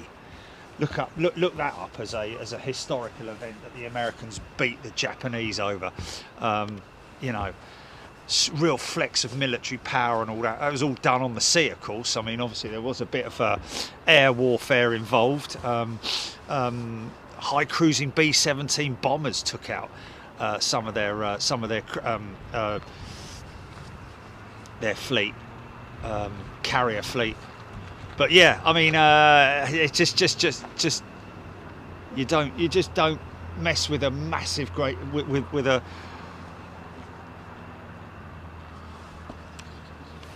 See. Yeah, F-35s went up at the beginning. Why? What we got? We got them returning or what? Oh, okay.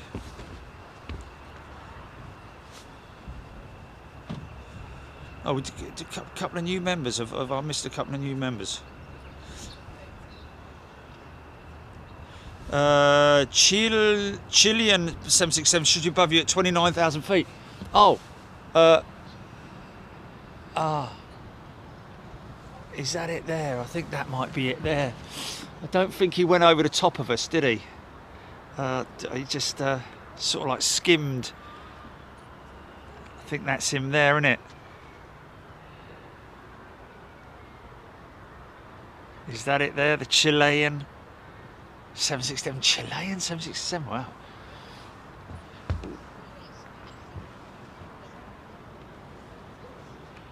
Who's been at Waddington? Oh.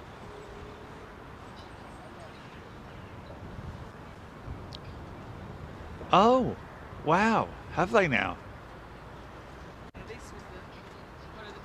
So is that a government jet then, is it? That's a government jet.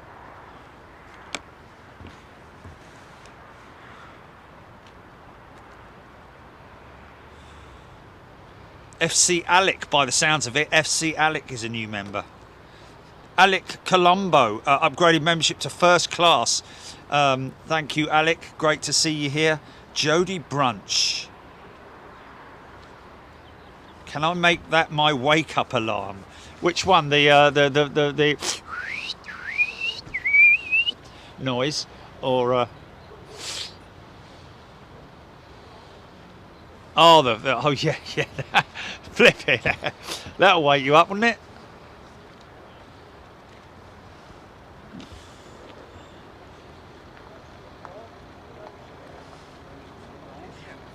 Sue Cruz, where do you find those little symbols like jet burn? Sue, they should be all in your right there. They should be there right in front of you, Sue. Jeff Roberts, awesome. David Raymond, magnificent to see. Steve from the UK, thank you. Basil Sims. Wow, Margaret Burnett, my solid floor system. My solid floor is vibrating from the sound system. Great stuff, Jerry and Jilly. Wow. I tell you, I've got another one to bring you, folks. The reverse thruster activation on the A320 Neo that I flew with Swiss. A321 Neo, sorry, I should say. Wow, flipping it, that's a bit...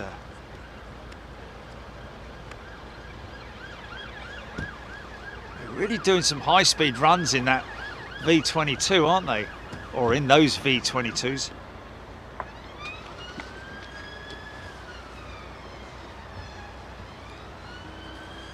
Permission to buzz the van, Pat's saying. You have permission. Go right ahead. We did have that last year, wasn't it, or something? One of them literally buzzed us right over the top here, purposefully over the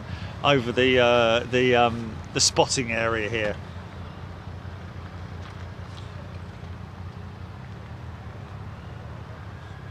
Ethan's Aviation goes to Big Jet, loves Big Jet TV's videos, goes to Lakenheath all the time, and it is amazing. Folks, if you're watching, make sure that you're, well, that is a subscriber, isn't it?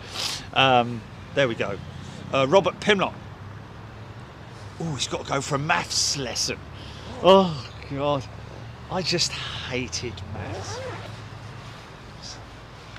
Why these days do you need to know what the...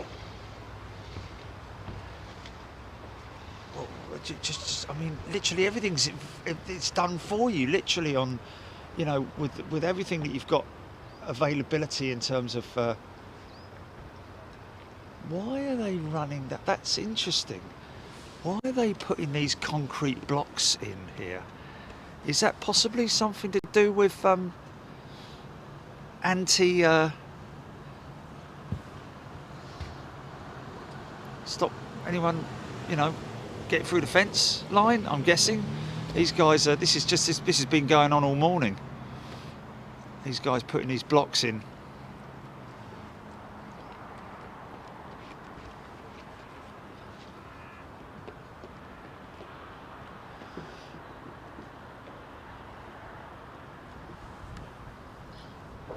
know.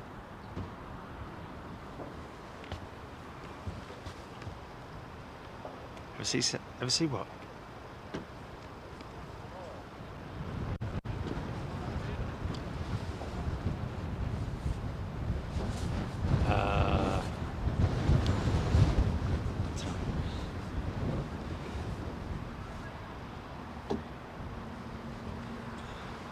Thank you, Tony. Tony Strickland. Yeah, it looks like we missed that Chilean Air Force. He went directly over me, did he? I thought he was a bit further to my south. Oh, well, he wasn't trailing then, was he? He wasn't trailing. Oh, that's a shame, man. It is a shame he missed it.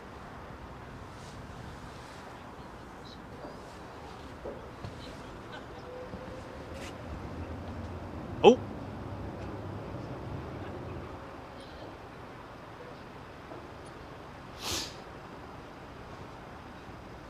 He's about to go over Heathrow. Everyone in the van! Quickly! Right, start the engine!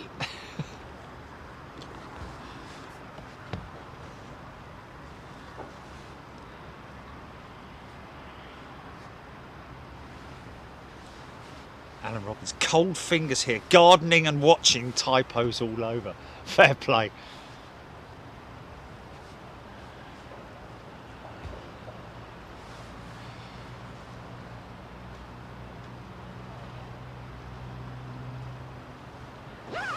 Oh, Christian Tocco saying, yes, Chilean Air Force 767 heading south over you. Oh, it must have just literally gone straight over the top of me. From whence it came. Oh.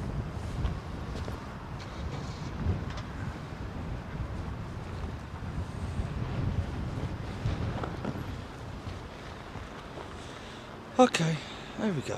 Back down here. Jeff Anderson, if NATO and the US get involved in the Ukraine, Lakenheath and Mildenhall will be right in the middle of it. Probably have some bombers out of the US come there also. Oh. Well, that possibly means in that case that... yeah, we'll have to look at that. Dylan Hutchinson, yes, I did mention about an EMA show possibly coming up quite soon. Now, these hot pitting, these guys, in the next week or so, possibly an EMA show, folks. Just trying to get a few details on a specific aircraft that we're looking at. Brian Clarkson, I bet you hated geography as well. Never would have guessed that, would you? I had to ask Chili off mic the other day. Was what was it? About the Brussels versus Belgium thing, didn't I? Yeah, I just wanted to confirm. I did ask that, make sure that Brussels was the capital of Belgium. I just had to be absolutely sure before I said that. Neil Robinson, 2 F-15Es circling Scunthorpe in Norfolk. Oh. JATACs. Wow. Ryan Russell had F-15s fly over his house last week at 900 feet. Yeah, we love that, man. So these guys will turn to our left, their right.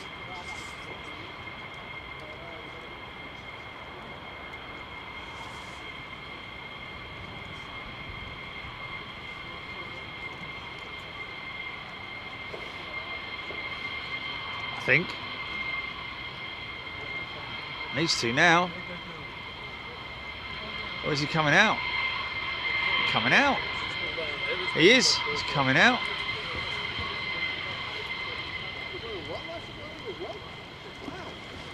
Another E.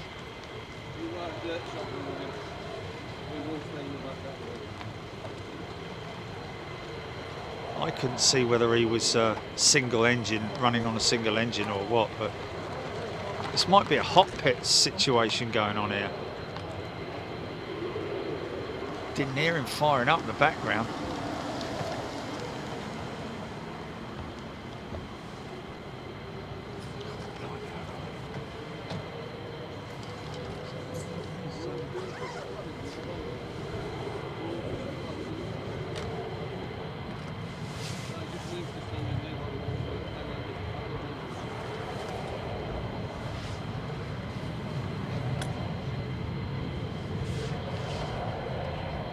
There's an RAF RC-135 just arriving into Crimean airspace from the UK. Well, bloody hell, that's to fuel up bombers, isn't it, man? Oh man, I don't like the idea of conflict, man. I don't like the idea of this conflict, man. I'm not very happy about it. The air-to-air stuff.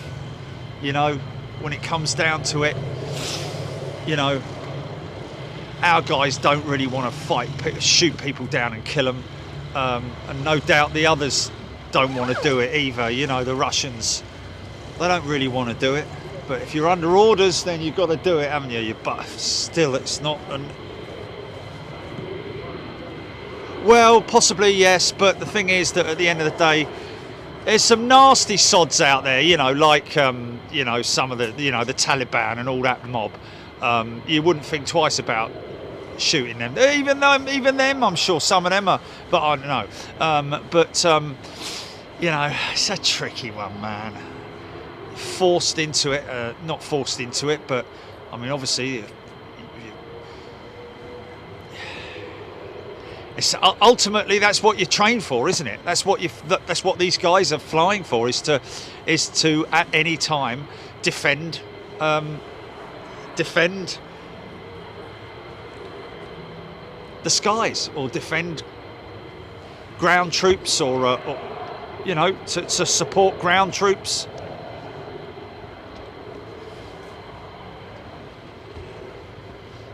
Yeah, I know, man. I know. I just don't like the idea of it, man. I mean, when's the last time? Obviously, you know, the whole. Yeah, I know, man. It's not a nice thing, man. It's not, you know, not good to see, man.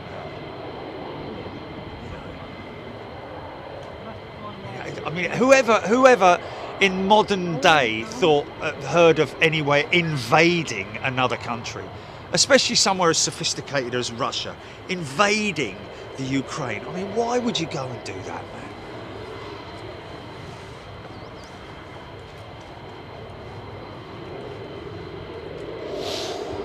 Yeah, but it's only because it's greed, isn't it? It's greed, mate. It's greed at the end of the day. Yeah.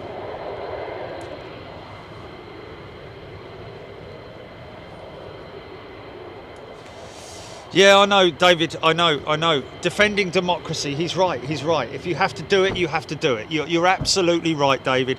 I couldn't agree with you more. And it is what it is. It has to be done. I'm just saying, personally, I don't like the idea of these guys and girls going up and shooting the hell out of each other. But if you've got to defend the skies, you've got to defend the skies, man.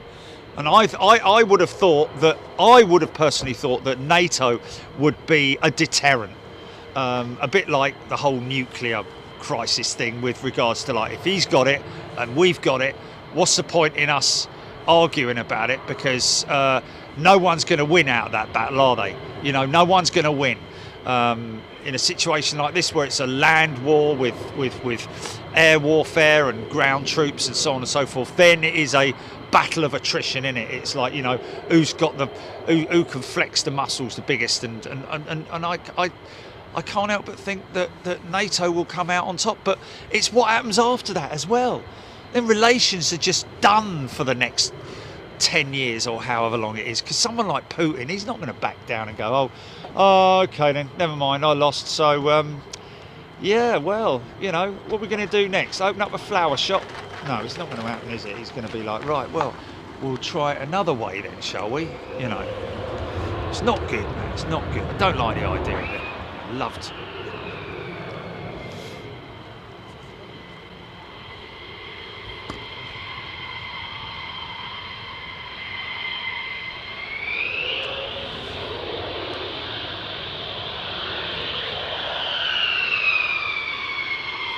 Lone wolf.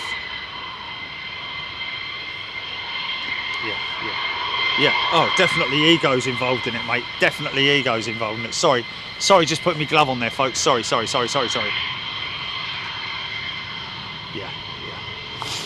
Yeah, of course.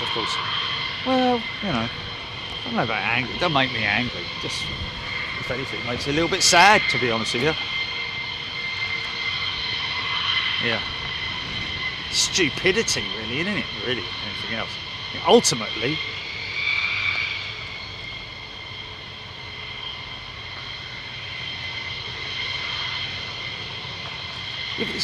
this kind of mentality is the sort of thing that used to happen in the olden days, back in the old days, like invading people's countries. That's the infrared underneath, infrared pod underneath there, folks. Here we go.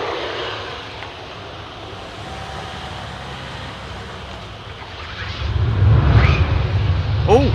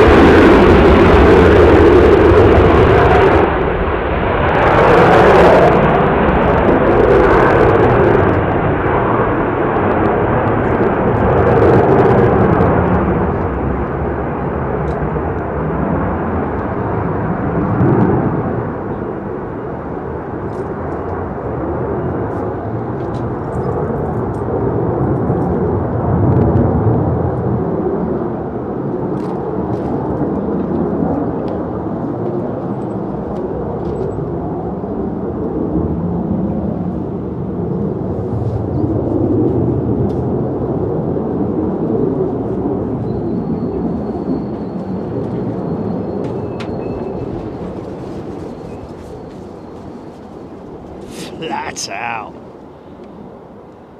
Go on.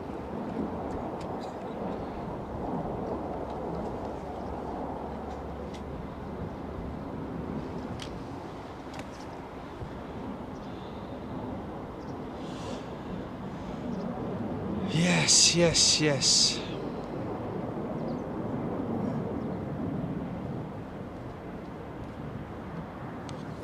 Jesus is what? An F-15 pilot? Yeah.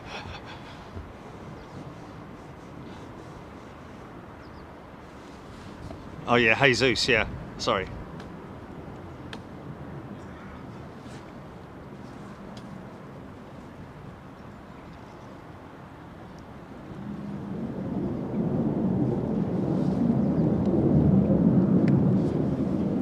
Nice. Sounds like he's gone in a flipping orbit, that one. He's gone straight up. Wow, nice. Right, another cup of coffee, and I pour myself another cup of coffee.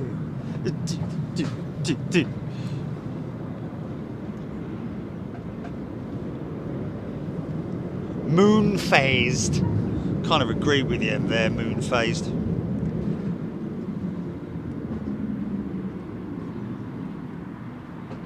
Interesting.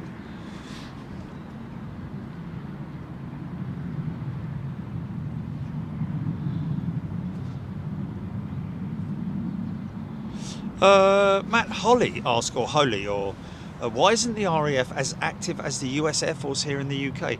Well, they're on permanent. They're on. I think's half day, innit? No, they're on permanent call. The RAF with their quick reaction forces, but the quick reaction force is more a deterrent for intercepting aircraft that might be coming into UK airspace. That's what the QRA is for. In terms of us going out and fighting the forces out in, you know, the Russian troops or whatever it might be, I'm guessing air-to-air combat would be something that the Typhoons would be getting involved with, would it not be? Or air to ground, possibly. Yeah, possibly air to ground.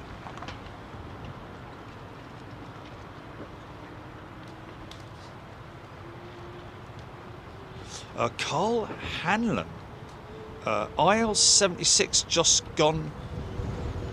gone from Flight Radar 24. Anyone else watching it on another platform? Just gone.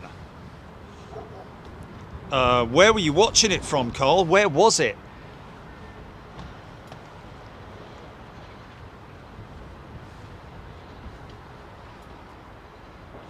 John 5271, does the heat from the burners on takeoff damage the runway? Well, this is part asphalt or asphalt and part concrete. And as I was mentioning earlier, I have a feeling that I'd imagine that there will be a certain strip down the centre of the runway that will be concrete, because obviously I'd imagine that you're able to do probably a lot more with concrete in terms of protecting it from heat than you would do with asphalt, perhaps. As a geezer sawing his leg off.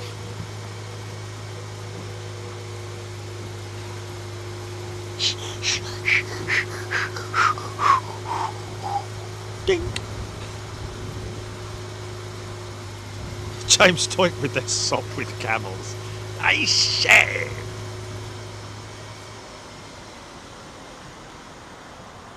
A point that Matt Smith is making there is very true indeed. When we see the B-52s, B-2s and B-1s start arriving at Fairford, that will be a sign things are getting serious. Very true indeed there, Matt.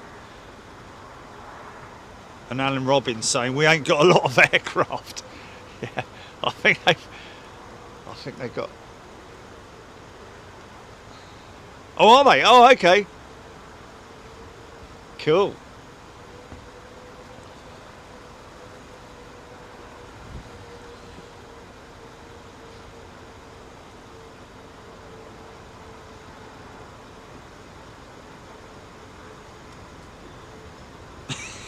Robbie. Interesting that apparently Scunny has moved to Norfolk. In that case, can Donny be moved to Barbados, please? To have any much. Matthew Taylor. The force is strong with you, Jerry. James Doink, Carl Hannon, Andrew Hickenbottom. Colin Can, Boris has our area for giving boosters.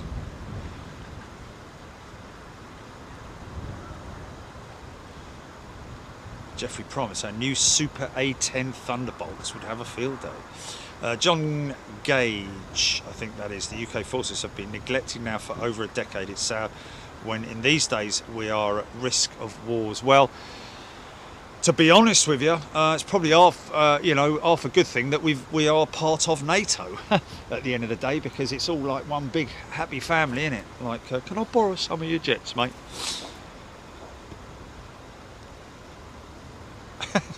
One man folly artist.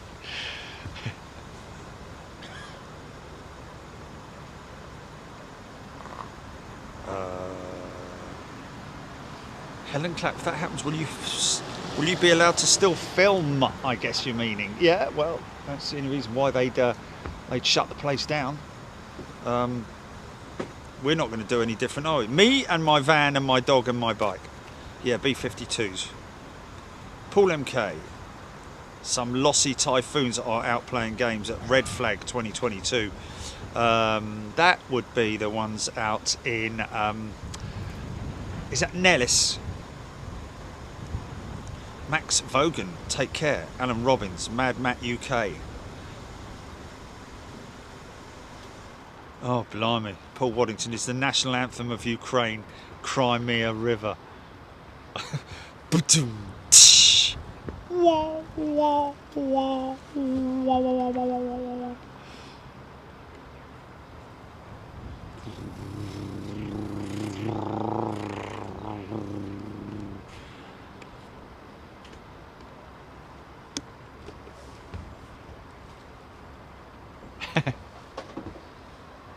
Right, I'm gonna have another go at having another cup of coffee. Hold on. Oh. What you got? Peroni? Don't want a beer. Oh dear, really? What'd you give me that for? Oh, a bottle of Coke would have been good. Oh, didn't they? Wine. Yeah, get me a bottle of Liebfrau Milch. Yes, I'm a connoisseur of wine. I'll have the blue. You got any Blue Nun? Blue Nun.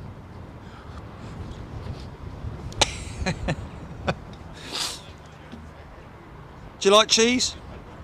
Do you want some cheese? Eat my cheese, you mother. Oh, smell my cheese. That was it. Yeah.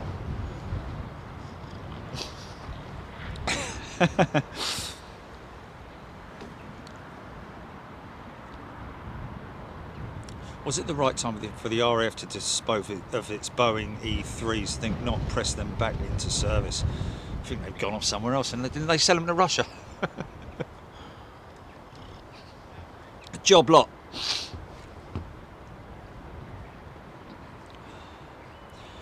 Tony Strickland, keep your eyes open for an Atlas C1 flying over. Okay, keep me posted on that. I've got something long range out there, which is to my north. Let's have a little look. Ooh, my knees are old, my eyes are bent.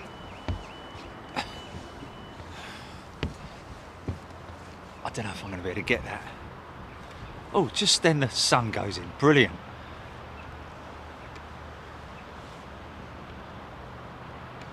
No.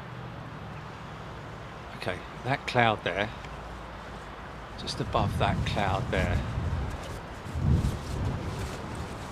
No.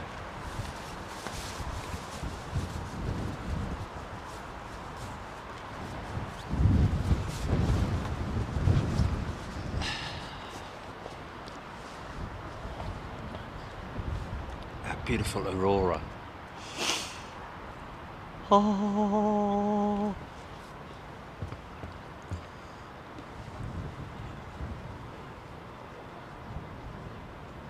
It's like flipping heck. Oh, blimey. Oh. Who's that?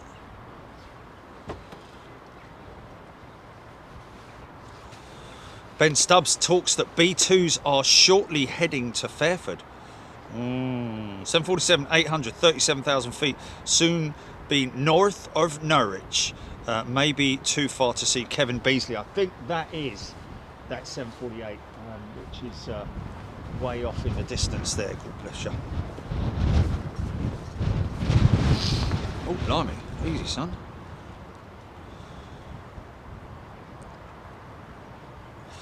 David Newgas, ADSB, Alpha Delta Bravo Sierra, is your tracking app that some people use for military aircraft.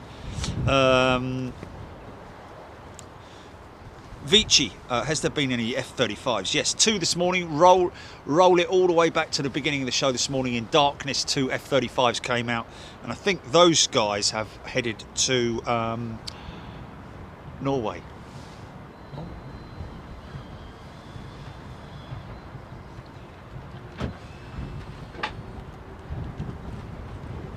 Keith Click, A400 heading east down on Market Way. Engine start up.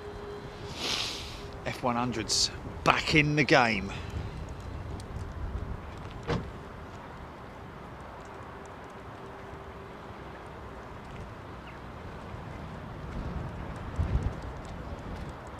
Blimey. Stuart Watson, KC-135, 61 years old. Flipping heck. That's insane. Oh, he's got the same toilet as me.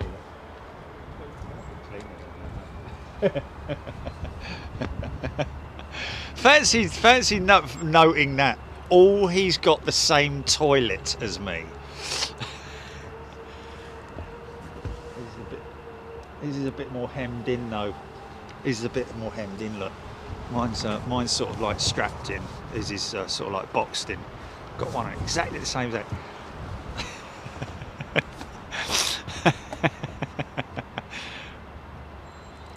Very handy, I've got to say, for a tinkle or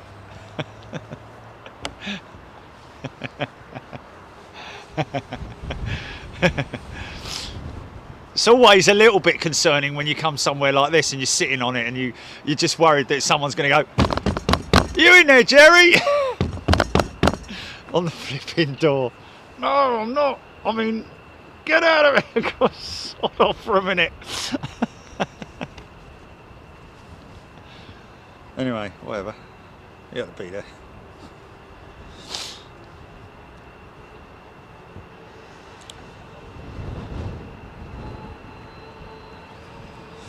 Wayne Dempsey, 2 of the last batch to take off have just been through the Mach Loop. Wow.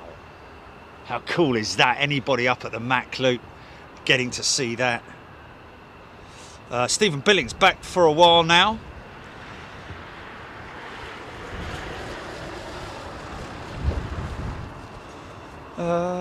Gontech, is that what happened to the one the pilot got out of at 09:49?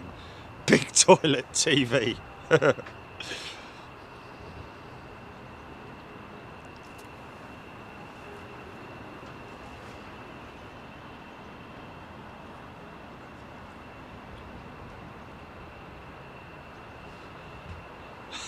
Yeah.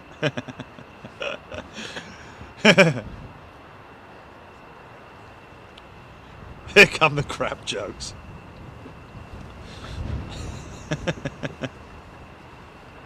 Big job TV. Jobby. I'm a big jobby. Mike saying 767 from Uzbekistan, from east to west, right above you. Okay, so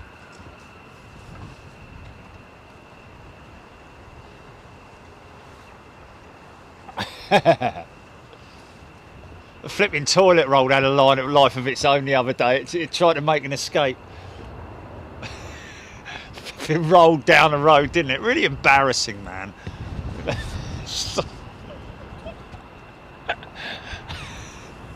Bid for freedom.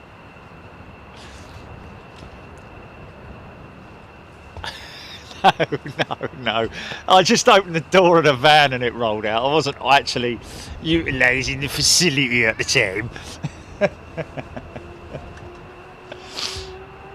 Oh, here we go. F100.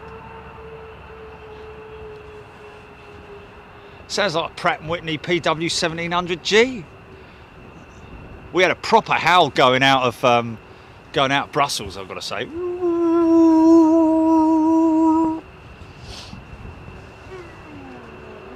Are old, my eyes are bent, my nose is old and drizzled.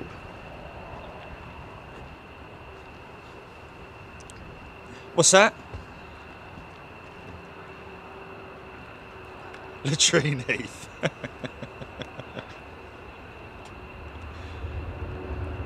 $767 going to pass right over Mildenhall, Stephen Bennett. Oh, there it is. Just come into view. There it is, folks. 767. Which 767 is that? Whose is it? Uzbekistan. Whose?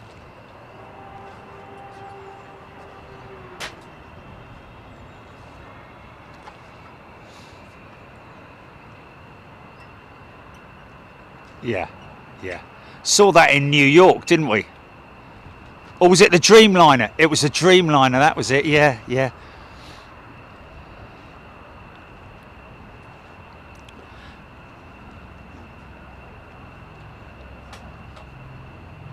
Oh, can you hear that? That 22.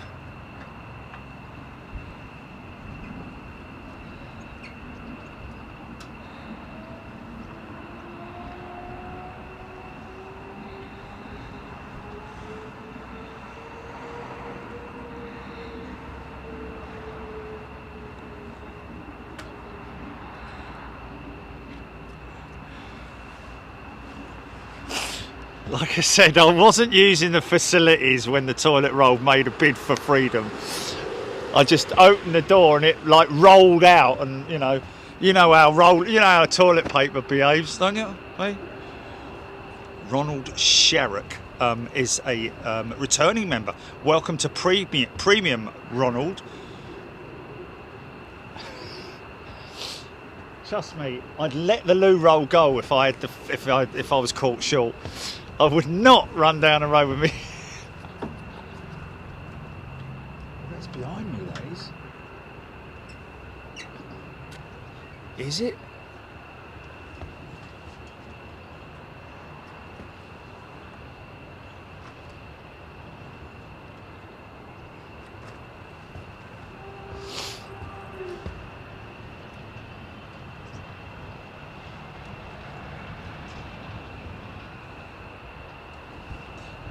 Katie, that was Uzbekistan, that 767. Beautiful green belly and great livery, got to say.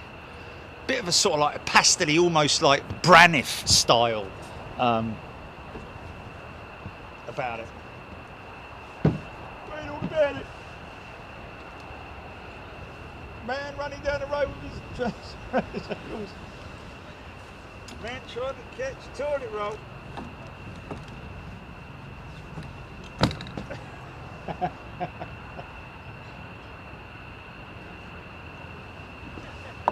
That's definitely an osprey out to my left somewhere.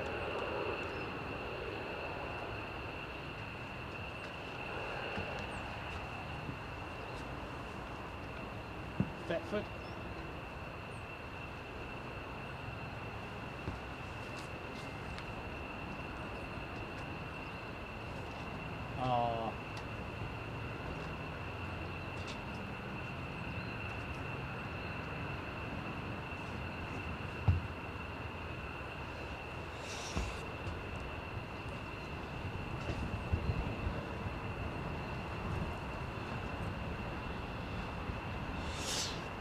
Yeah, anybody just joining us now, folks, wind it whilst there's a little bit of a lull and whilst we wait for these F-15s to make their way out.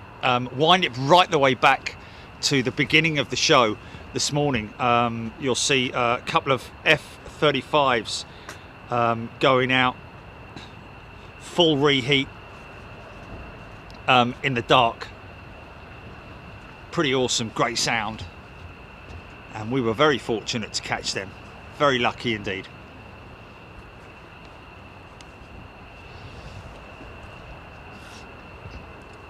And the whistling noise that you can hear there, folks, is F-15 jets preparing. I wonder if they've had some. What's that?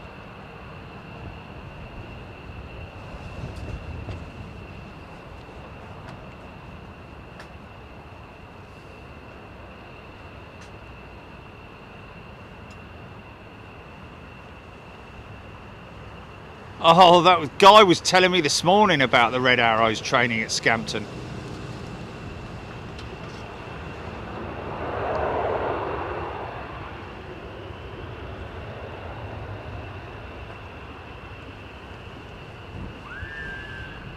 See, that's another thing that you just don't know what their schedule is. You could drive all the way up to Scampton and nothing's happening.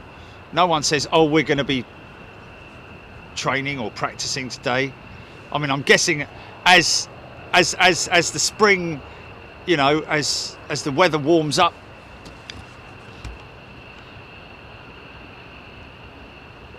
fresh out of his bunker.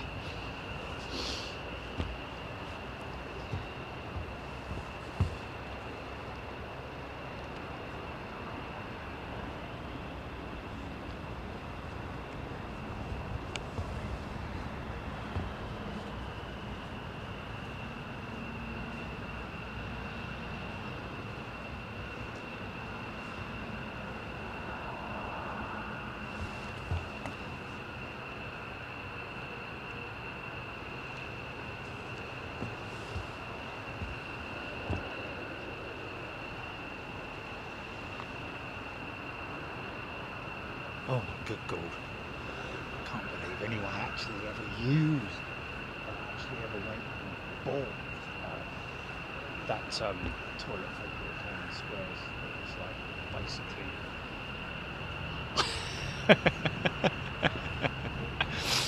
Honestly, really? Didn't soak anything up, did it? Just slid off.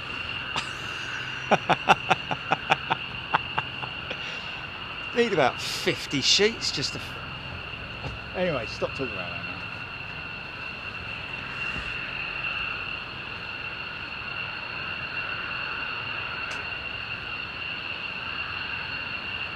Paul Skilling just watched the F-35s back. Awesome. RC-135 flying close to Russia, says Alpaca Man.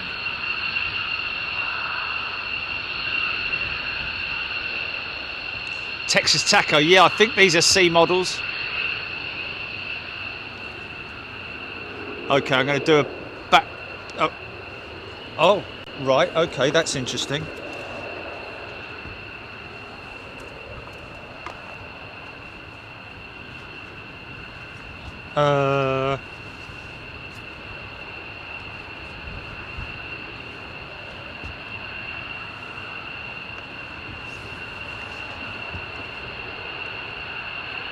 I think these are C models. Yeah, they're C models.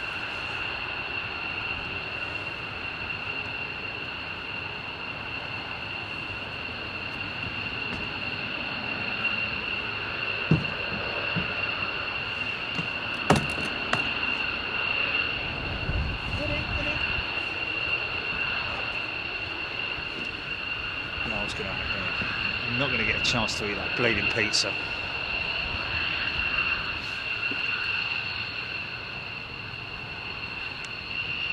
Oh.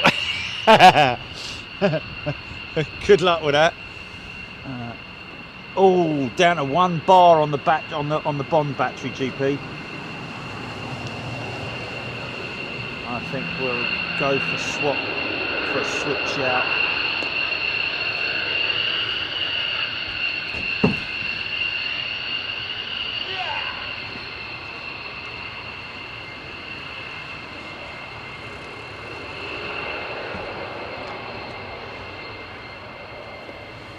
Okay, box.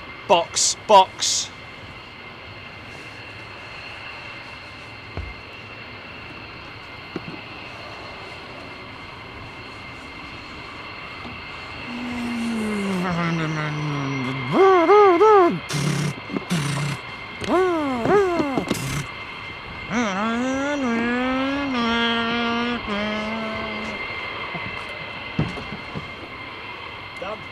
Battery's done.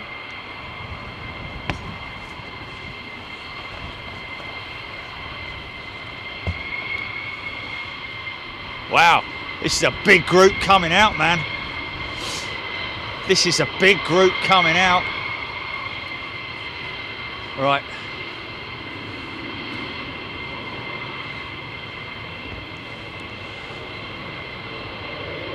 Ewan Fraser, P8 Poseidon over North Sea off Edinburgh, descended 15,000 feet in the last few minutes. Wow.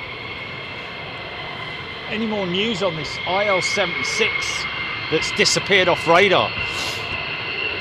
Well, we've got a couple of E variants tucked in here as well. I think we have, haven't we? Got C and E variants, maybe D's as well. I don't know. I don't know what the visible difference is between a C and a D. Someone tell me.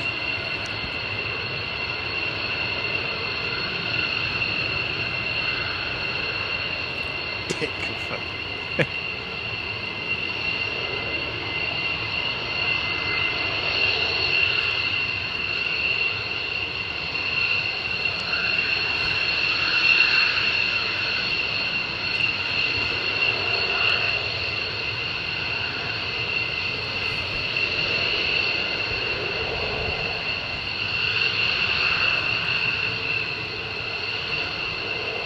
May not use afterburner, these guys.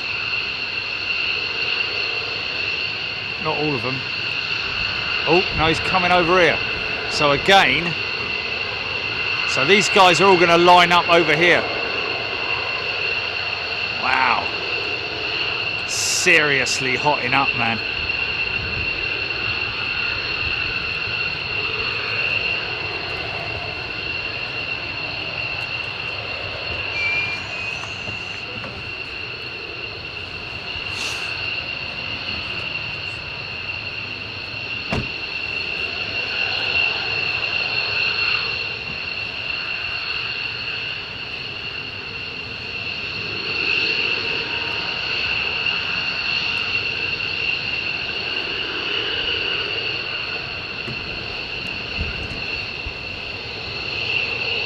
Guy's right pod is down, so his number 1 is running, his number 2 by the looks of it is off. So these are sort of like hot pit type. I think that pod is that intake vent is not at its full open, is it, or is that just me? Let's look at the engine, the nozzles. Have a look at the nozzles. Yeah, no, it looks like they're both running.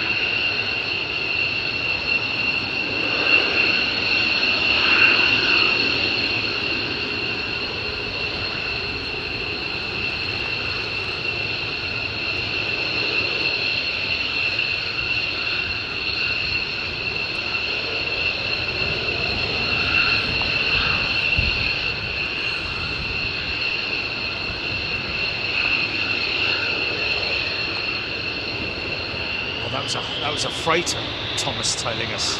Thank you, Thomas.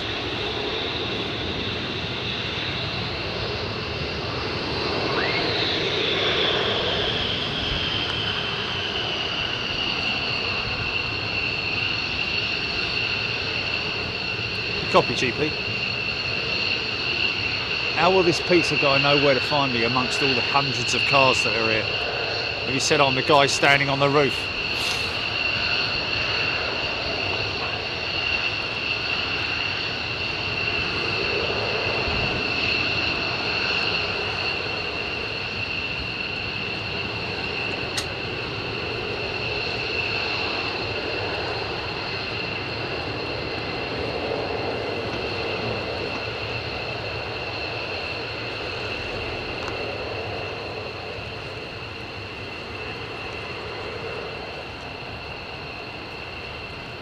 Oh, okay. Okay.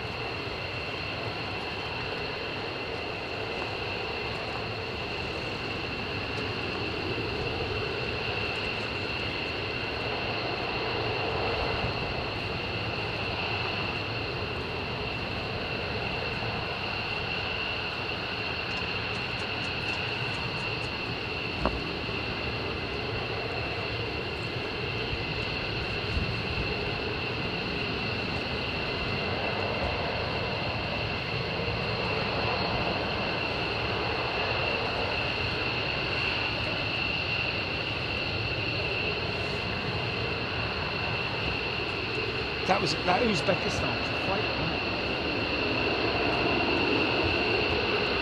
GP. Yeah.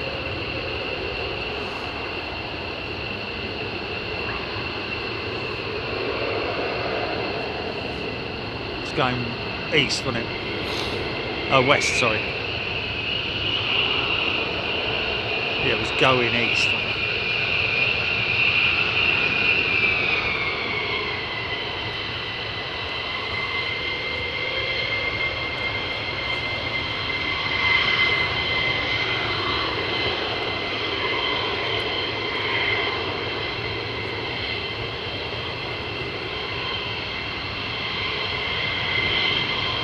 Oh, you're talking about the commemorative D-Day marked jet. These E's are going out first, aren't they? Nope. He's coming over here as well. They're all coming over here.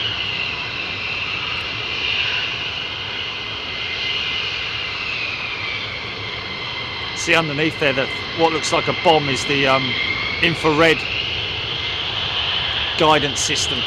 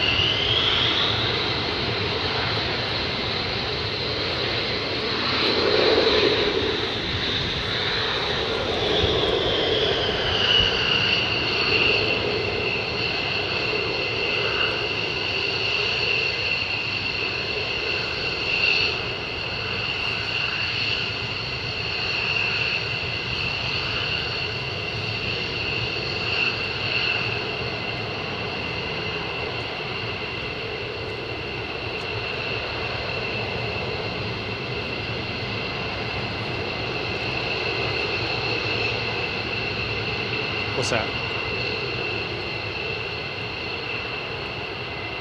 Did what? The salute sort of thing?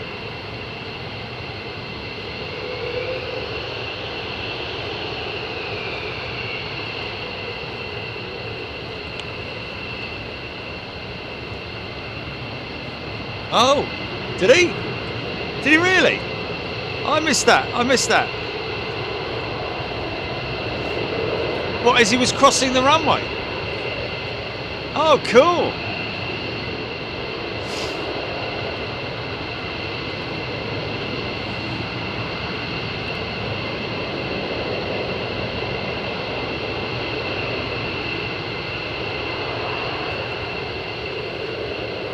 Yeah, some of these jets not running the LN ident on them, folks, just purely because these C variants will be going back to the US.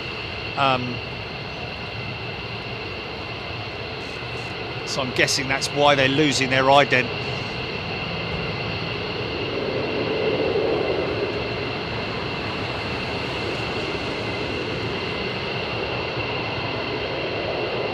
Apparently Joan Curry's saying, yeah, that one gave you the rock horns.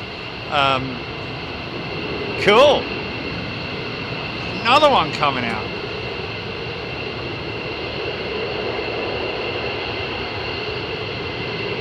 Another two coming out. Flipping heck, man. This is a full show of force, man.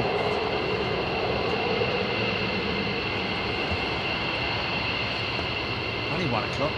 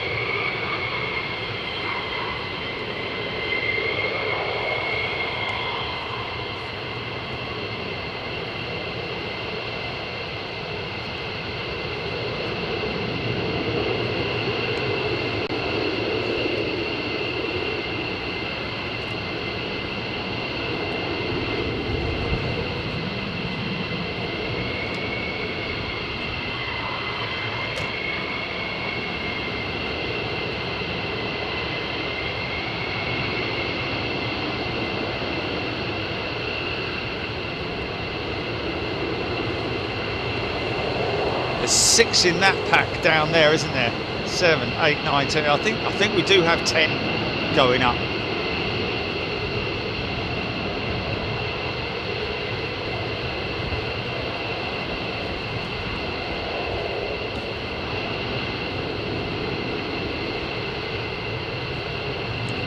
Share it, folks. Share it now. Share it now to support your NATO nations wherever you are in the world. Hope you're doing well. We're live at RAF Lakenheath for what would be considered NATO exercises. F-15 fighters, fighter bombers, CD and E models.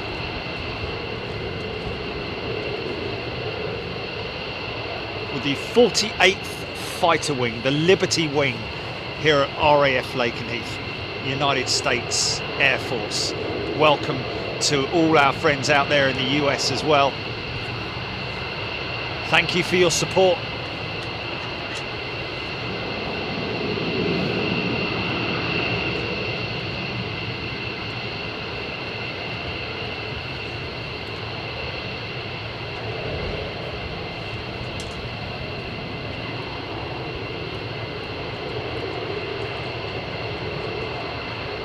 I think all we've got left is a couple of Typhoons, a wheelbarrow and a couple of shovels, isn't it?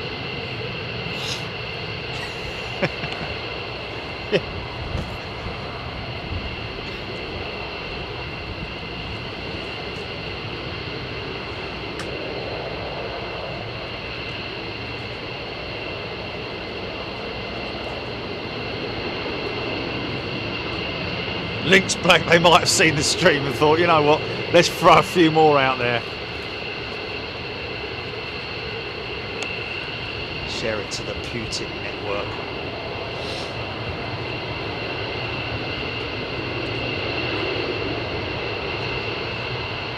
Oh, Alison Fix, that's great.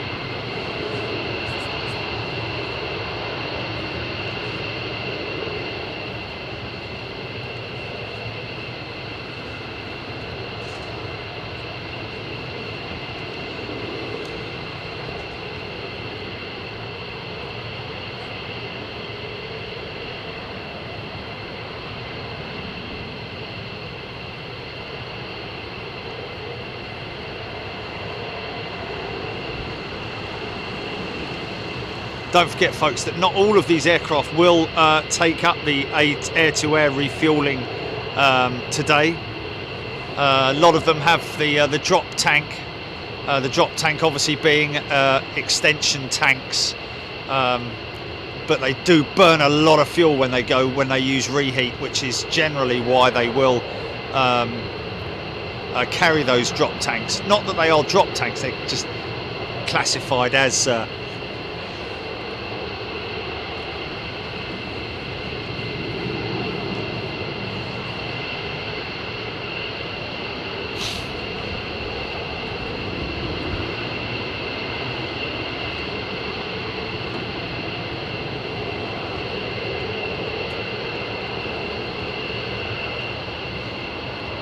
Well, it's not a big, it's not.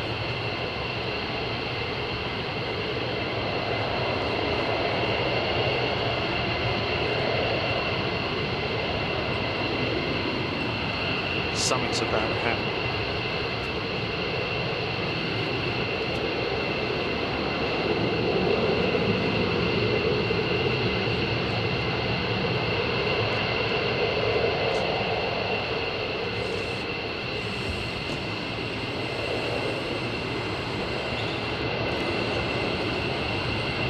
Big Joe, yeah, good question. In terms of fuel burn, whilst they're sitting at idle, you would have thought it would be. Obviously, they're it's fully planned.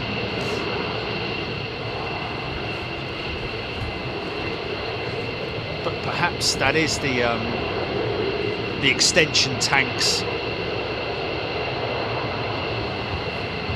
Some serious heat coming out the back of those things. Here we go. This is all going to happen very, very quickly, folks. both moving at the same time.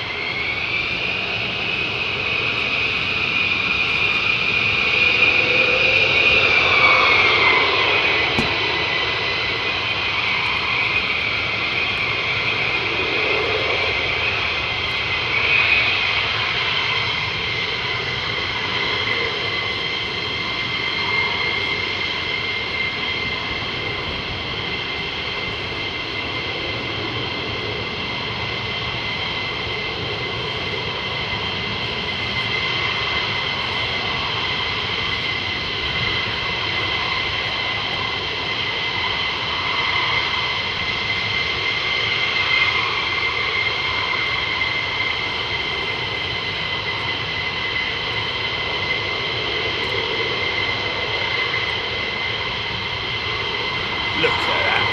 Look at that. Don't I just love that shot?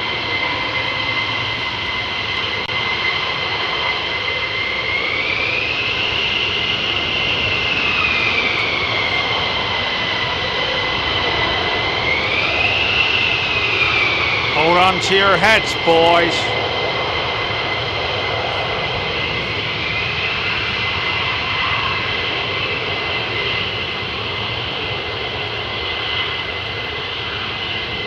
Gonna get noisy. Crank it up.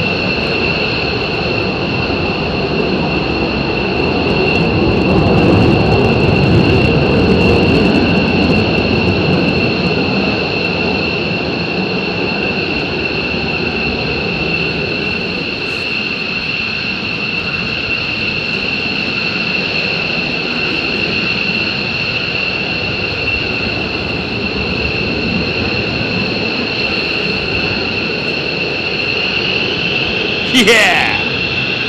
Let's get it on!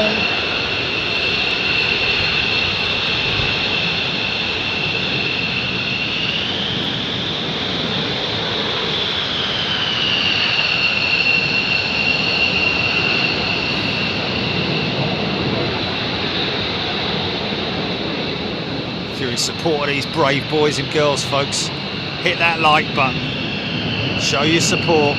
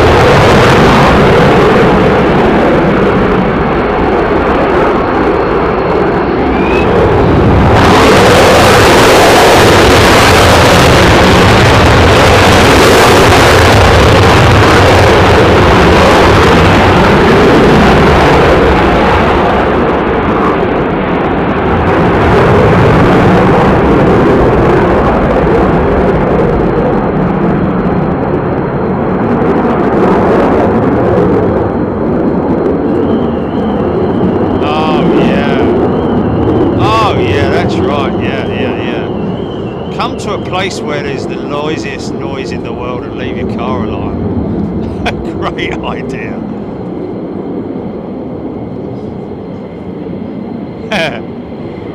C17 going into What's that, mate? C17 going into Where's it at? straight across the... Yeah, there it is, C17, mate. Going into Mildenhall, mate, look. Globemaster.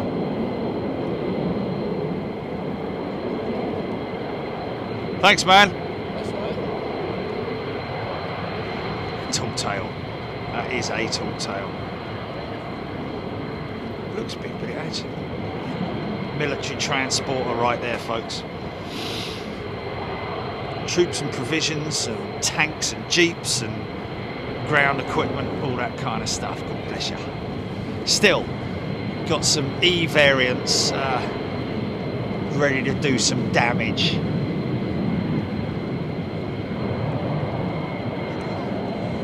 Jeff Anderson C models got off much quicker, much earlier than the E models, but the E models carry more speed by the looks of it.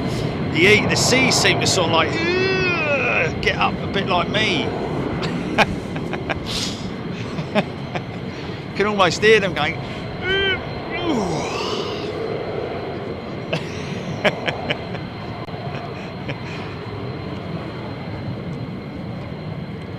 Lynx Black, Rosso Rob, Sue Cruz, Steffi Quinlan, Globemaster came from Bryce Norton.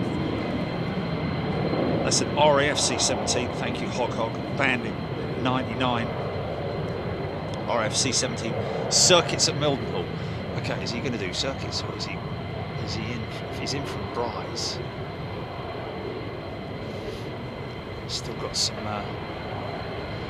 2 or 3 E models over there. Yeah.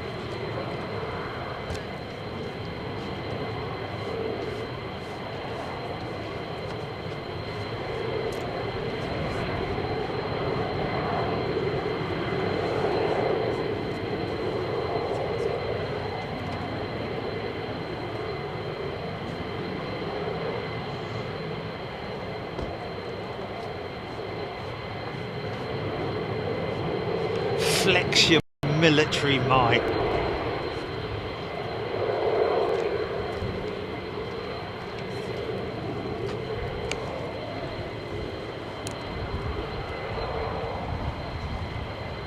Moonphase C17 doing circuits. That will be it will be a touch and go exercise, I'd imagine.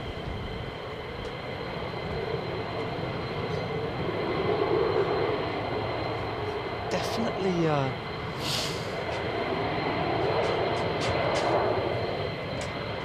oh, Francesco, thank you very much indeed. Not so much for me, but for the hard work that, if anything, for the hard work that Jilly puts in, putting up with me alone. What? Is that better? Is that better? Blimey, I only turned it. It's only literally a rotation of an inch. It's crazy.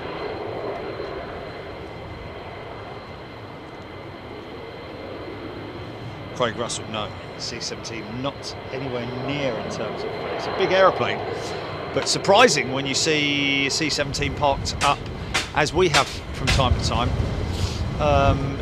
on a civil airfield, and seeing how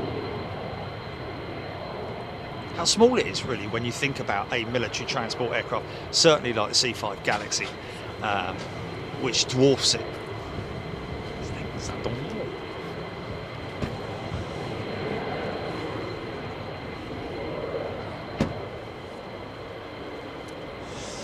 Good question, Paul.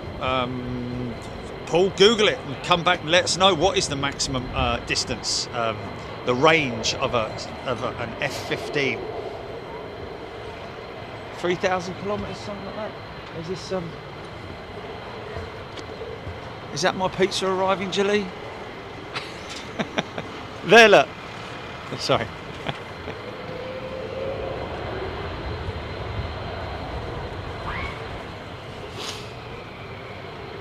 I don't think he's going to find me in all this, you know. unless he's a regular and he knows the area and he's delivered down here before. Right. That's fine, that's fine.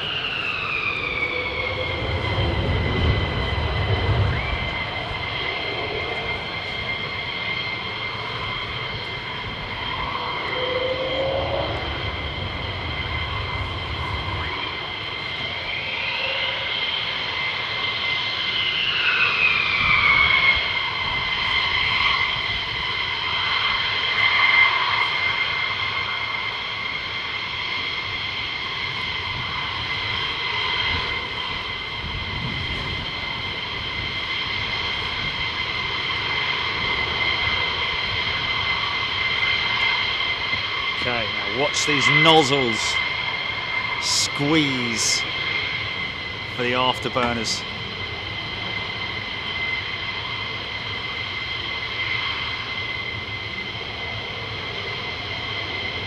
Here, the actuators.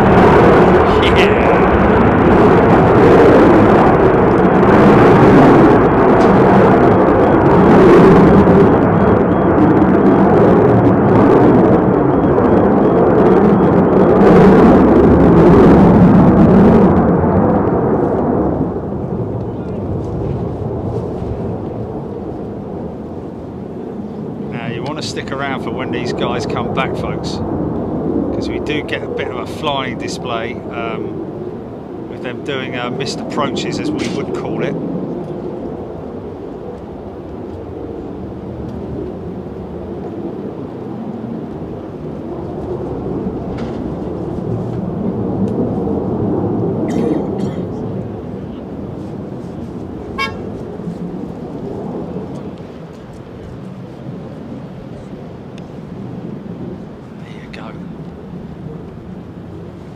There you go.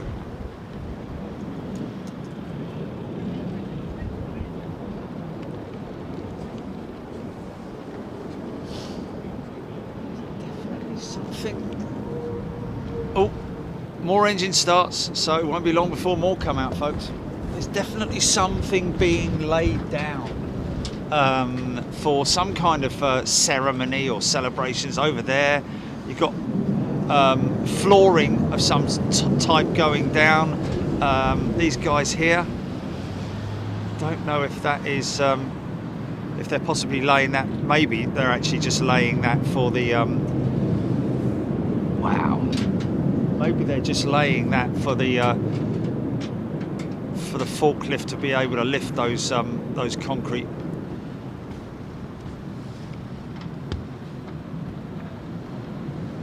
barriers. Not sure what it's all about, but anyway,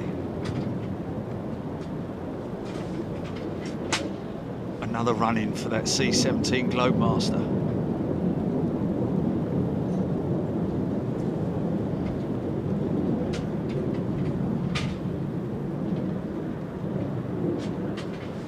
seeing over there, folks, is the RAF Mildenhall base, home of the 100th Air Refuelling Wing.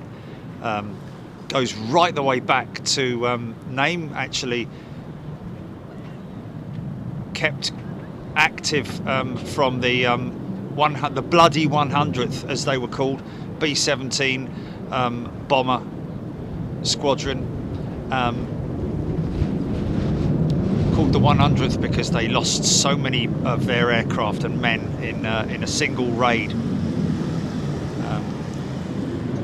Look that up on Google. Very interesting read. Brave boys, and I say boys because most of them were young men. Fearless. I say fearless. Probably absolutely. You'd have to be. You know, mentally.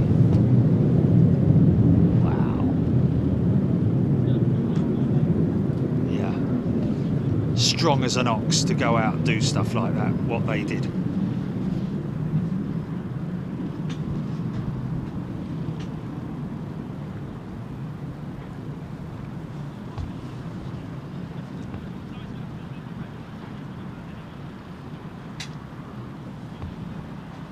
Jeffrey Phillips, so much activity today, an outstanding show. Great, isn't it? Absolutely brilliant.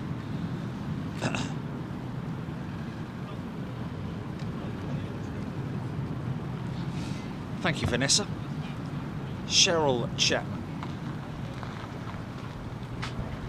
Looks like the Queen's Guard awaiting an arrival of a VIP. Hiya. Hiya. How are you? Thank you for doing what you're doing, because the thought of the aviation, either universities just doing film and they say aviation is a niche subject, but it's quite inspiration for me. So Oh, that's cool, man. Oh, that's great, mate. That's really good. So how long have you been doing that then?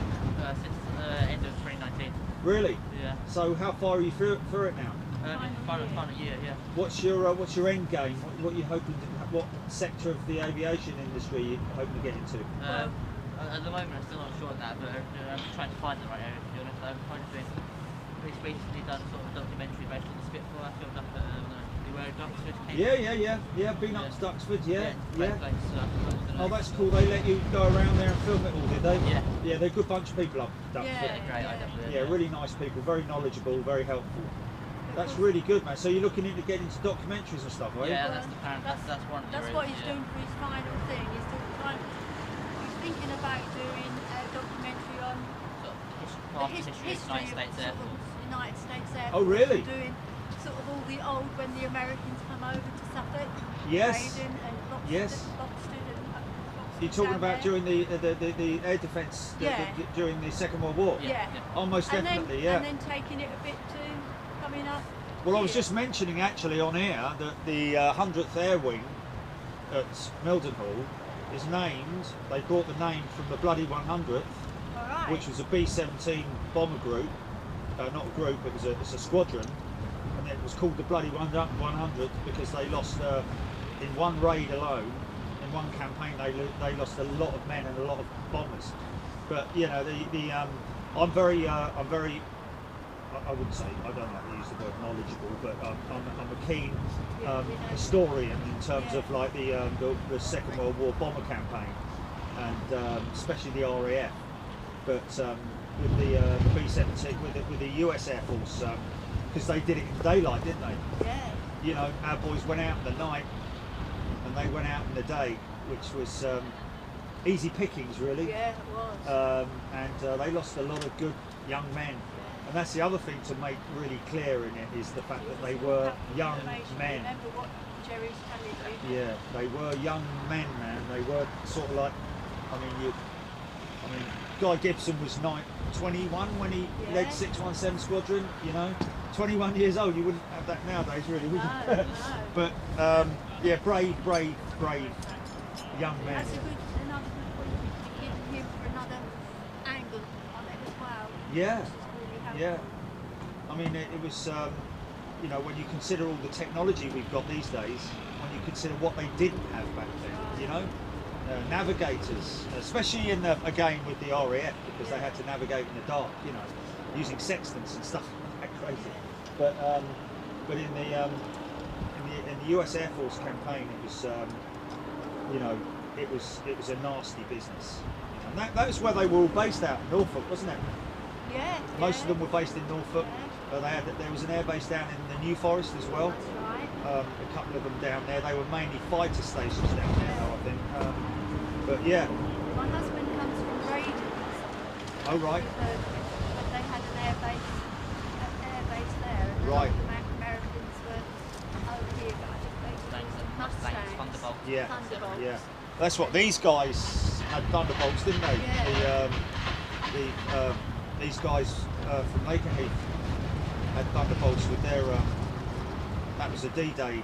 They were supporting the D-Day landings and all that. But yeah, so it's a great subject, and you can just. I would recommend. I would definitely recommend.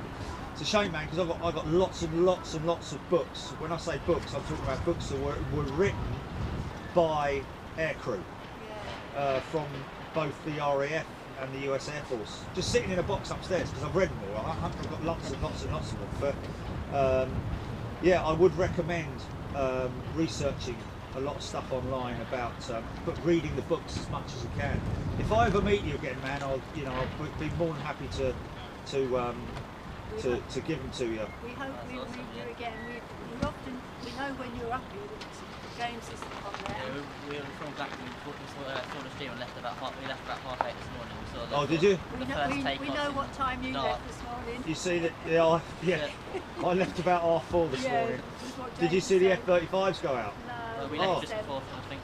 Oh, really? Oh, that was. We came up last Wednesday. We caught a couple of them just taking. Yeah. Two ships taking off. Yeah, that's what happened this morning about 7 o'clock. Do you want a sticker then, fella? Oh yes. But if you send us an email, contact@bigjet.tv, send me your address, mate, and I'll send you those books. This is James, by the way. Nice to meet you, James. What's your? Yeah, I'll just send you. My email is j.arders@gmail. Yeah, just send us an email to contact@bigjet.tv. Yeah, and then we'll. You know how much knowledge you've got, and as you've just said, you've even got more knowledge in the area that is interested in doing. Yeah, definitely. Final film. Yeah, definitely. Yeah, yeah. And I always love to pass it on as well, because it's a very interesting subject. If anything, it's to appreciate what they did, you know. You want to take a photo of you up there with your equipment? Oh. Am I allowed to do that or not? Of course you can, man. Of course you can. It's not a restricted area. And then we'll let you get back to the film. Is that good? Yeah, that's fine. Got good light there, yeah? Nice one, man. Thanks Very best of luck, James. Yeah, send me that email and I'll package those books up and send them out to you. All right, mate. Take care. Nice to meet you. Cheers. Oh, bless him.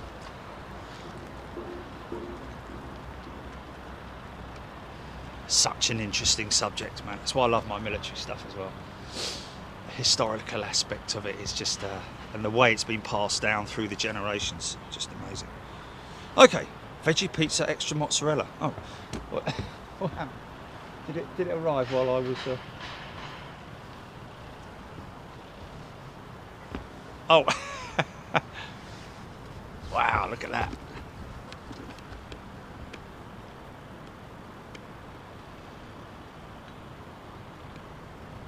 Yeah. Nice bank turn from that C-17 Globemaster. What's that following it? What's that? Blimey, he's coming in hot, isn't he? Is that C-130?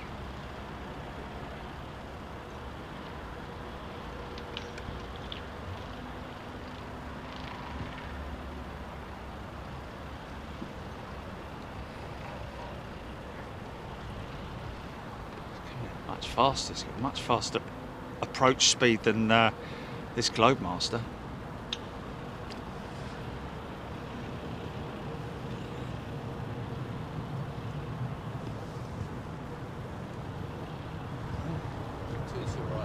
Two shit. Okay, two shit.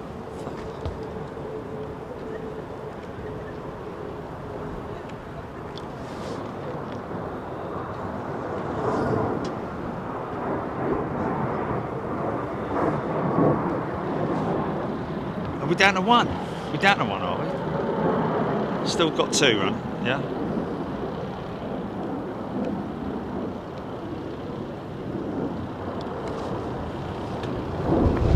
Blimey.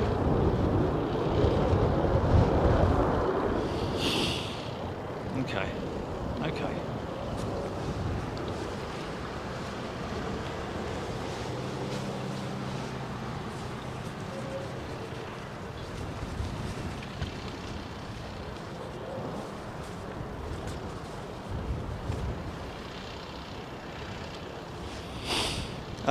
He's probably confused because it says US Air Force NATO exercises. Mind you, it does say RAF Lakenheath, doesn't it?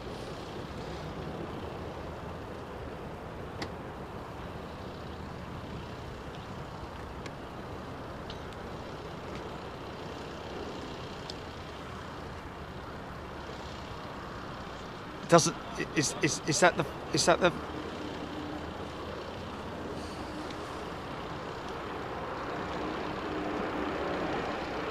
Here we go. Punch it.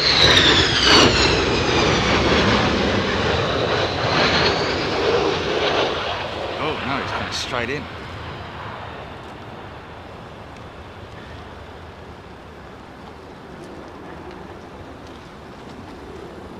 It's called aero braking, that, folks. If anyone's wondering why he's doing a big wheelie.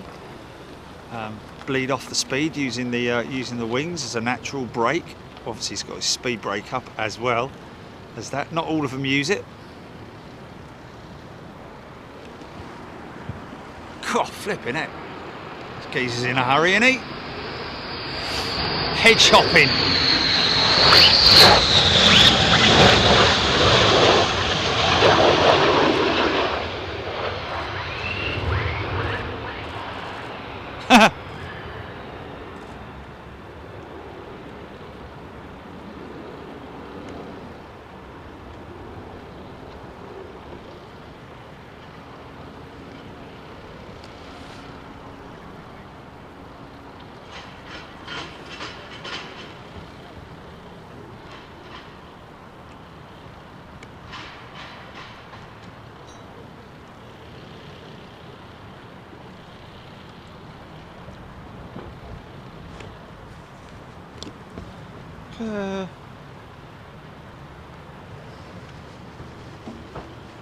James Milligan, what is the approach speed?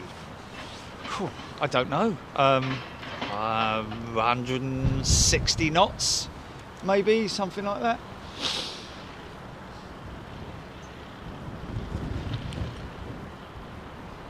Andy Kitson, those two back from Wales. Was that the Mac Loop that they were?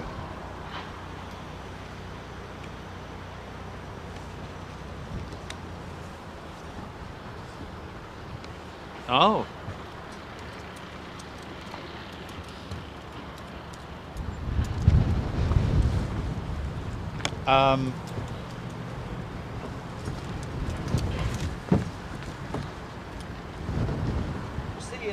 How's the title read then, Jelly? How does the title actually read?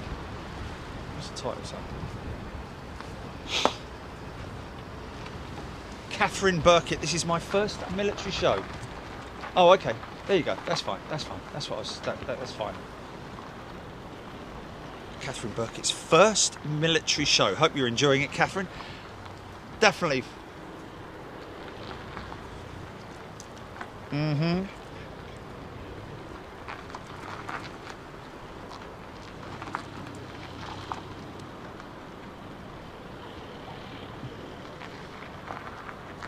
Paul MK, next 2 from Wales are just over Bourne. Oh.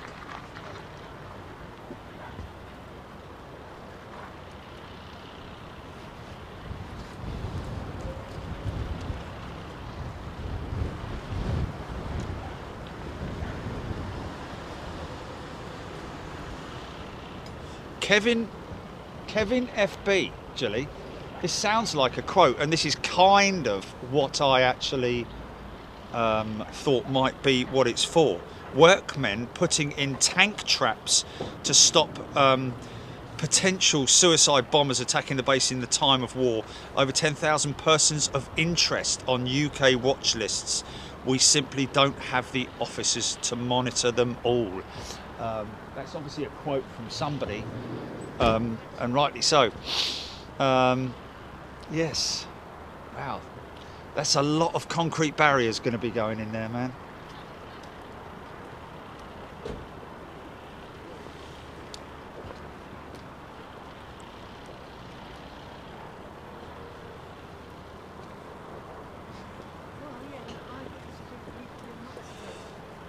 Keith Williams, good afternoon to you. Yeah, I mean, this is obviously a bonus show if you're watching new to Big Jet TV. We do normally a midweek show and one show at the weekends. We also travel over into Europe and also the US with our members, which is great now that we're traveling again, and great to have those folks with us.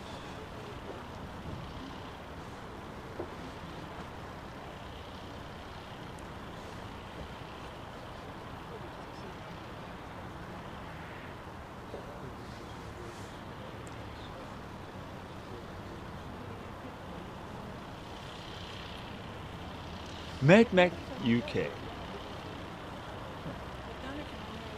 Yeah, obviously that person who thinks it's quiet has just arrived when they've all gone.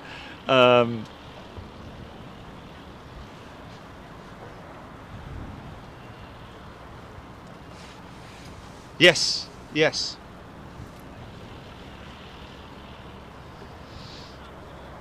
Yeah. Deterrent, isn't it?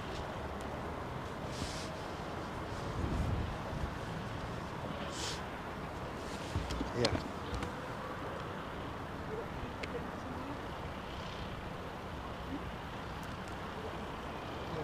Oh, sounds like another two ship. Oh, maybe not.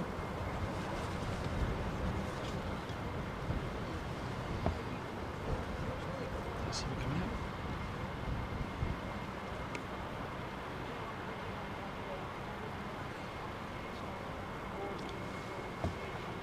That's a returning jet, isn't it?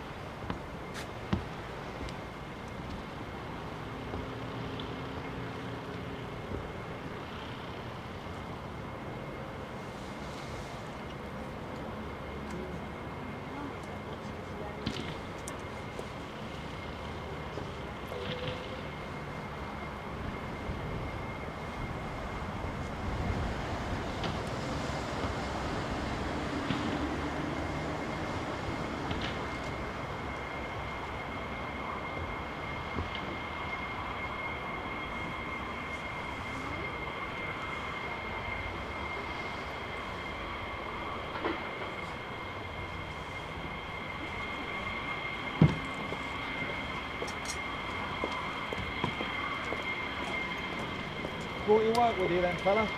Yeah.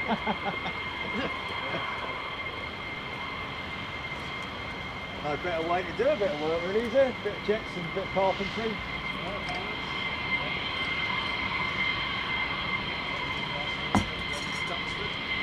Oh yeah?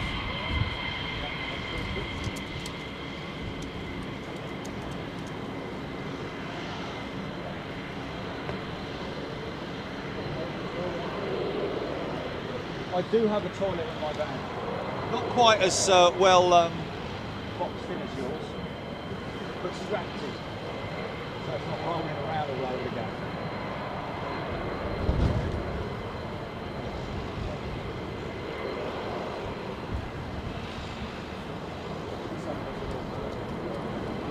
That's it, blimey.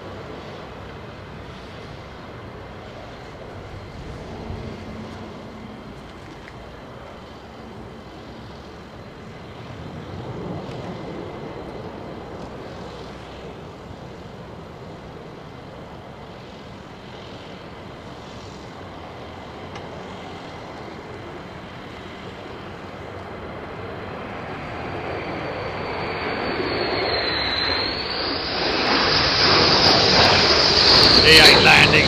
Surely not. He is. Oh, easy, son.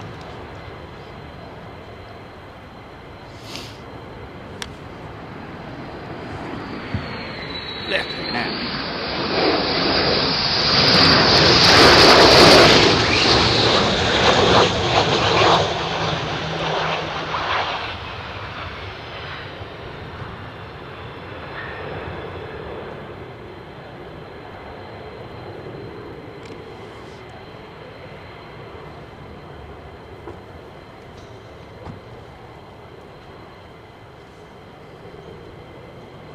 Skills.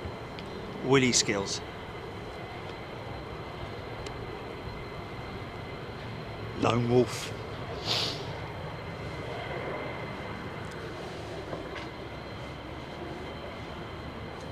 Moon phased. Does anyone know if these fighters have to be in contact with ATC? Moon phased, they have to be in, yeah, military ATC. Obviously completely unlinked to civil ATC. However, there is a link there if needed, if you know what I mean.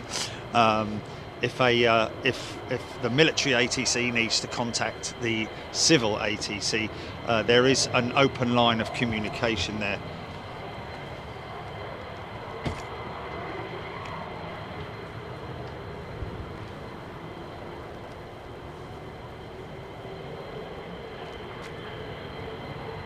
V22 Osprey right there, folks.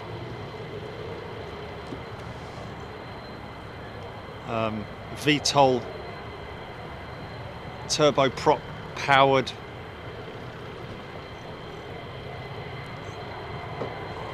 troop carrier.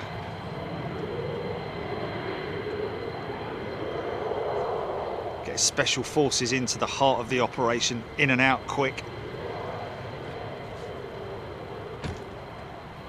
Has a fully rotatable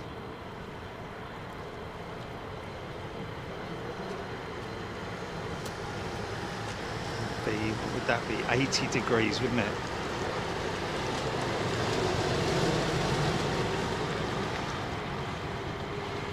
No, it wouldn't be, sorry.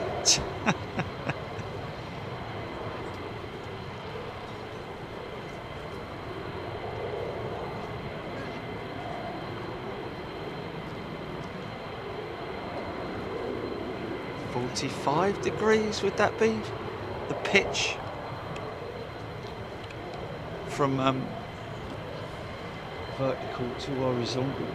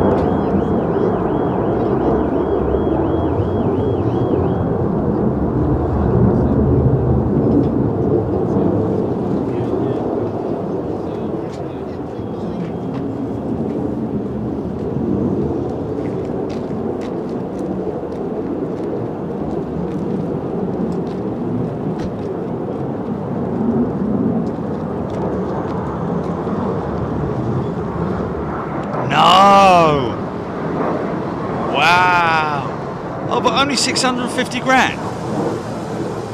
So it must be small gold bars then.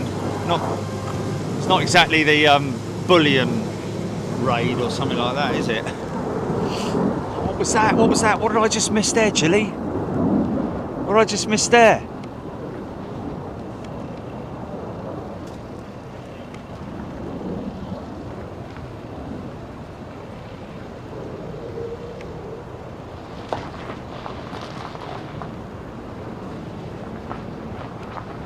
Emirates 777. Birmingham to Dubai.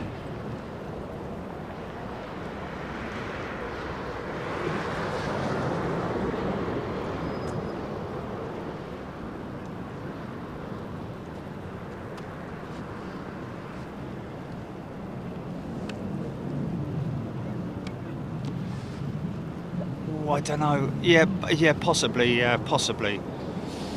Yeah. Yeah.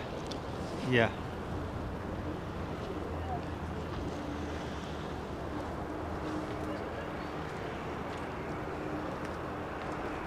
Come on, son.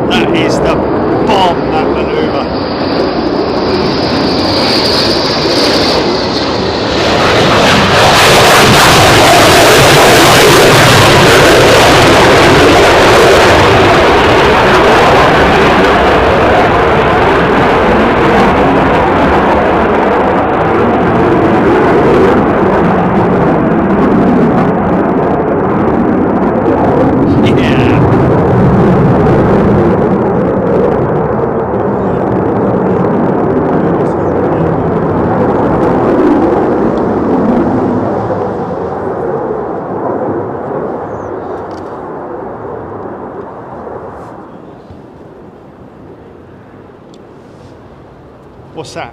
What's that? Oh, yeah.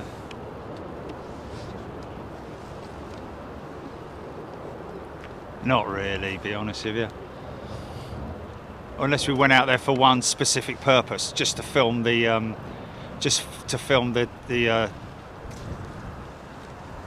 where is it? Yeah. But isn't the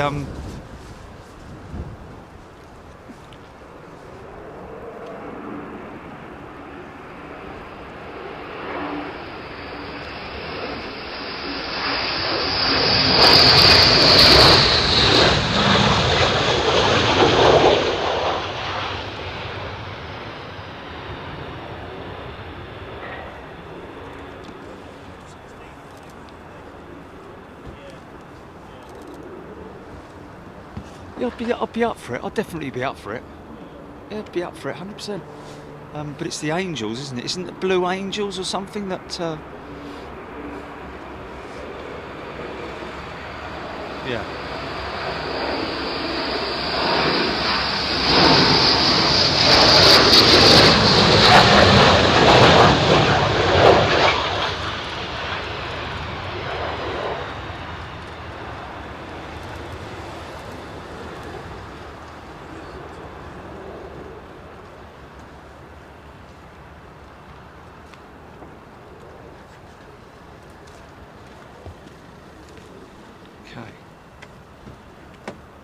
I just love that manoeuvre, man. That pull up and flare left, just fantastic.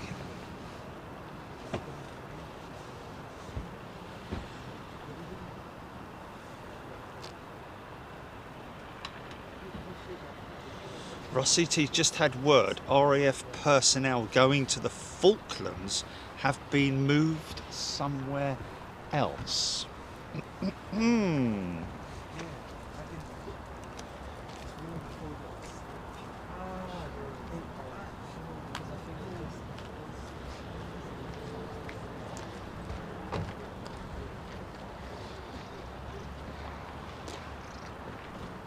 Mike Smith, I think you're right. ADSB showing that they're coming back from the Mach loop.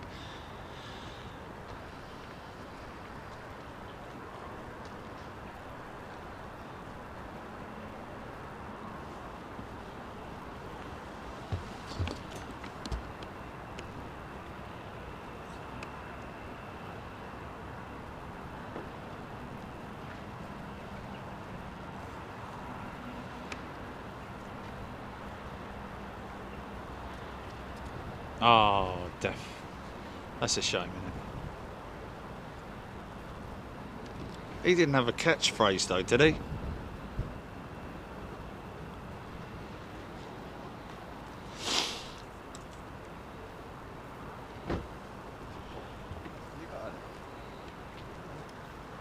Oh yeah, film whatever it was, whatever year it was. Yeah. Tiny 7 used to be able to drive inside the base at Luke Air Force Base, I'm guessing that is me, as long as you didn't cross the red line. What happened to that pizza then, Jilly? Is it dead? Is it gone? Is that the end of it?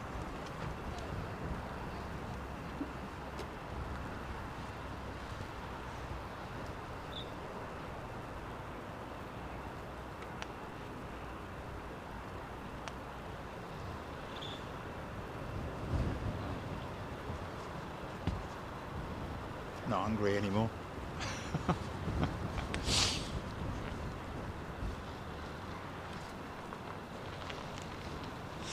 Dave Yearsley, is the Heritage F-15 still in service flying? You know the king.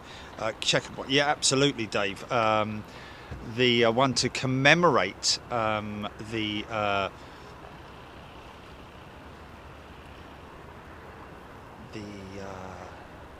aircraft that was used during the D-Day landings. I don't know is the answer to that. We have seen it on a recent show. Well, I say a recent show, one of our recent shows, but it's a C model, isn't it? So chances are that aircraft will, along with the other C variants, at some point.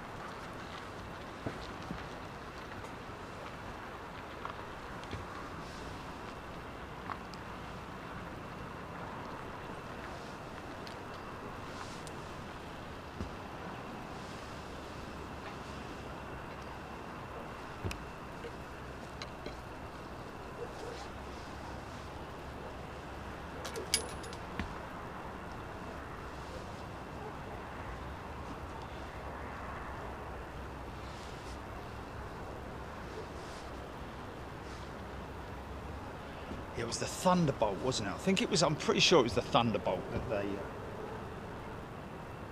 used. Oh no! Here it is. Blimey! Literally, just move it from one tiny spot to another. It must be. Jeffrey Promise. I live in PA, Pennsylvania. Is that the 911th Air Refueling Wing at Pittsburgh? Pitt is nice. They have an area in the parking lot for viewing, just very little movements. There we go. And did they even try to deliver it? What's he on? Is he on a bike? Is he in a car? Is he in a 40-foot container? Is he going to drop it in with a V-22 Osprey?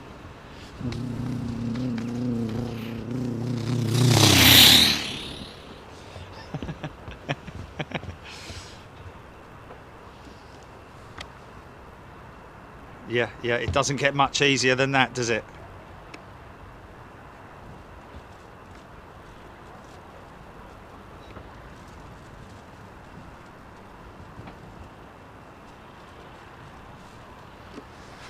That's another thing I've got to do tomorrow, and it's shop orders.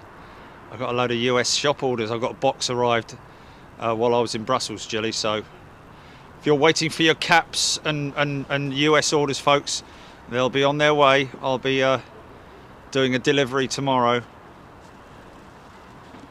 Pop a little extra sticker in there for you.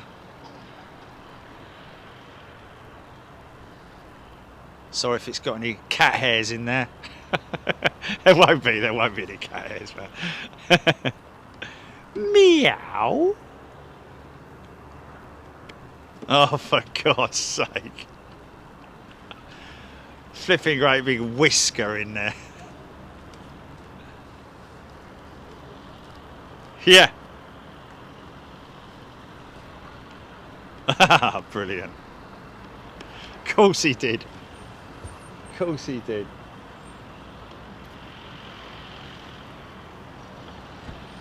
Where the hell's this guy with Avec la Pizza? I doubt they deliver it in a car, would they? It's got to be on a. It's got to be on a scooter.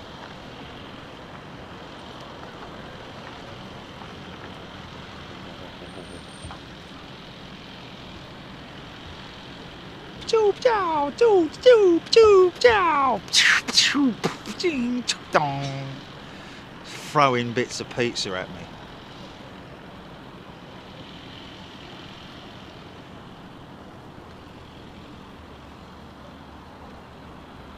Well,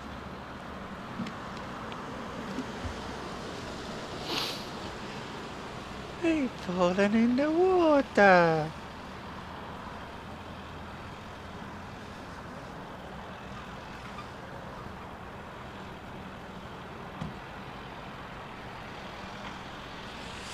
Robert Leatherby, yes, it was a shame about the Brussels connections issues. However, we feel that we have now dealt with the issue, and we'll have to go back, Julie, just for the sake of, just to you know, just to stick two fingers up at, yeah. Hello, do we have a bit of a emergency? This is not a drill. Okay, we've got an aircraft on returning. Do we have a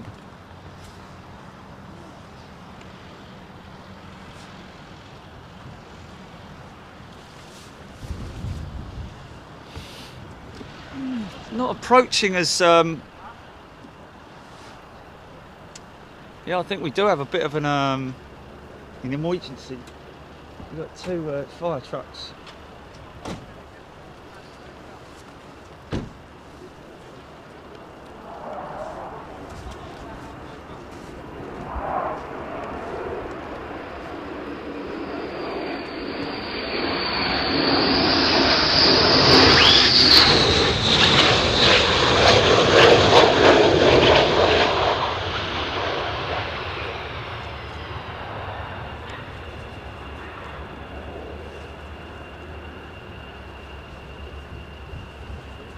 Obviously, I don't know if that is.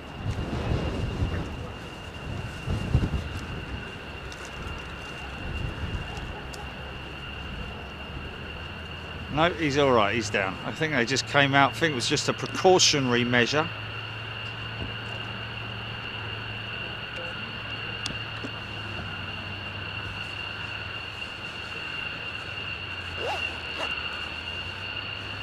P-47 Thunderbolts, yeah, okay, so part of the 9th Fighter Wing, right, okay. Fighter Group, sorry.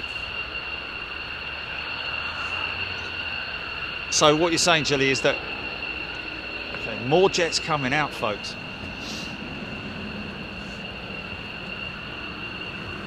So we still have hope for the pizza, do we? And I bet you it'll arrive. I bet you it'll arrive and about 50 jets will come out and it'll be freezing flipping cold by the time I, you know.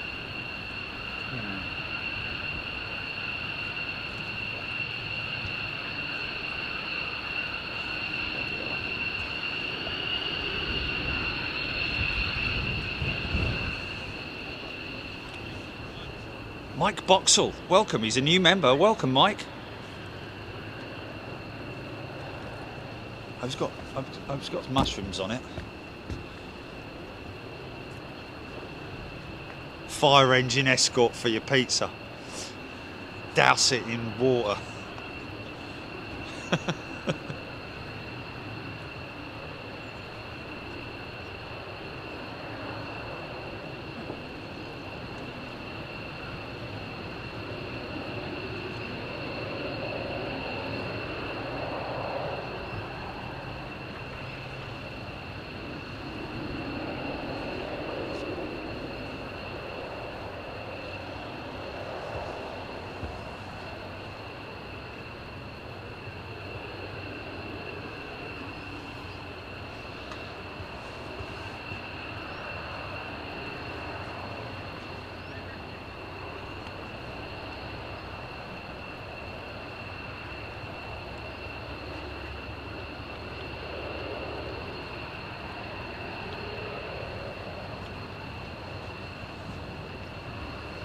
Blimey.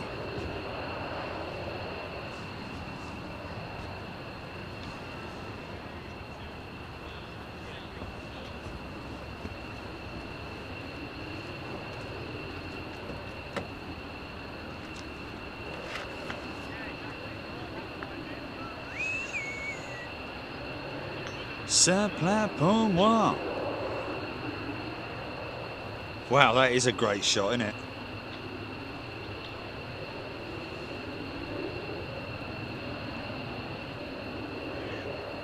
Oh, Mark Mika. Absolutely no problem at all, and no rush, Mark. You know, don't feel that you have to, in any way, feel obliged to join in terms of membership. It's entirely up to you, mate. No pressure. If, when, how, what, why, where. It's entirely up to you, mate. But thank you anyway for letting us know. Texas Taco. How many 15 CDE models have left today? Oh, blimey. You'd have to scroll back and count them up. Guy Burton.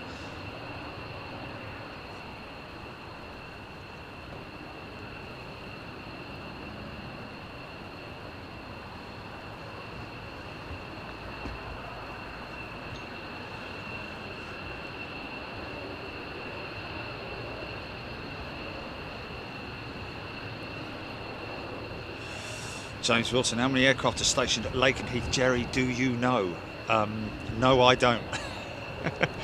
Got far more, mind you, I don't know if they've got far more aircraft stationed here at Lakenheath than we have at, for example, Coningsby. I don't know.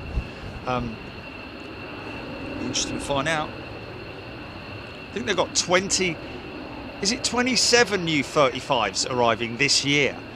So there's 27 C and D models that are going to be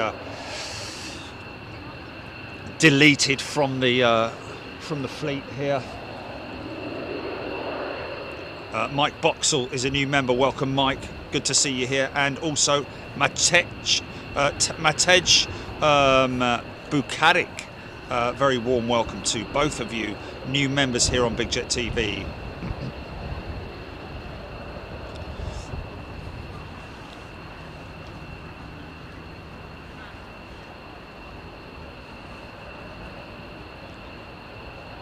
Brilliant.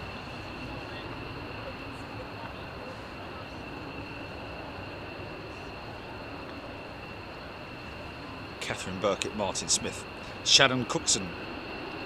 Where's your pizza coming from? Italy. In the sky, reach the fire like a big pizza pie. That's amore.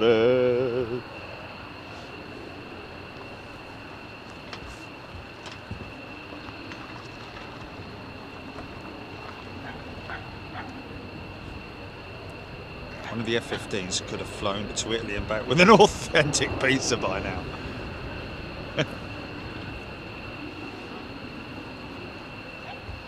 Maybe they got taken out by one of the Ospreys.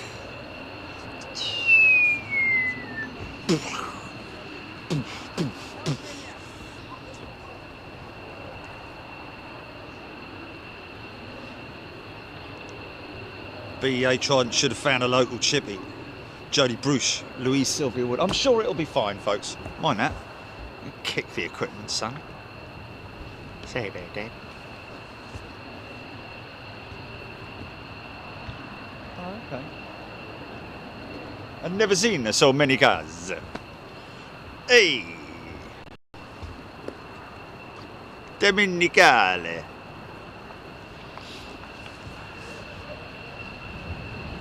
I just realised the other day why the reason possibly why Alitalia have been rebranded ITA, because that's the designation they have on their jerseys and stuff like that when they're racing and stuff like that. ITA for Italy, isn't it? So I'm guessing carrying on that thing.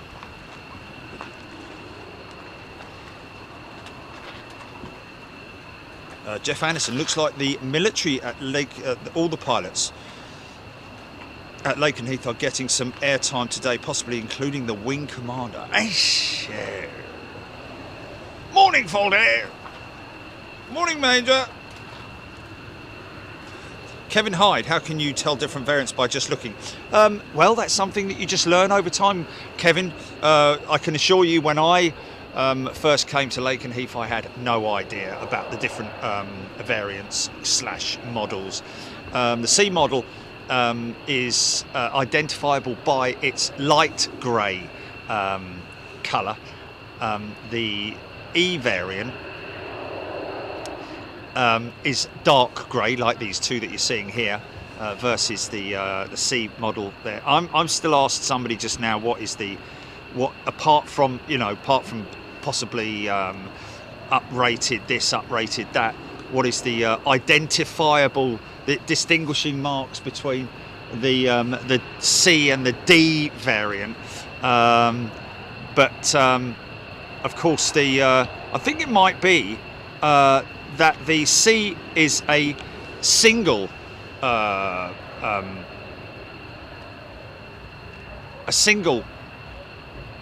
pilot, and the D variant may be the fighter bomber, which has the dual seat with the bombardier, so to speak, sitting in the back seat, much like these E variants. And the E variant also has, if you look at it head on, it has a bulge at the side, which is extra fuel tanks, and also has extra racks on it for missiles and bombs. Oh, come on. I'm not hungry now. Is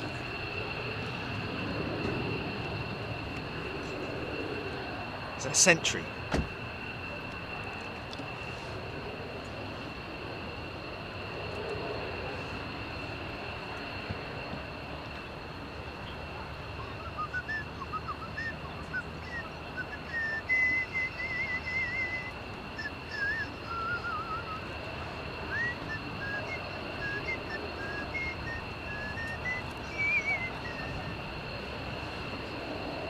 On the moon, it's the sky like a big pizza pie. It's morning.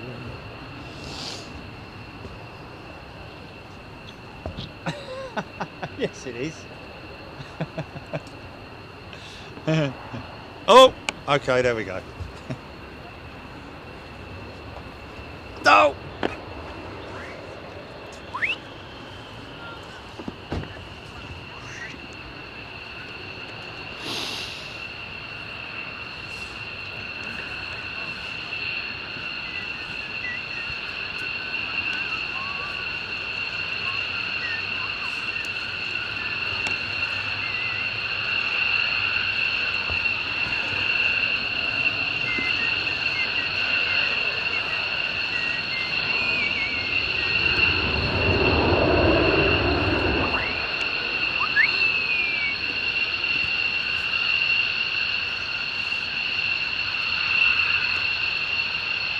Yeah.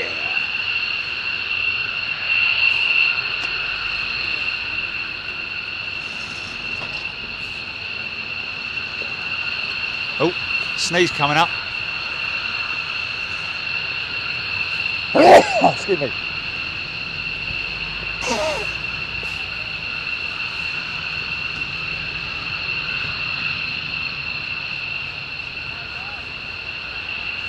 Yeah, can only do so much.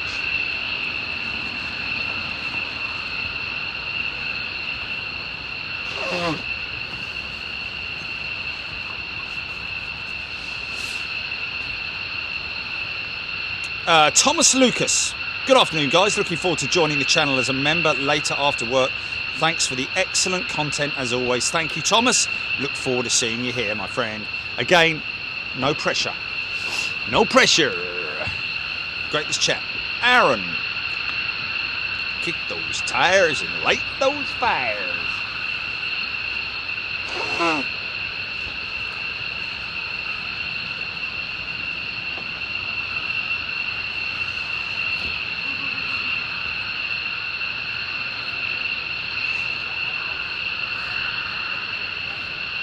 Anne Hartley, thoroughly enjoying today's show, absolutely loving it. Thank you, Cherry and Chili, of course. And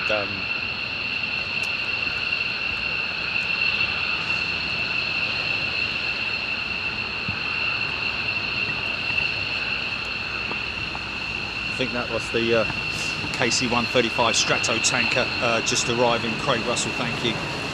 Keith Clegg, Robert Pimlott. Could have grown a pizza quicker than this in one of them little, you know, thingy jars, whatever they're called.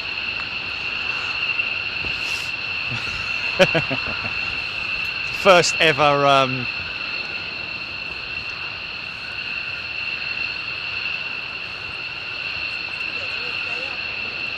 Arthur Benny. Arthur Benny. Arthur Benny asking about hats, Jilly. He's Superclass, yeah? It's way back. You're going to have to scroll way back. Arthur Benny, just email us, contact@bigjet.tv, and we'll help you out, my friend. Thank you for your support.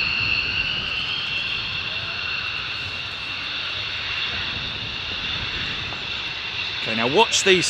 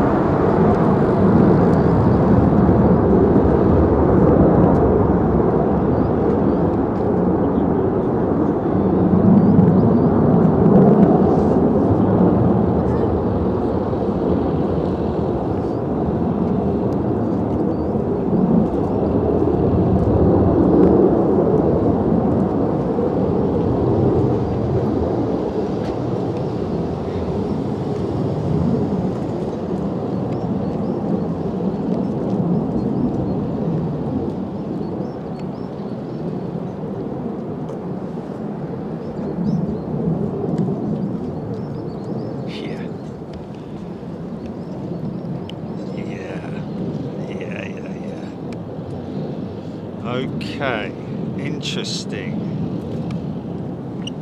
Now, chocks are still laid out.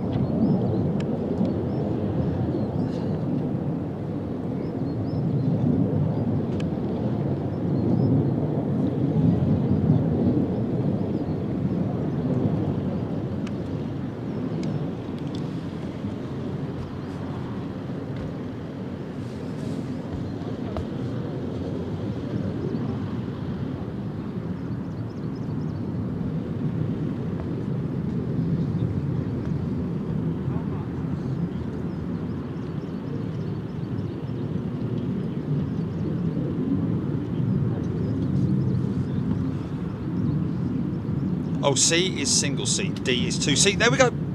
I said it. That's what I said. And he's got it right. Okay, so the single C is a single seater, D is a two seater. D will still be the same light grey as the C model, and of course the E is a real standalone variant, which is the most up-to-date model, which will sit alongside the F-35 jets as well.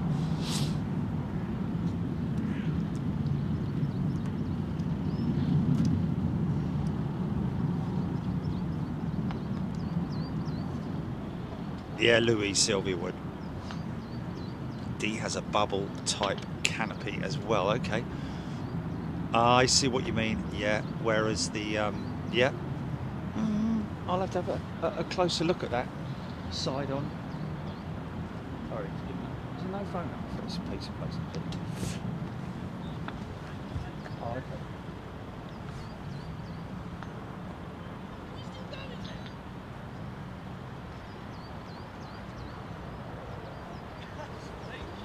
Oh.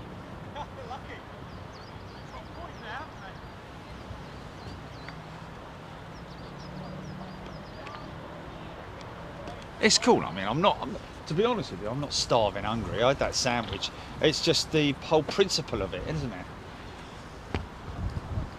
It's an hour late. Brilliant.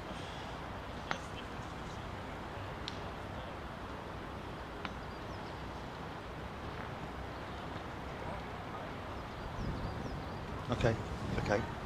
Okay, go on then. Answer it. Okay, pizza guy. Okay, got ATC onto us, the pizza guy.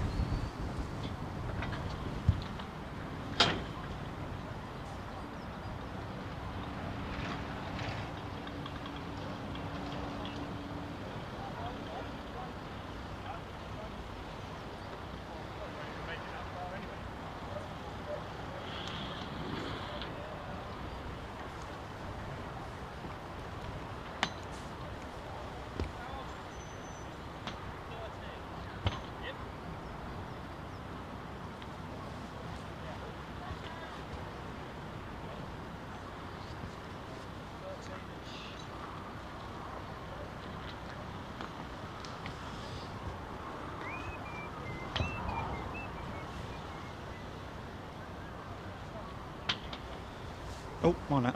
Say it, Dad.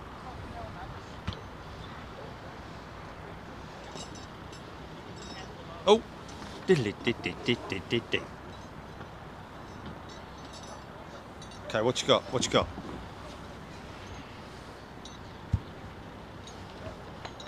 There's been a technical issue with Uber Eats.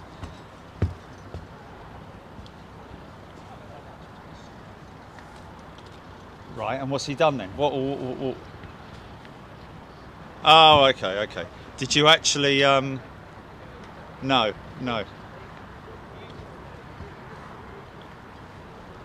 So hold on a minute. There was a technical issue with Uber Eats. Yeah.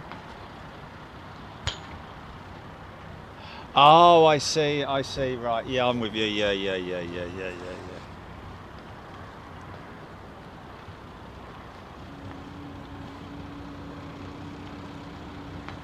Sorry about that. Hayward Steve.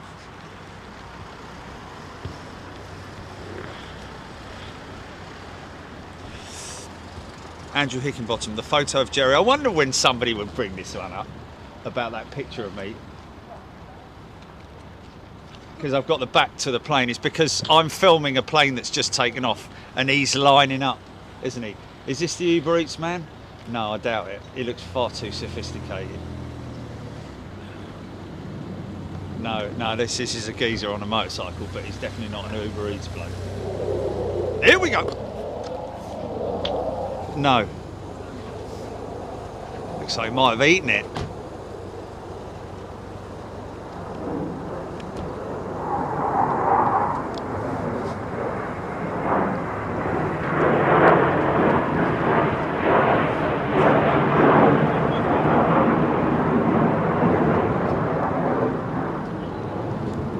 Uber Eats gone tech, yeah. Parked over on a remote stand.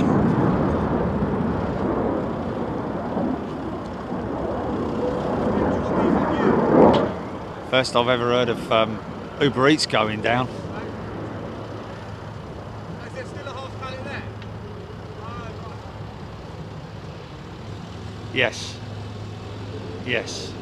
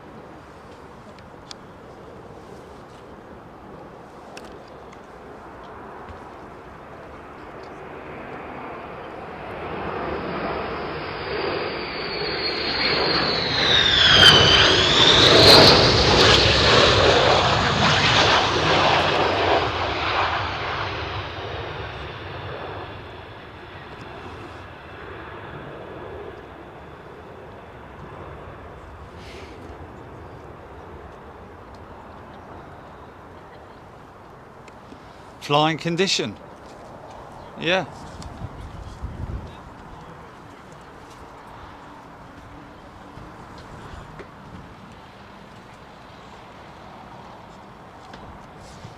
Yeah.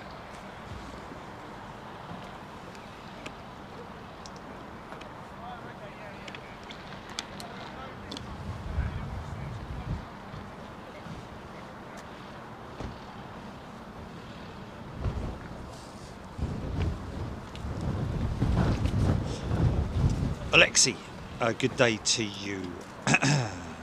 James Doink, Andrew Hickenbottom, Daniel Pearson, Michael Hogan, Kevin FB, why don't the transit vans have orange lights on them while offering a taxi? Well, this one does, kind of. The other one doesn't. Neither does the other one. Don't know if it's absolutely necessary. I know what you mean. I know what you mean. John Curry.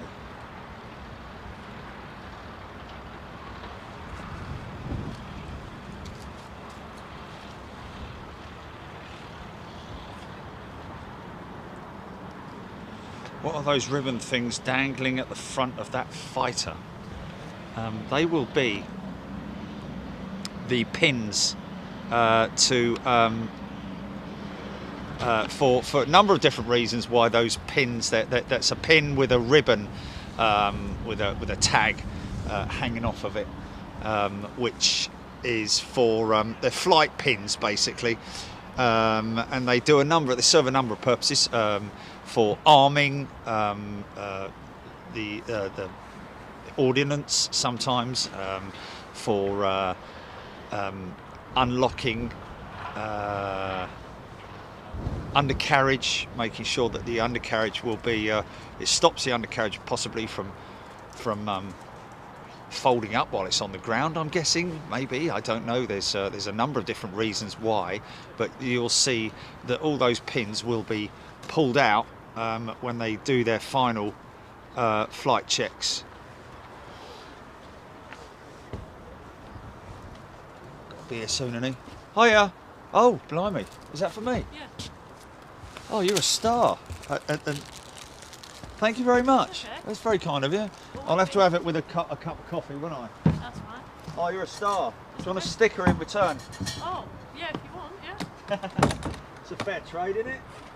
I suppose. Mini roll for a sticker.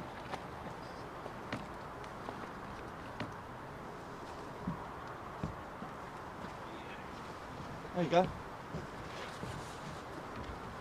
Thank you. Okay, pleasure. Thank Can you. do us a favour? What's Will that? you say hi to all of our friends on All Things Aviation? Okay. From Danny and Ian. Okay, from Danny and Ian. Yeah. Hello to all their friends. Go on, why don't you say it? Hey guys, we just wanted to say hey from Lake and Heath to all of our friends and members on All Things Aviation. There we go. Yeah. There we go. Is that a website or something, or? It's our Facebook page. Oh, lovely. So. Oh, fantastic. Are they watching? Mel and Lucy probably will be. Oh, okay. Yeah. Nice. Okay. Yeah, we know Mel and Lucy. You do, Yeah. yeah? Yeah. Yeah, really good friends of ours as well. So. Yeah, Mel Singleton, isn't Yeah, it? yeah, With Mel her Singleton. daughter Lucy, isn't Yeah. it? Yeah. Yeah. Cool. Yeah. Great stuff, man. Thank you. No worries. Very kind of you. See you later, Derek. Take care. See you. Bye bye. So at least I've got someone who's delivered something on time. A mini roll. Got a solitary mini roll, which I'm going to really, really enjoy. It's a bit like being on. I'm a Celebrity, innit? I've got a single mini roll, which I haven't eaten for 48 hours.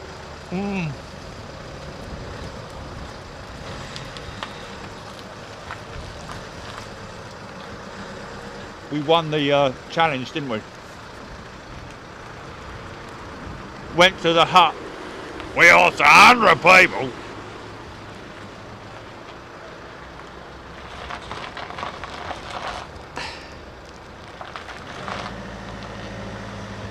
Well, I have to be honest with you, that's the first time I've eaten a mini roll in 3 bites as opposed to 2.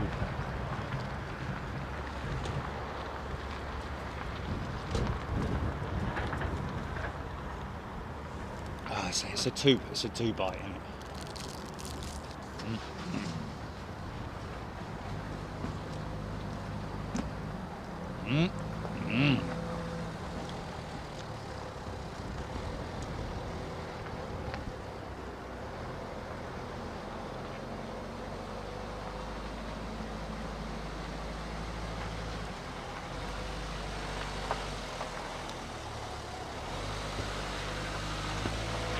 Side chambers that will work for food sign really work.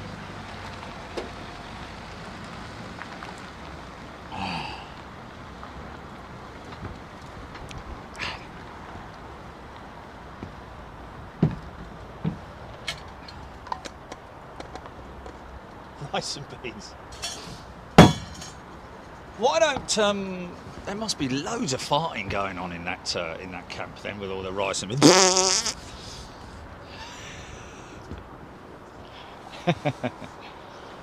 Who's up for the challenge then? Me, I gotta as they run up the road.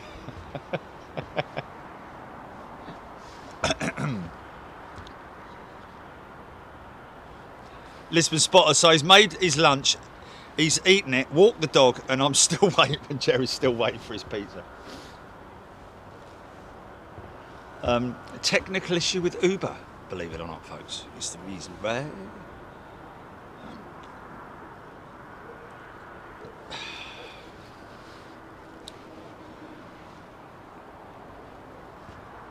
Full now.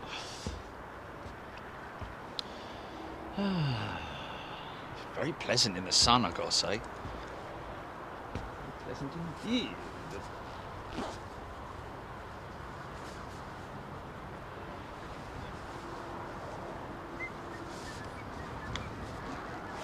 Oh, someone pulling in here. Can't be Uber Eats, not in a fancy car like that. Oh, it's the restaurant, is it? Oh. Oh, Uber takes delivery, takes the order. It's a bit weird, isn't it? Oh, so they use the app, the Uber app, do they? And then that gets fed through to the restaurant. Oh, okay. Oh, well, if they're local, then they must know where I am.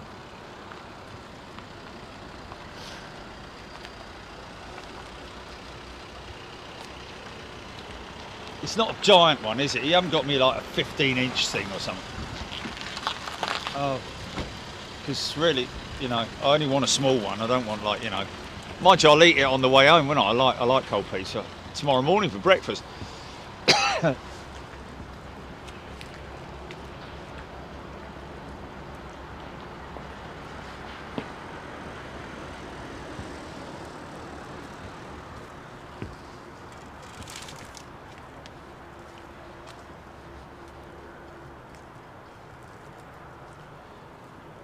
Mrs. H, the Russians have hacked into Uber Eats and cancelled pizza.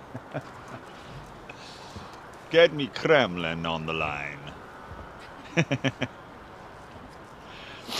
Get me Uber Eats. Is something big going on today? What's that, mate? Is something big going on? Well, it's just ramped up. They've ramped up their efforts since Monday through to today. Oh, because of Russia, right? Yeah, I guess. Yeah. Something to do with it. It has been busy, honest. We've had 20 or so go up, if not more. Had 2 35s go up this morning at 7 o'clock. Where are they going? Do you know? Wales? Norway, apparently. Norway. The F-35s. The other ones have a mix of stuff, but a lot of them going to Wales. Yeah. Yeah. Be a good day at the Mac Loop today, that's for sure. Right. Yeah.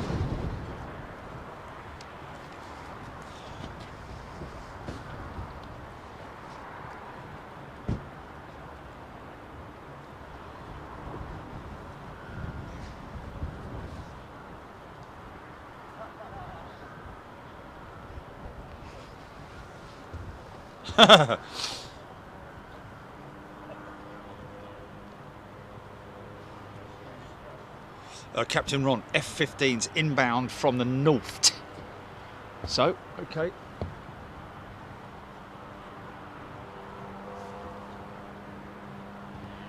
There was a, I think it was a 10 ship that went up, wasn't it?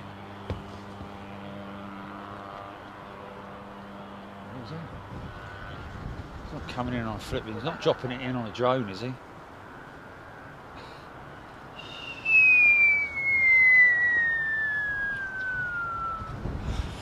Is it? Oh my good God. Oh. It's got to go through 2 different time zones. Wait a minute.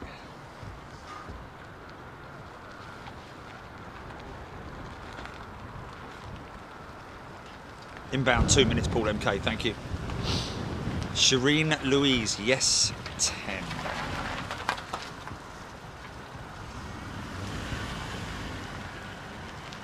What's that?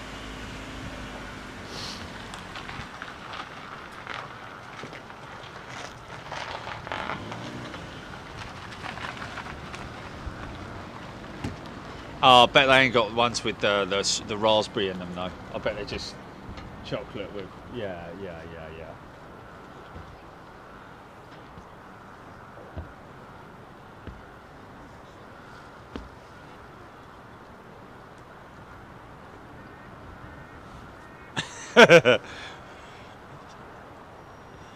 Side James, I thought ho-hos were generally kept in the red light district.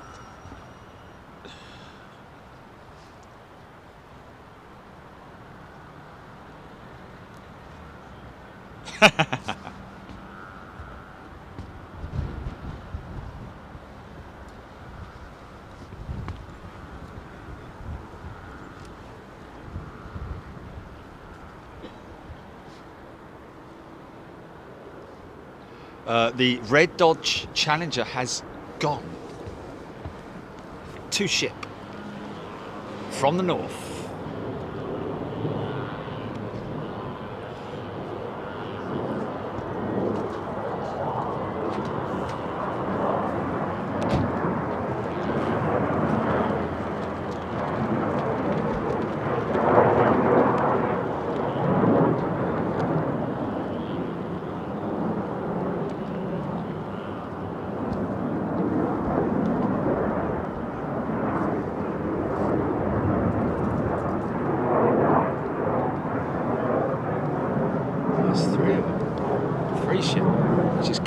As well, man.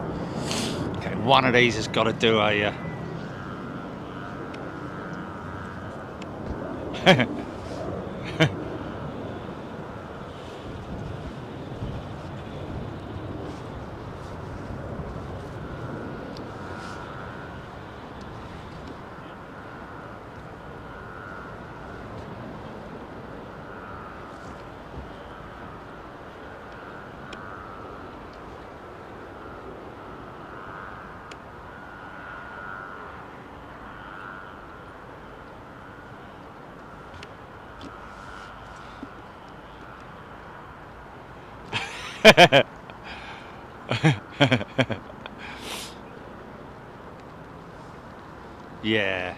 they are.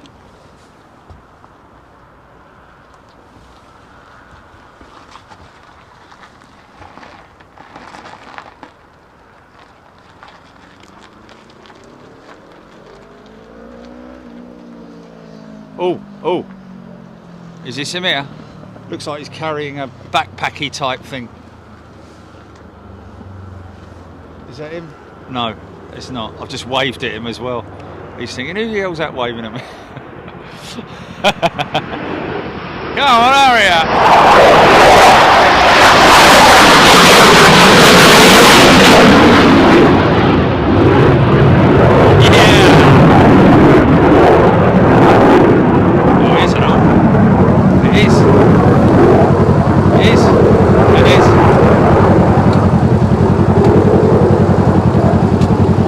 Typical, he arrives when he does.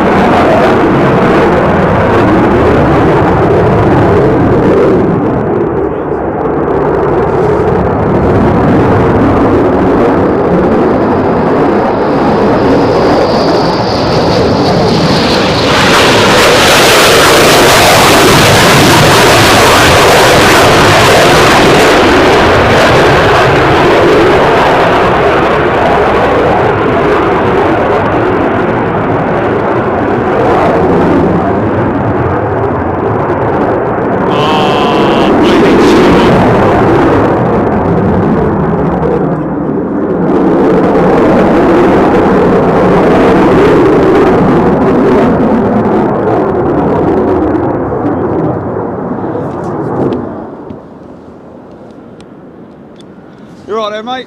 Yeah. Is that a pizza? Oh, it's not him. It's not him. I thought it was a pizza bloke. Sorry, mate, we're waiting for a delivery. I thought you looked a bit relaxed. Stripped down, taking his helmet off and everything. I'm like, blimey, a bit keen, isn't he? No, it's not the pizza bloke. Poor fella. Waved at him and everything.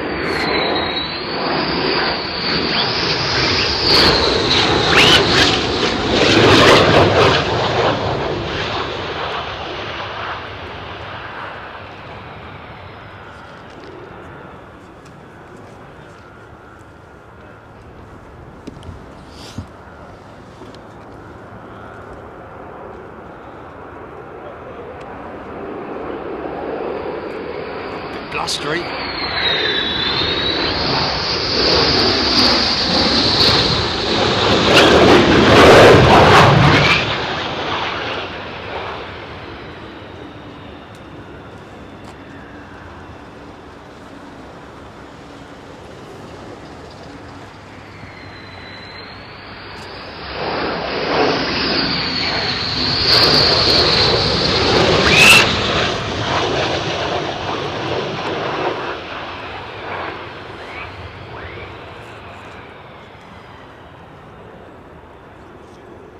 Quite unstable in the old wind, isn't it? Got a bit of a crosswind.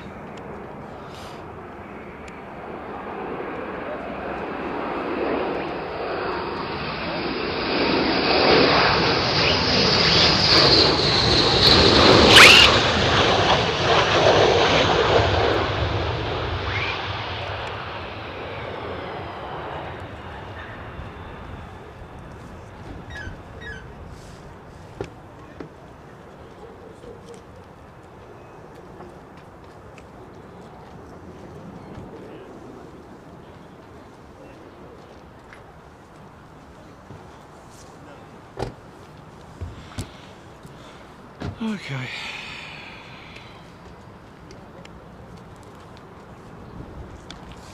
Sorry, mate. We're waiting for a pizza. I thought you were a bit high end for a pizza delivery fella, you know. Yeah. Oh well, never mind. You ain't got a pizza in there, have you? You ain't got a pizza in there, have you? I wish. How long ago did you order it? An hour and a half ago now. I think the geezer's just 3 hours ago it was ordered. Don't want it anymore. Not hungry.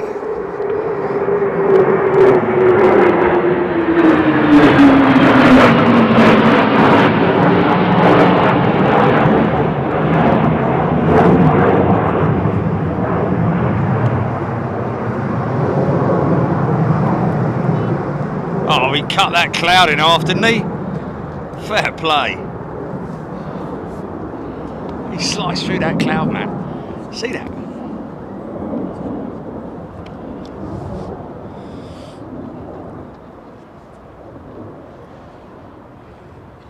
Can you meet me on the halfway down the M11? Just sling it in the window on the way past.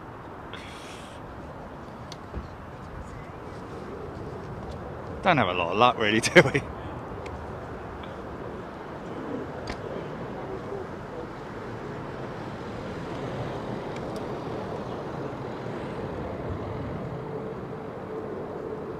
Oh, he's a loner.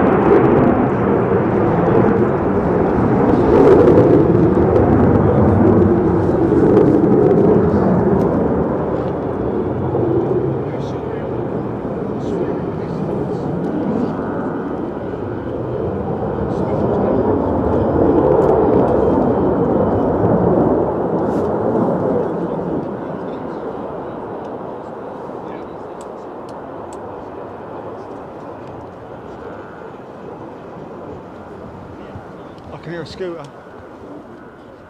Oh no.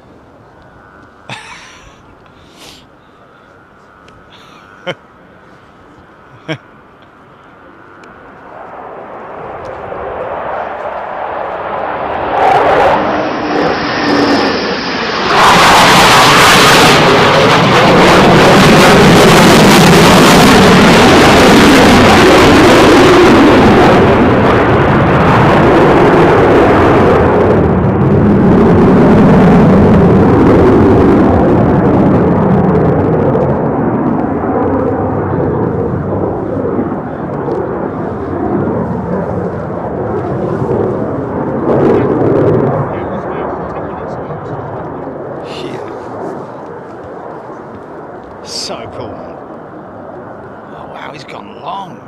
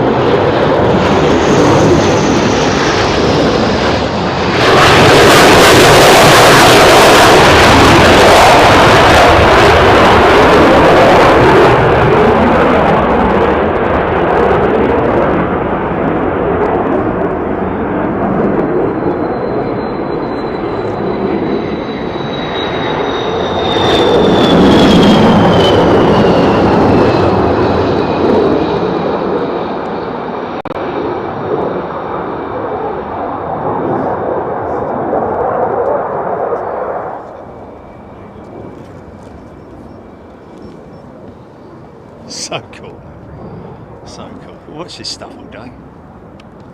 Film it.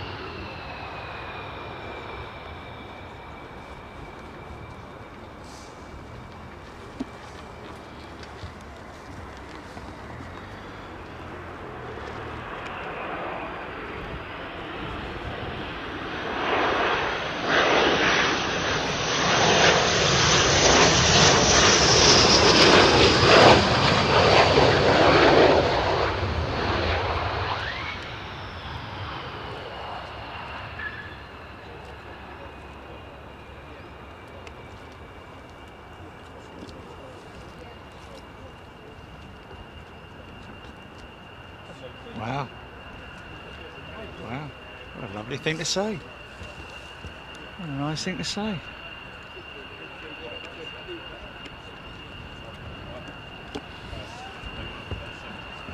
Right.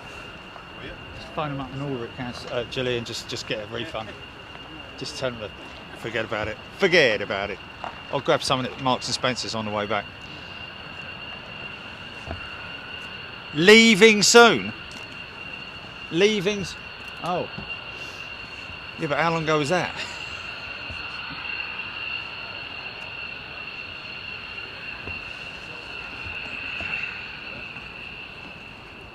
Yeah.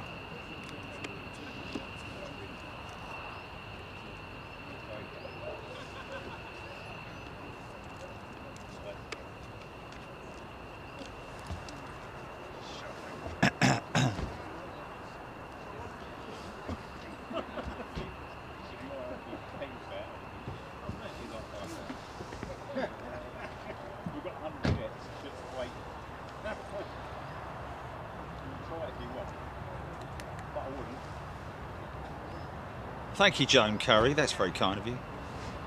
Jerry surviving on fumes. Surviving on adrenaline, really, more than anything else, on filming these planes. These jets, should I say.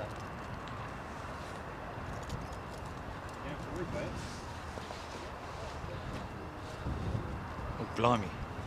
Is it a 7-hour stream? Have we been live for 7 hours? Oh my good goodness. Oh my good goodness, really. Wow. I was wondering why my legs were starting to fade a bit. Nah, man, can't have a break. Can't have a break.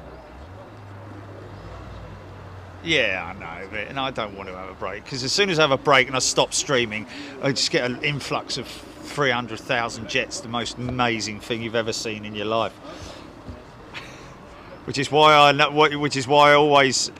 always reluctant to stop streaming here as well, because the amount of times I've stopped, broken everything down, driven down the road, and all of a sudden there's jets all over the gaff.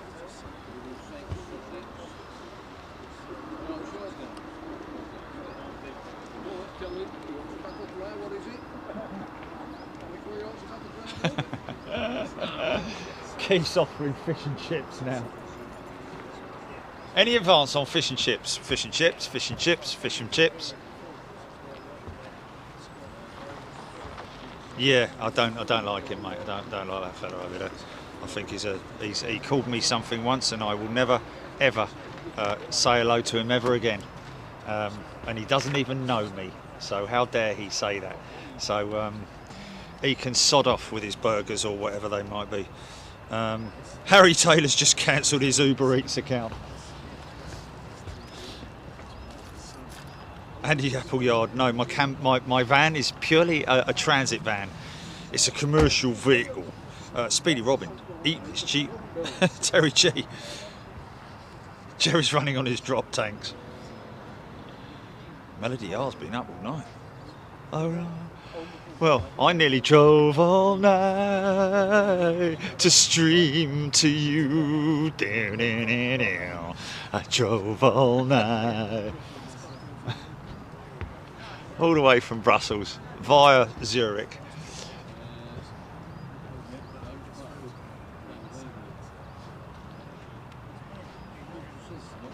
Paul Skinning, how about tacos?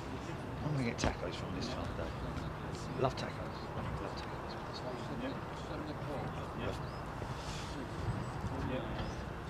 Speedy Ron, plenty of grass and gravel to eat. Cool.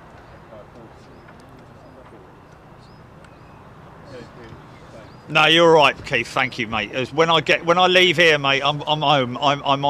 My autopilot is set for Bosch home. It's very kind of you, my friend, but I'm all good, thank you. Scottish deep fried pizza, Si Chambers. It is a transit custom. And the only reason why I chose it is because it's an auto. I don't know if it's it. When I bought it, it was the only automatic commercial vehicle available at the time. Steve Whitehead, don't ask about the tyres. That's funny, man. Yeah, don't ask about the tyres. You started it.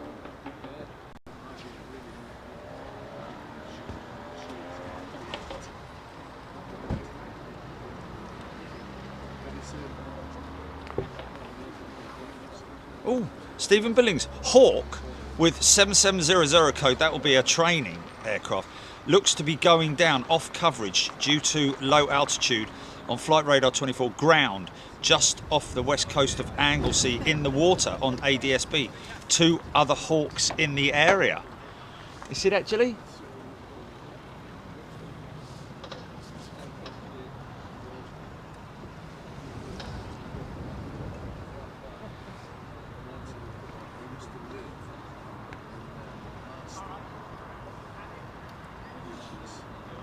Ants and chips. Oh yeah, I did. Well, remember the ants and chips, Jilly? Do you remember the ants and chips? That was at Lisbon, wasn't it? Was that, or was that Lisbon? No. Yeah. Was it Lisbon or? It was Marco Polo. Marco Polo. Yeah.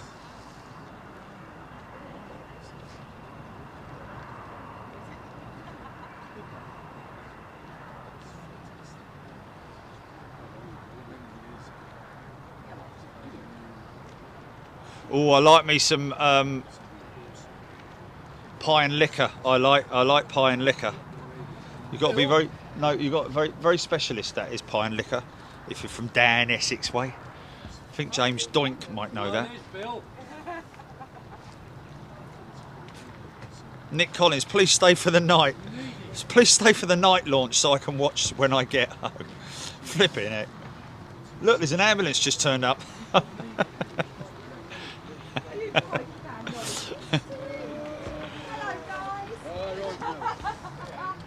Ant kebab.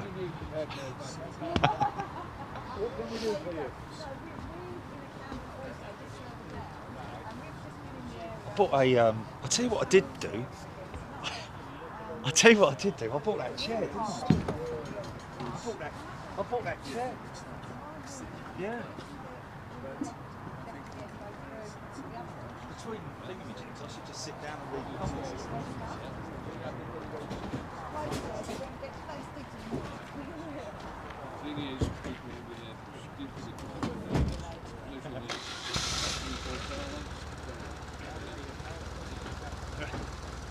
feel a bit of an idiot putting it up, but hey, whatever. It's a stall. I can move it when I want to. Right. There we go. It's not gonna fall over, is it? I want to tell you a story. There we go. How about that? Oh, that's nice. So, how are we all doing?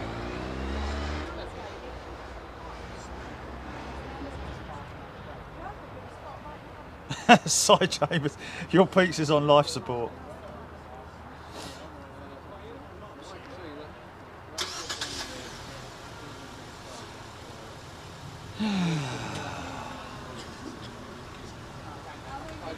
Frosty still live.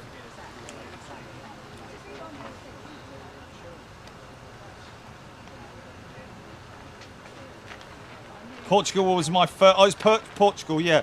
It was my first international show. Joan Curry saying, "I remember the ants and chips."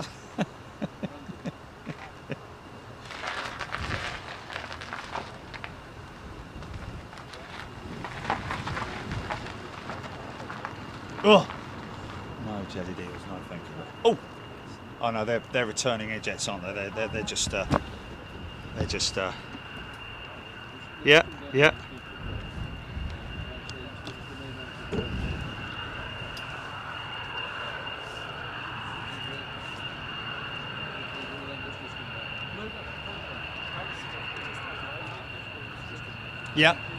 Yeah.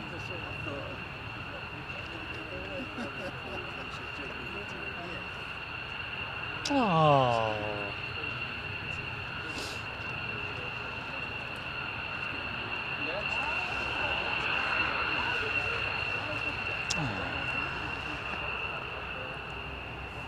Oh.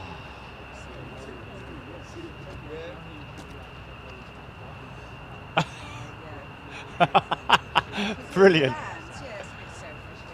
Oh. Lovely. Thank you very much for your help. So he said. Oh.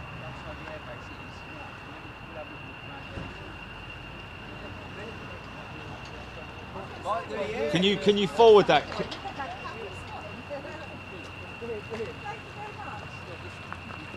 I'll be in Seattle. Yeah. What's the time zone though? They're on the same time zone as ours, aren't they? Yeah.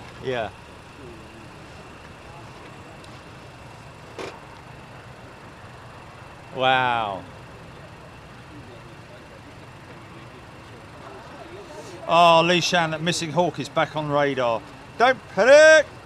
Now look how Watson. Check a bloody hawk.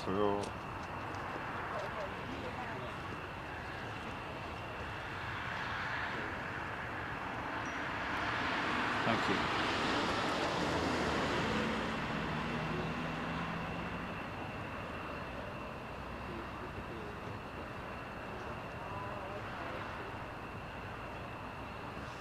Oh, isn't that lovely?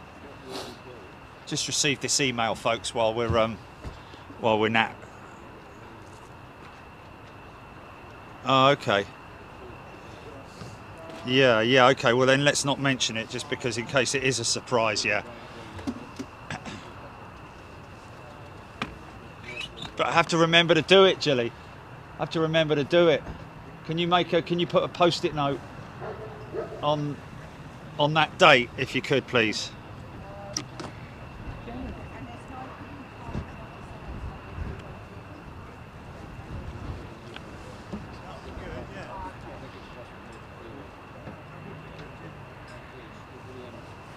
Yeah. Just message him back and just say, can we get his name and all that, blah blah.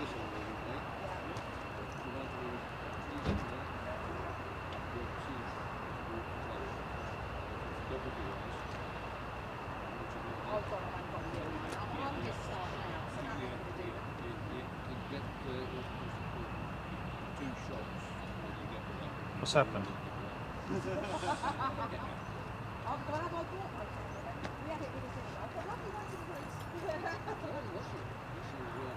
Ian Morrison, any returning F-35s?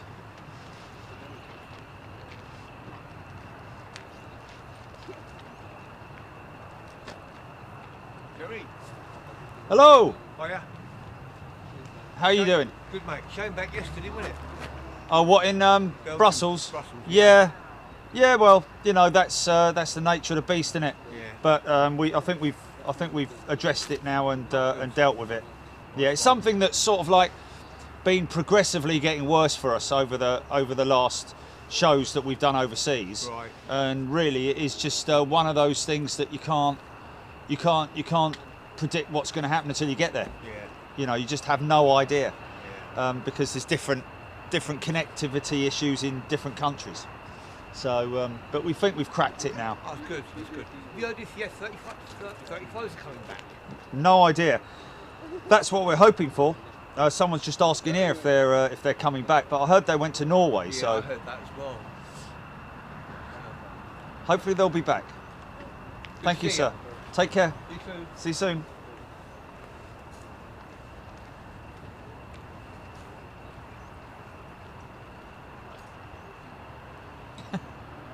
Just Jerry not put cheese on his pizza.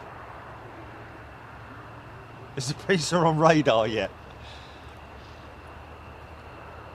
I think the pizza's ditched, isn't it? Is it squawking? 7070? Just phone them up and cancel it, mate. I'm fed up with waiting for it. Oh, Ewan Weech, 747 directly south of you, heading to Stansted. Would that be it there? Like that there? He's on the turn, but it looks a little bit high for Stansted. Stansted, read all about it. I don't know.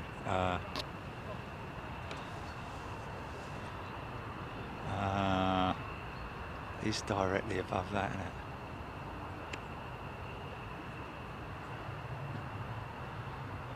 Don't look like a jumbo. That's twin engine, isn't it?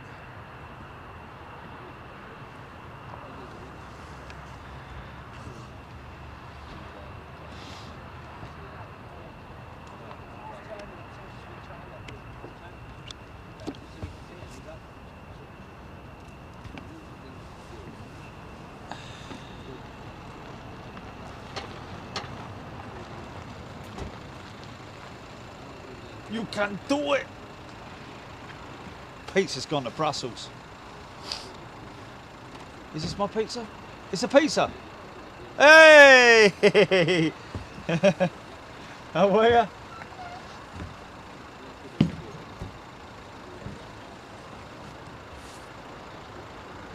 Why is she carrying a whole load of bags and stuff, Julie? Saving your life? Not hungry anymore. Oh. What's in there? What's this?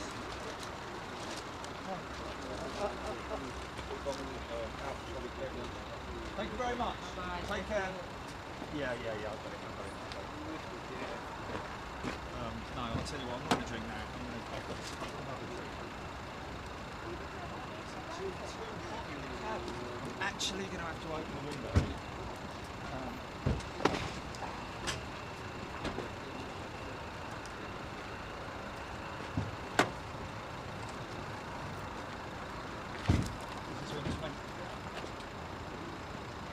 No, it's fine, man. I've got this drink. I've got this drink. That's fine. That's fine. Thank you. Doe and Co. Okay, folks. Here we go. Forgive me. Talk amongst yourselves. Well, I'll talk to you. I'll have a look at your comments. All right, let's see what this is like. Let's just do a visual on it. Oh dear, looks like a pigeon's pooed on it.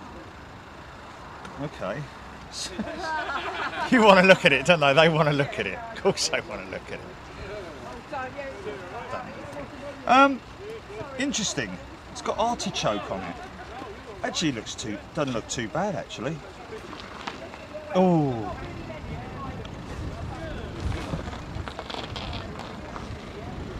Nice thin crust though. Excuse me.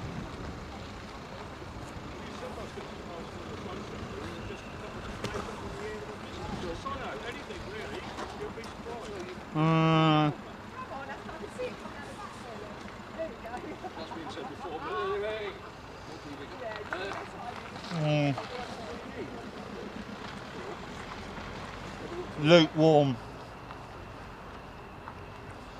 Oh well. I'll see you.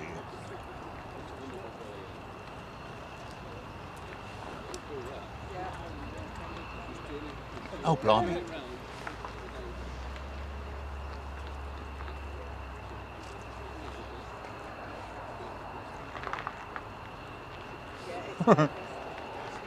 Pigeon Boo Pizza.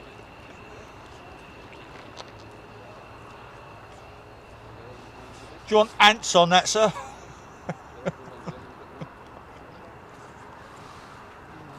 No, you're all right.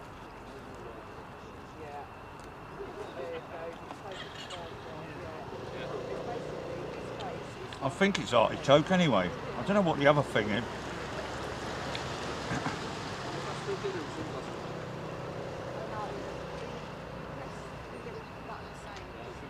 I really don't know what the other stuff is, but I'm going to go with it. Oh no, that's all right. That tastes all right.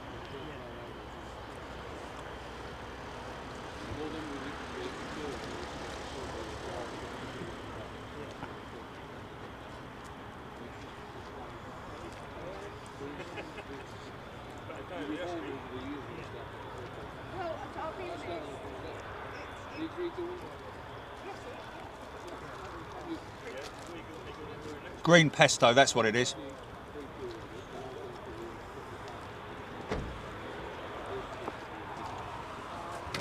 Mmm.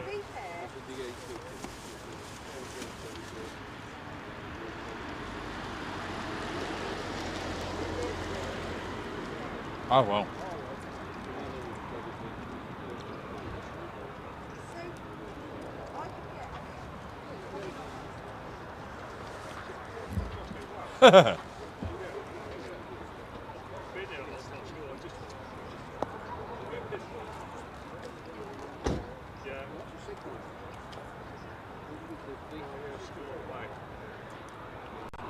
What's that?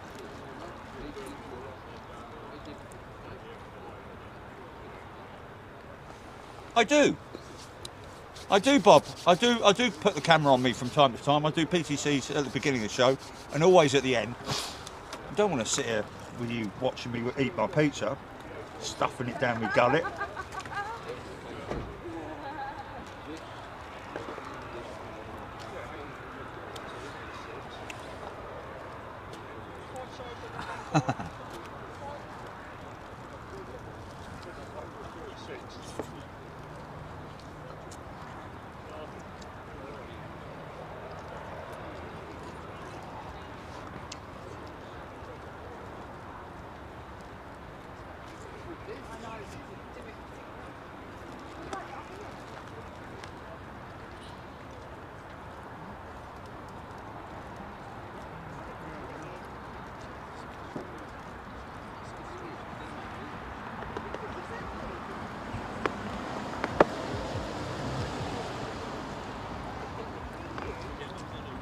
Oh, good question that, Rob. Back to tyres and planes. I wonder what pressure they inflate the F15 front tyres to. I would have said quite high, I would have said, because it's a nitrogen, isn't it? It's nitrogen.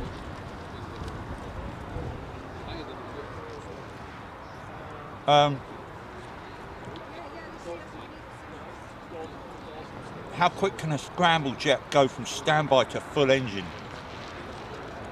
Well, you mean from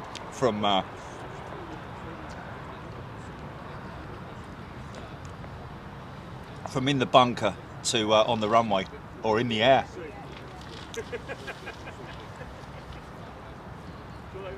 Good question. I would have said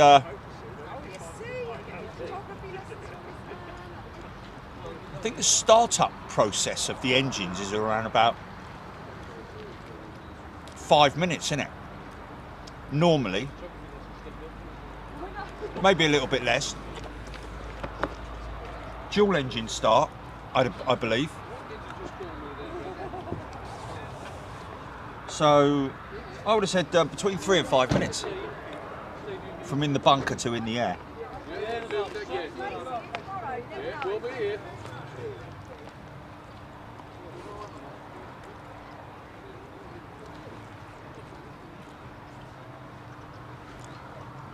Huh. What's that?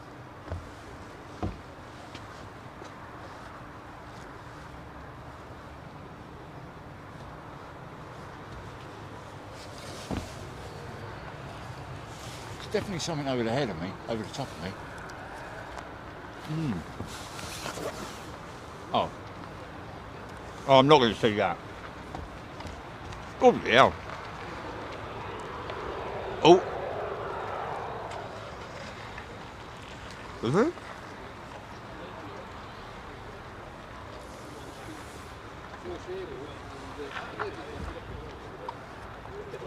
Yeah, James, very true. Varson, the pizza guy from the shop. To you.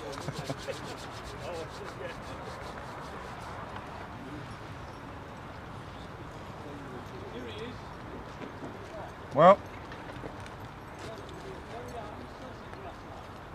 that's half of it down the hatch. I think I'll leave another one segment, and then I'm going to leave the rest for.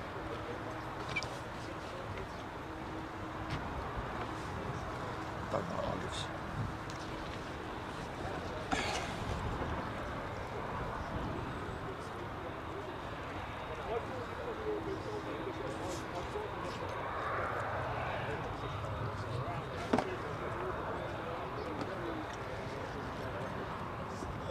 Oh,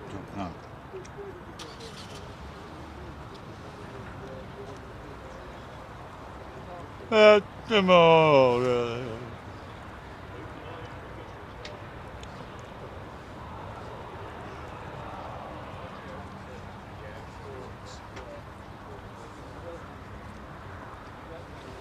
Right.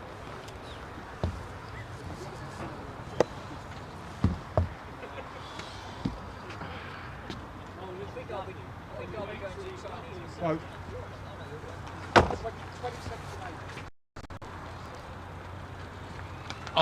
I was literally just going to say, have we counted them in? How many came back? Because wasn't it 10?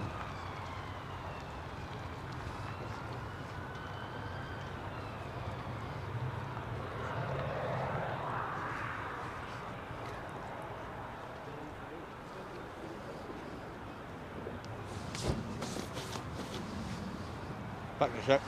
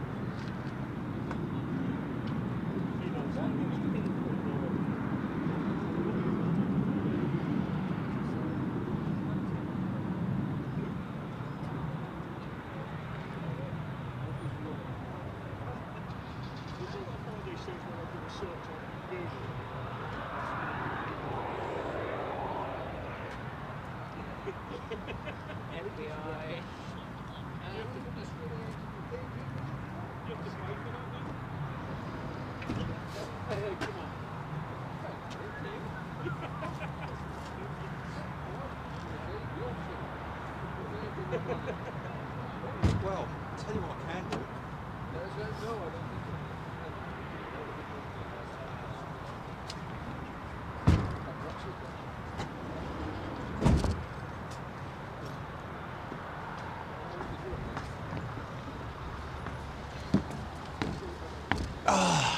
Right. Change me socks. Because I've got the big woolly ones on and I'm flipping sweating me conkers off. You there? Ooh.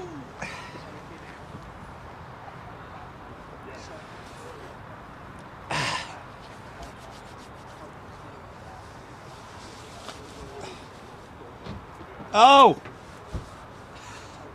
For God's sake. No! That can't be right. I left the headset up here.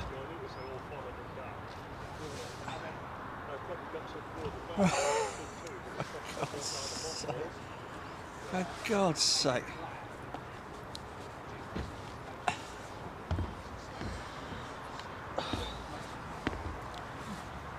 be the case though. Didn't have the phone on me.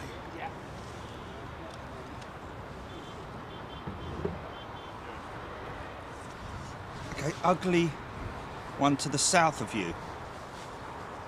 Don't speak about him like that.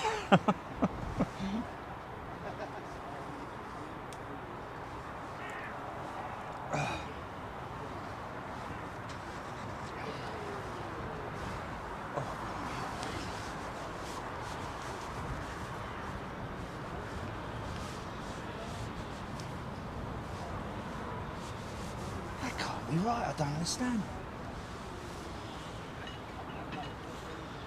Don't understand actually. Headset was up here, phone was up here. Don't understand it. Don't understand it. Yeah, that is very weird. Okay.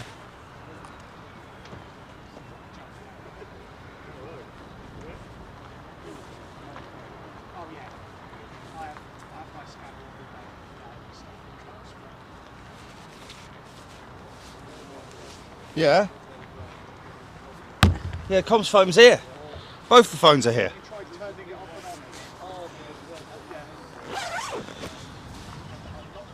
Okay. Flipping it. Kit Kat 54, he's eating the headset too.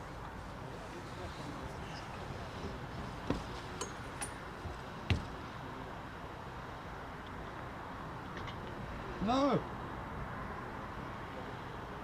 No.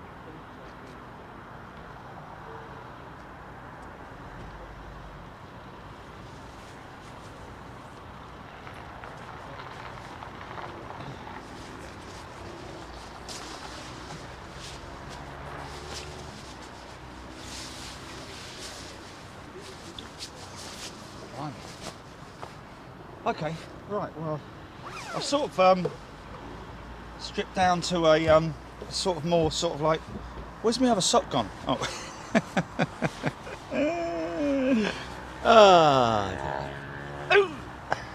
Oh, that's cold.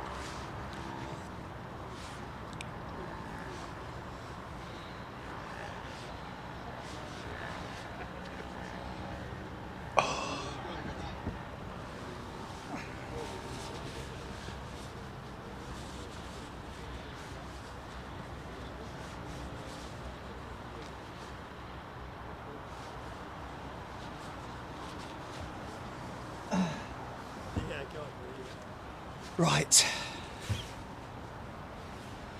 Can we have a pan of 180 behind you when there is a lull, please? Well, there's not a lot to show you. 180 behind me. It's certainly, excuse me. Certainly give you a pan if you're a little area. Dimmy shows up, hold on a minute.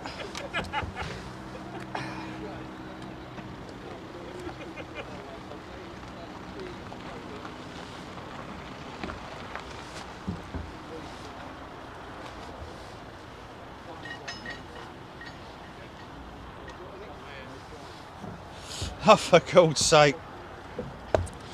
Okay, there we go, folks. We are sort of...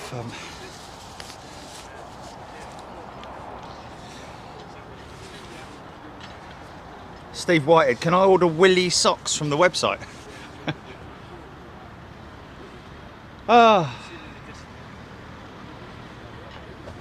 Woolly socks.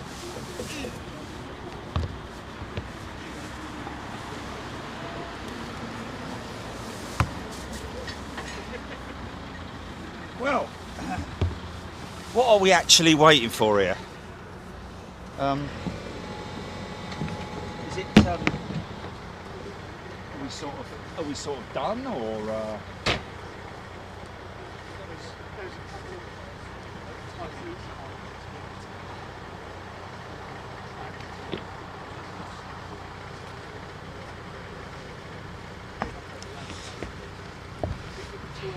Normally, to be honest with you, you get the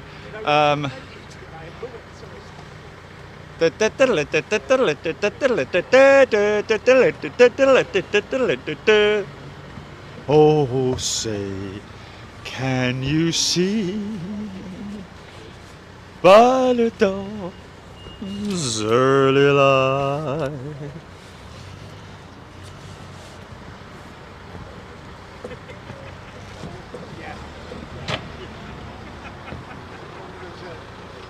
That's so proudly we sing by the time that whose bright stars and bright eyes through the dawn's early light.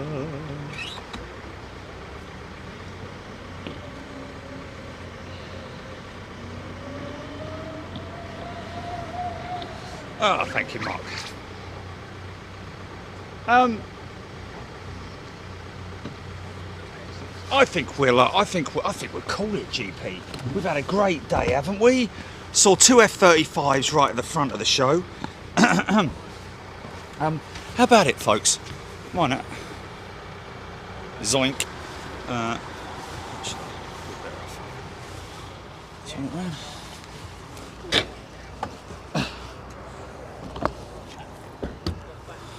There we go. Now I look red, like a bleeding lobster.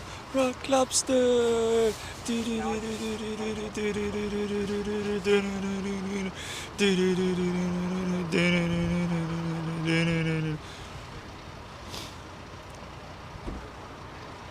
Yeah, there we go. Bugle and thingamajigs at 4 o'clock. Thank you, folks. It has been a wonderful day, ladies and gentlemen.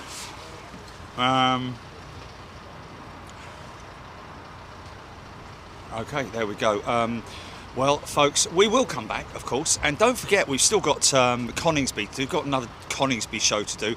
Two great locations at Coningsby. Always a great pleasure to meet the locals up there. Big thank you to all the folks who've come and said hello to me today. The chap who was there this morning, to old fella in his. I didn't say it. It's in his. So yeah, what a great day! What a fantastic day! Thank you to the US Air Force. Thank you to Lakenheath, RAF Lakenheath, all the fantastic personnel here as well, and a big thank you to you, ladies and gentlemen. Welcome to all our returning members, new members, and of course a big thank you to all our current members. Of course, we will have a show this weekend. Probably, I'm gonna have a day's rest tomorrow and Saturday. I'm obviously still got work to do, but mainly admin stuff, a little bit of deliveries and stuff like that to do for you guys. But other than that, we will see you on Sunday for a show. If conditions change and something happens, then obviously we'll get out there. In answer to a few people's questions about East Midlands. Yes, there is a plan to get up to East Midlands by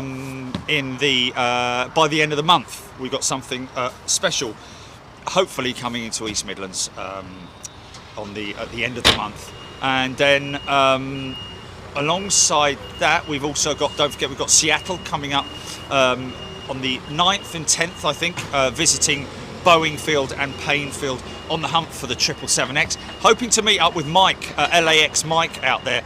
Hello, Mike, if you're watching.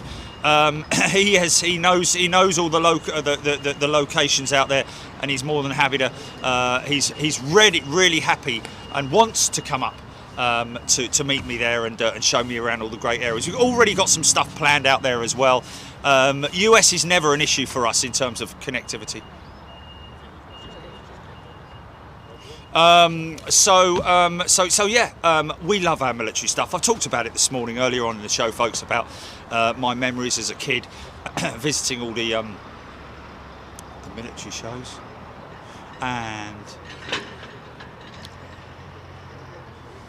so yeah, I think that's it. We're done, and thank you so much once again. Really enjoyed your company, folks. It is all about you. It is all about you and the company that I have with you. And thank you. Which calendar are you using? Steffi Quinn is saying. Calendar.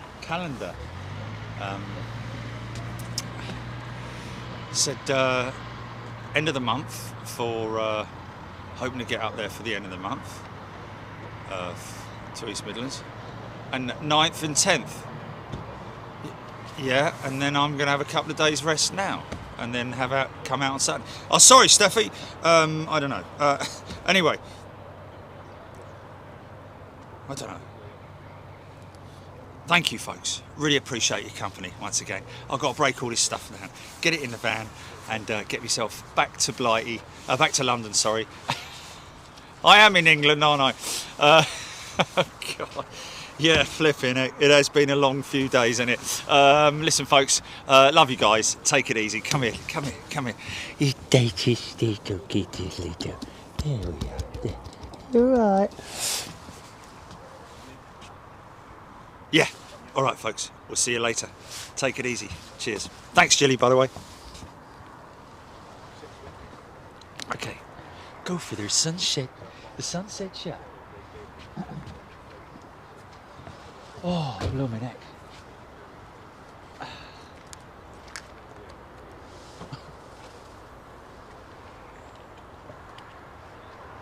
If we do that, we'll do that on another show. Yes, of course we will. But I'm not staying until 5. Thanks. Yeah. Okay. It's the last few time you got up at 4 o'clock in the morning. Oh, flipping heck. I don't know. Amazing man. He doesn't need a break. He lives on ants and bits of dirt. You know, flipping it. Give us a break. Are you not staying for them? Aren't you going to stay all night? Okay. I know he's probably only joking, but all right. I like my chair. Am I off? Oh, okay. I like my chair. Are so proudly we sing for the twilight and dawn, whose bright stars and bright eyes fly. Gallantly we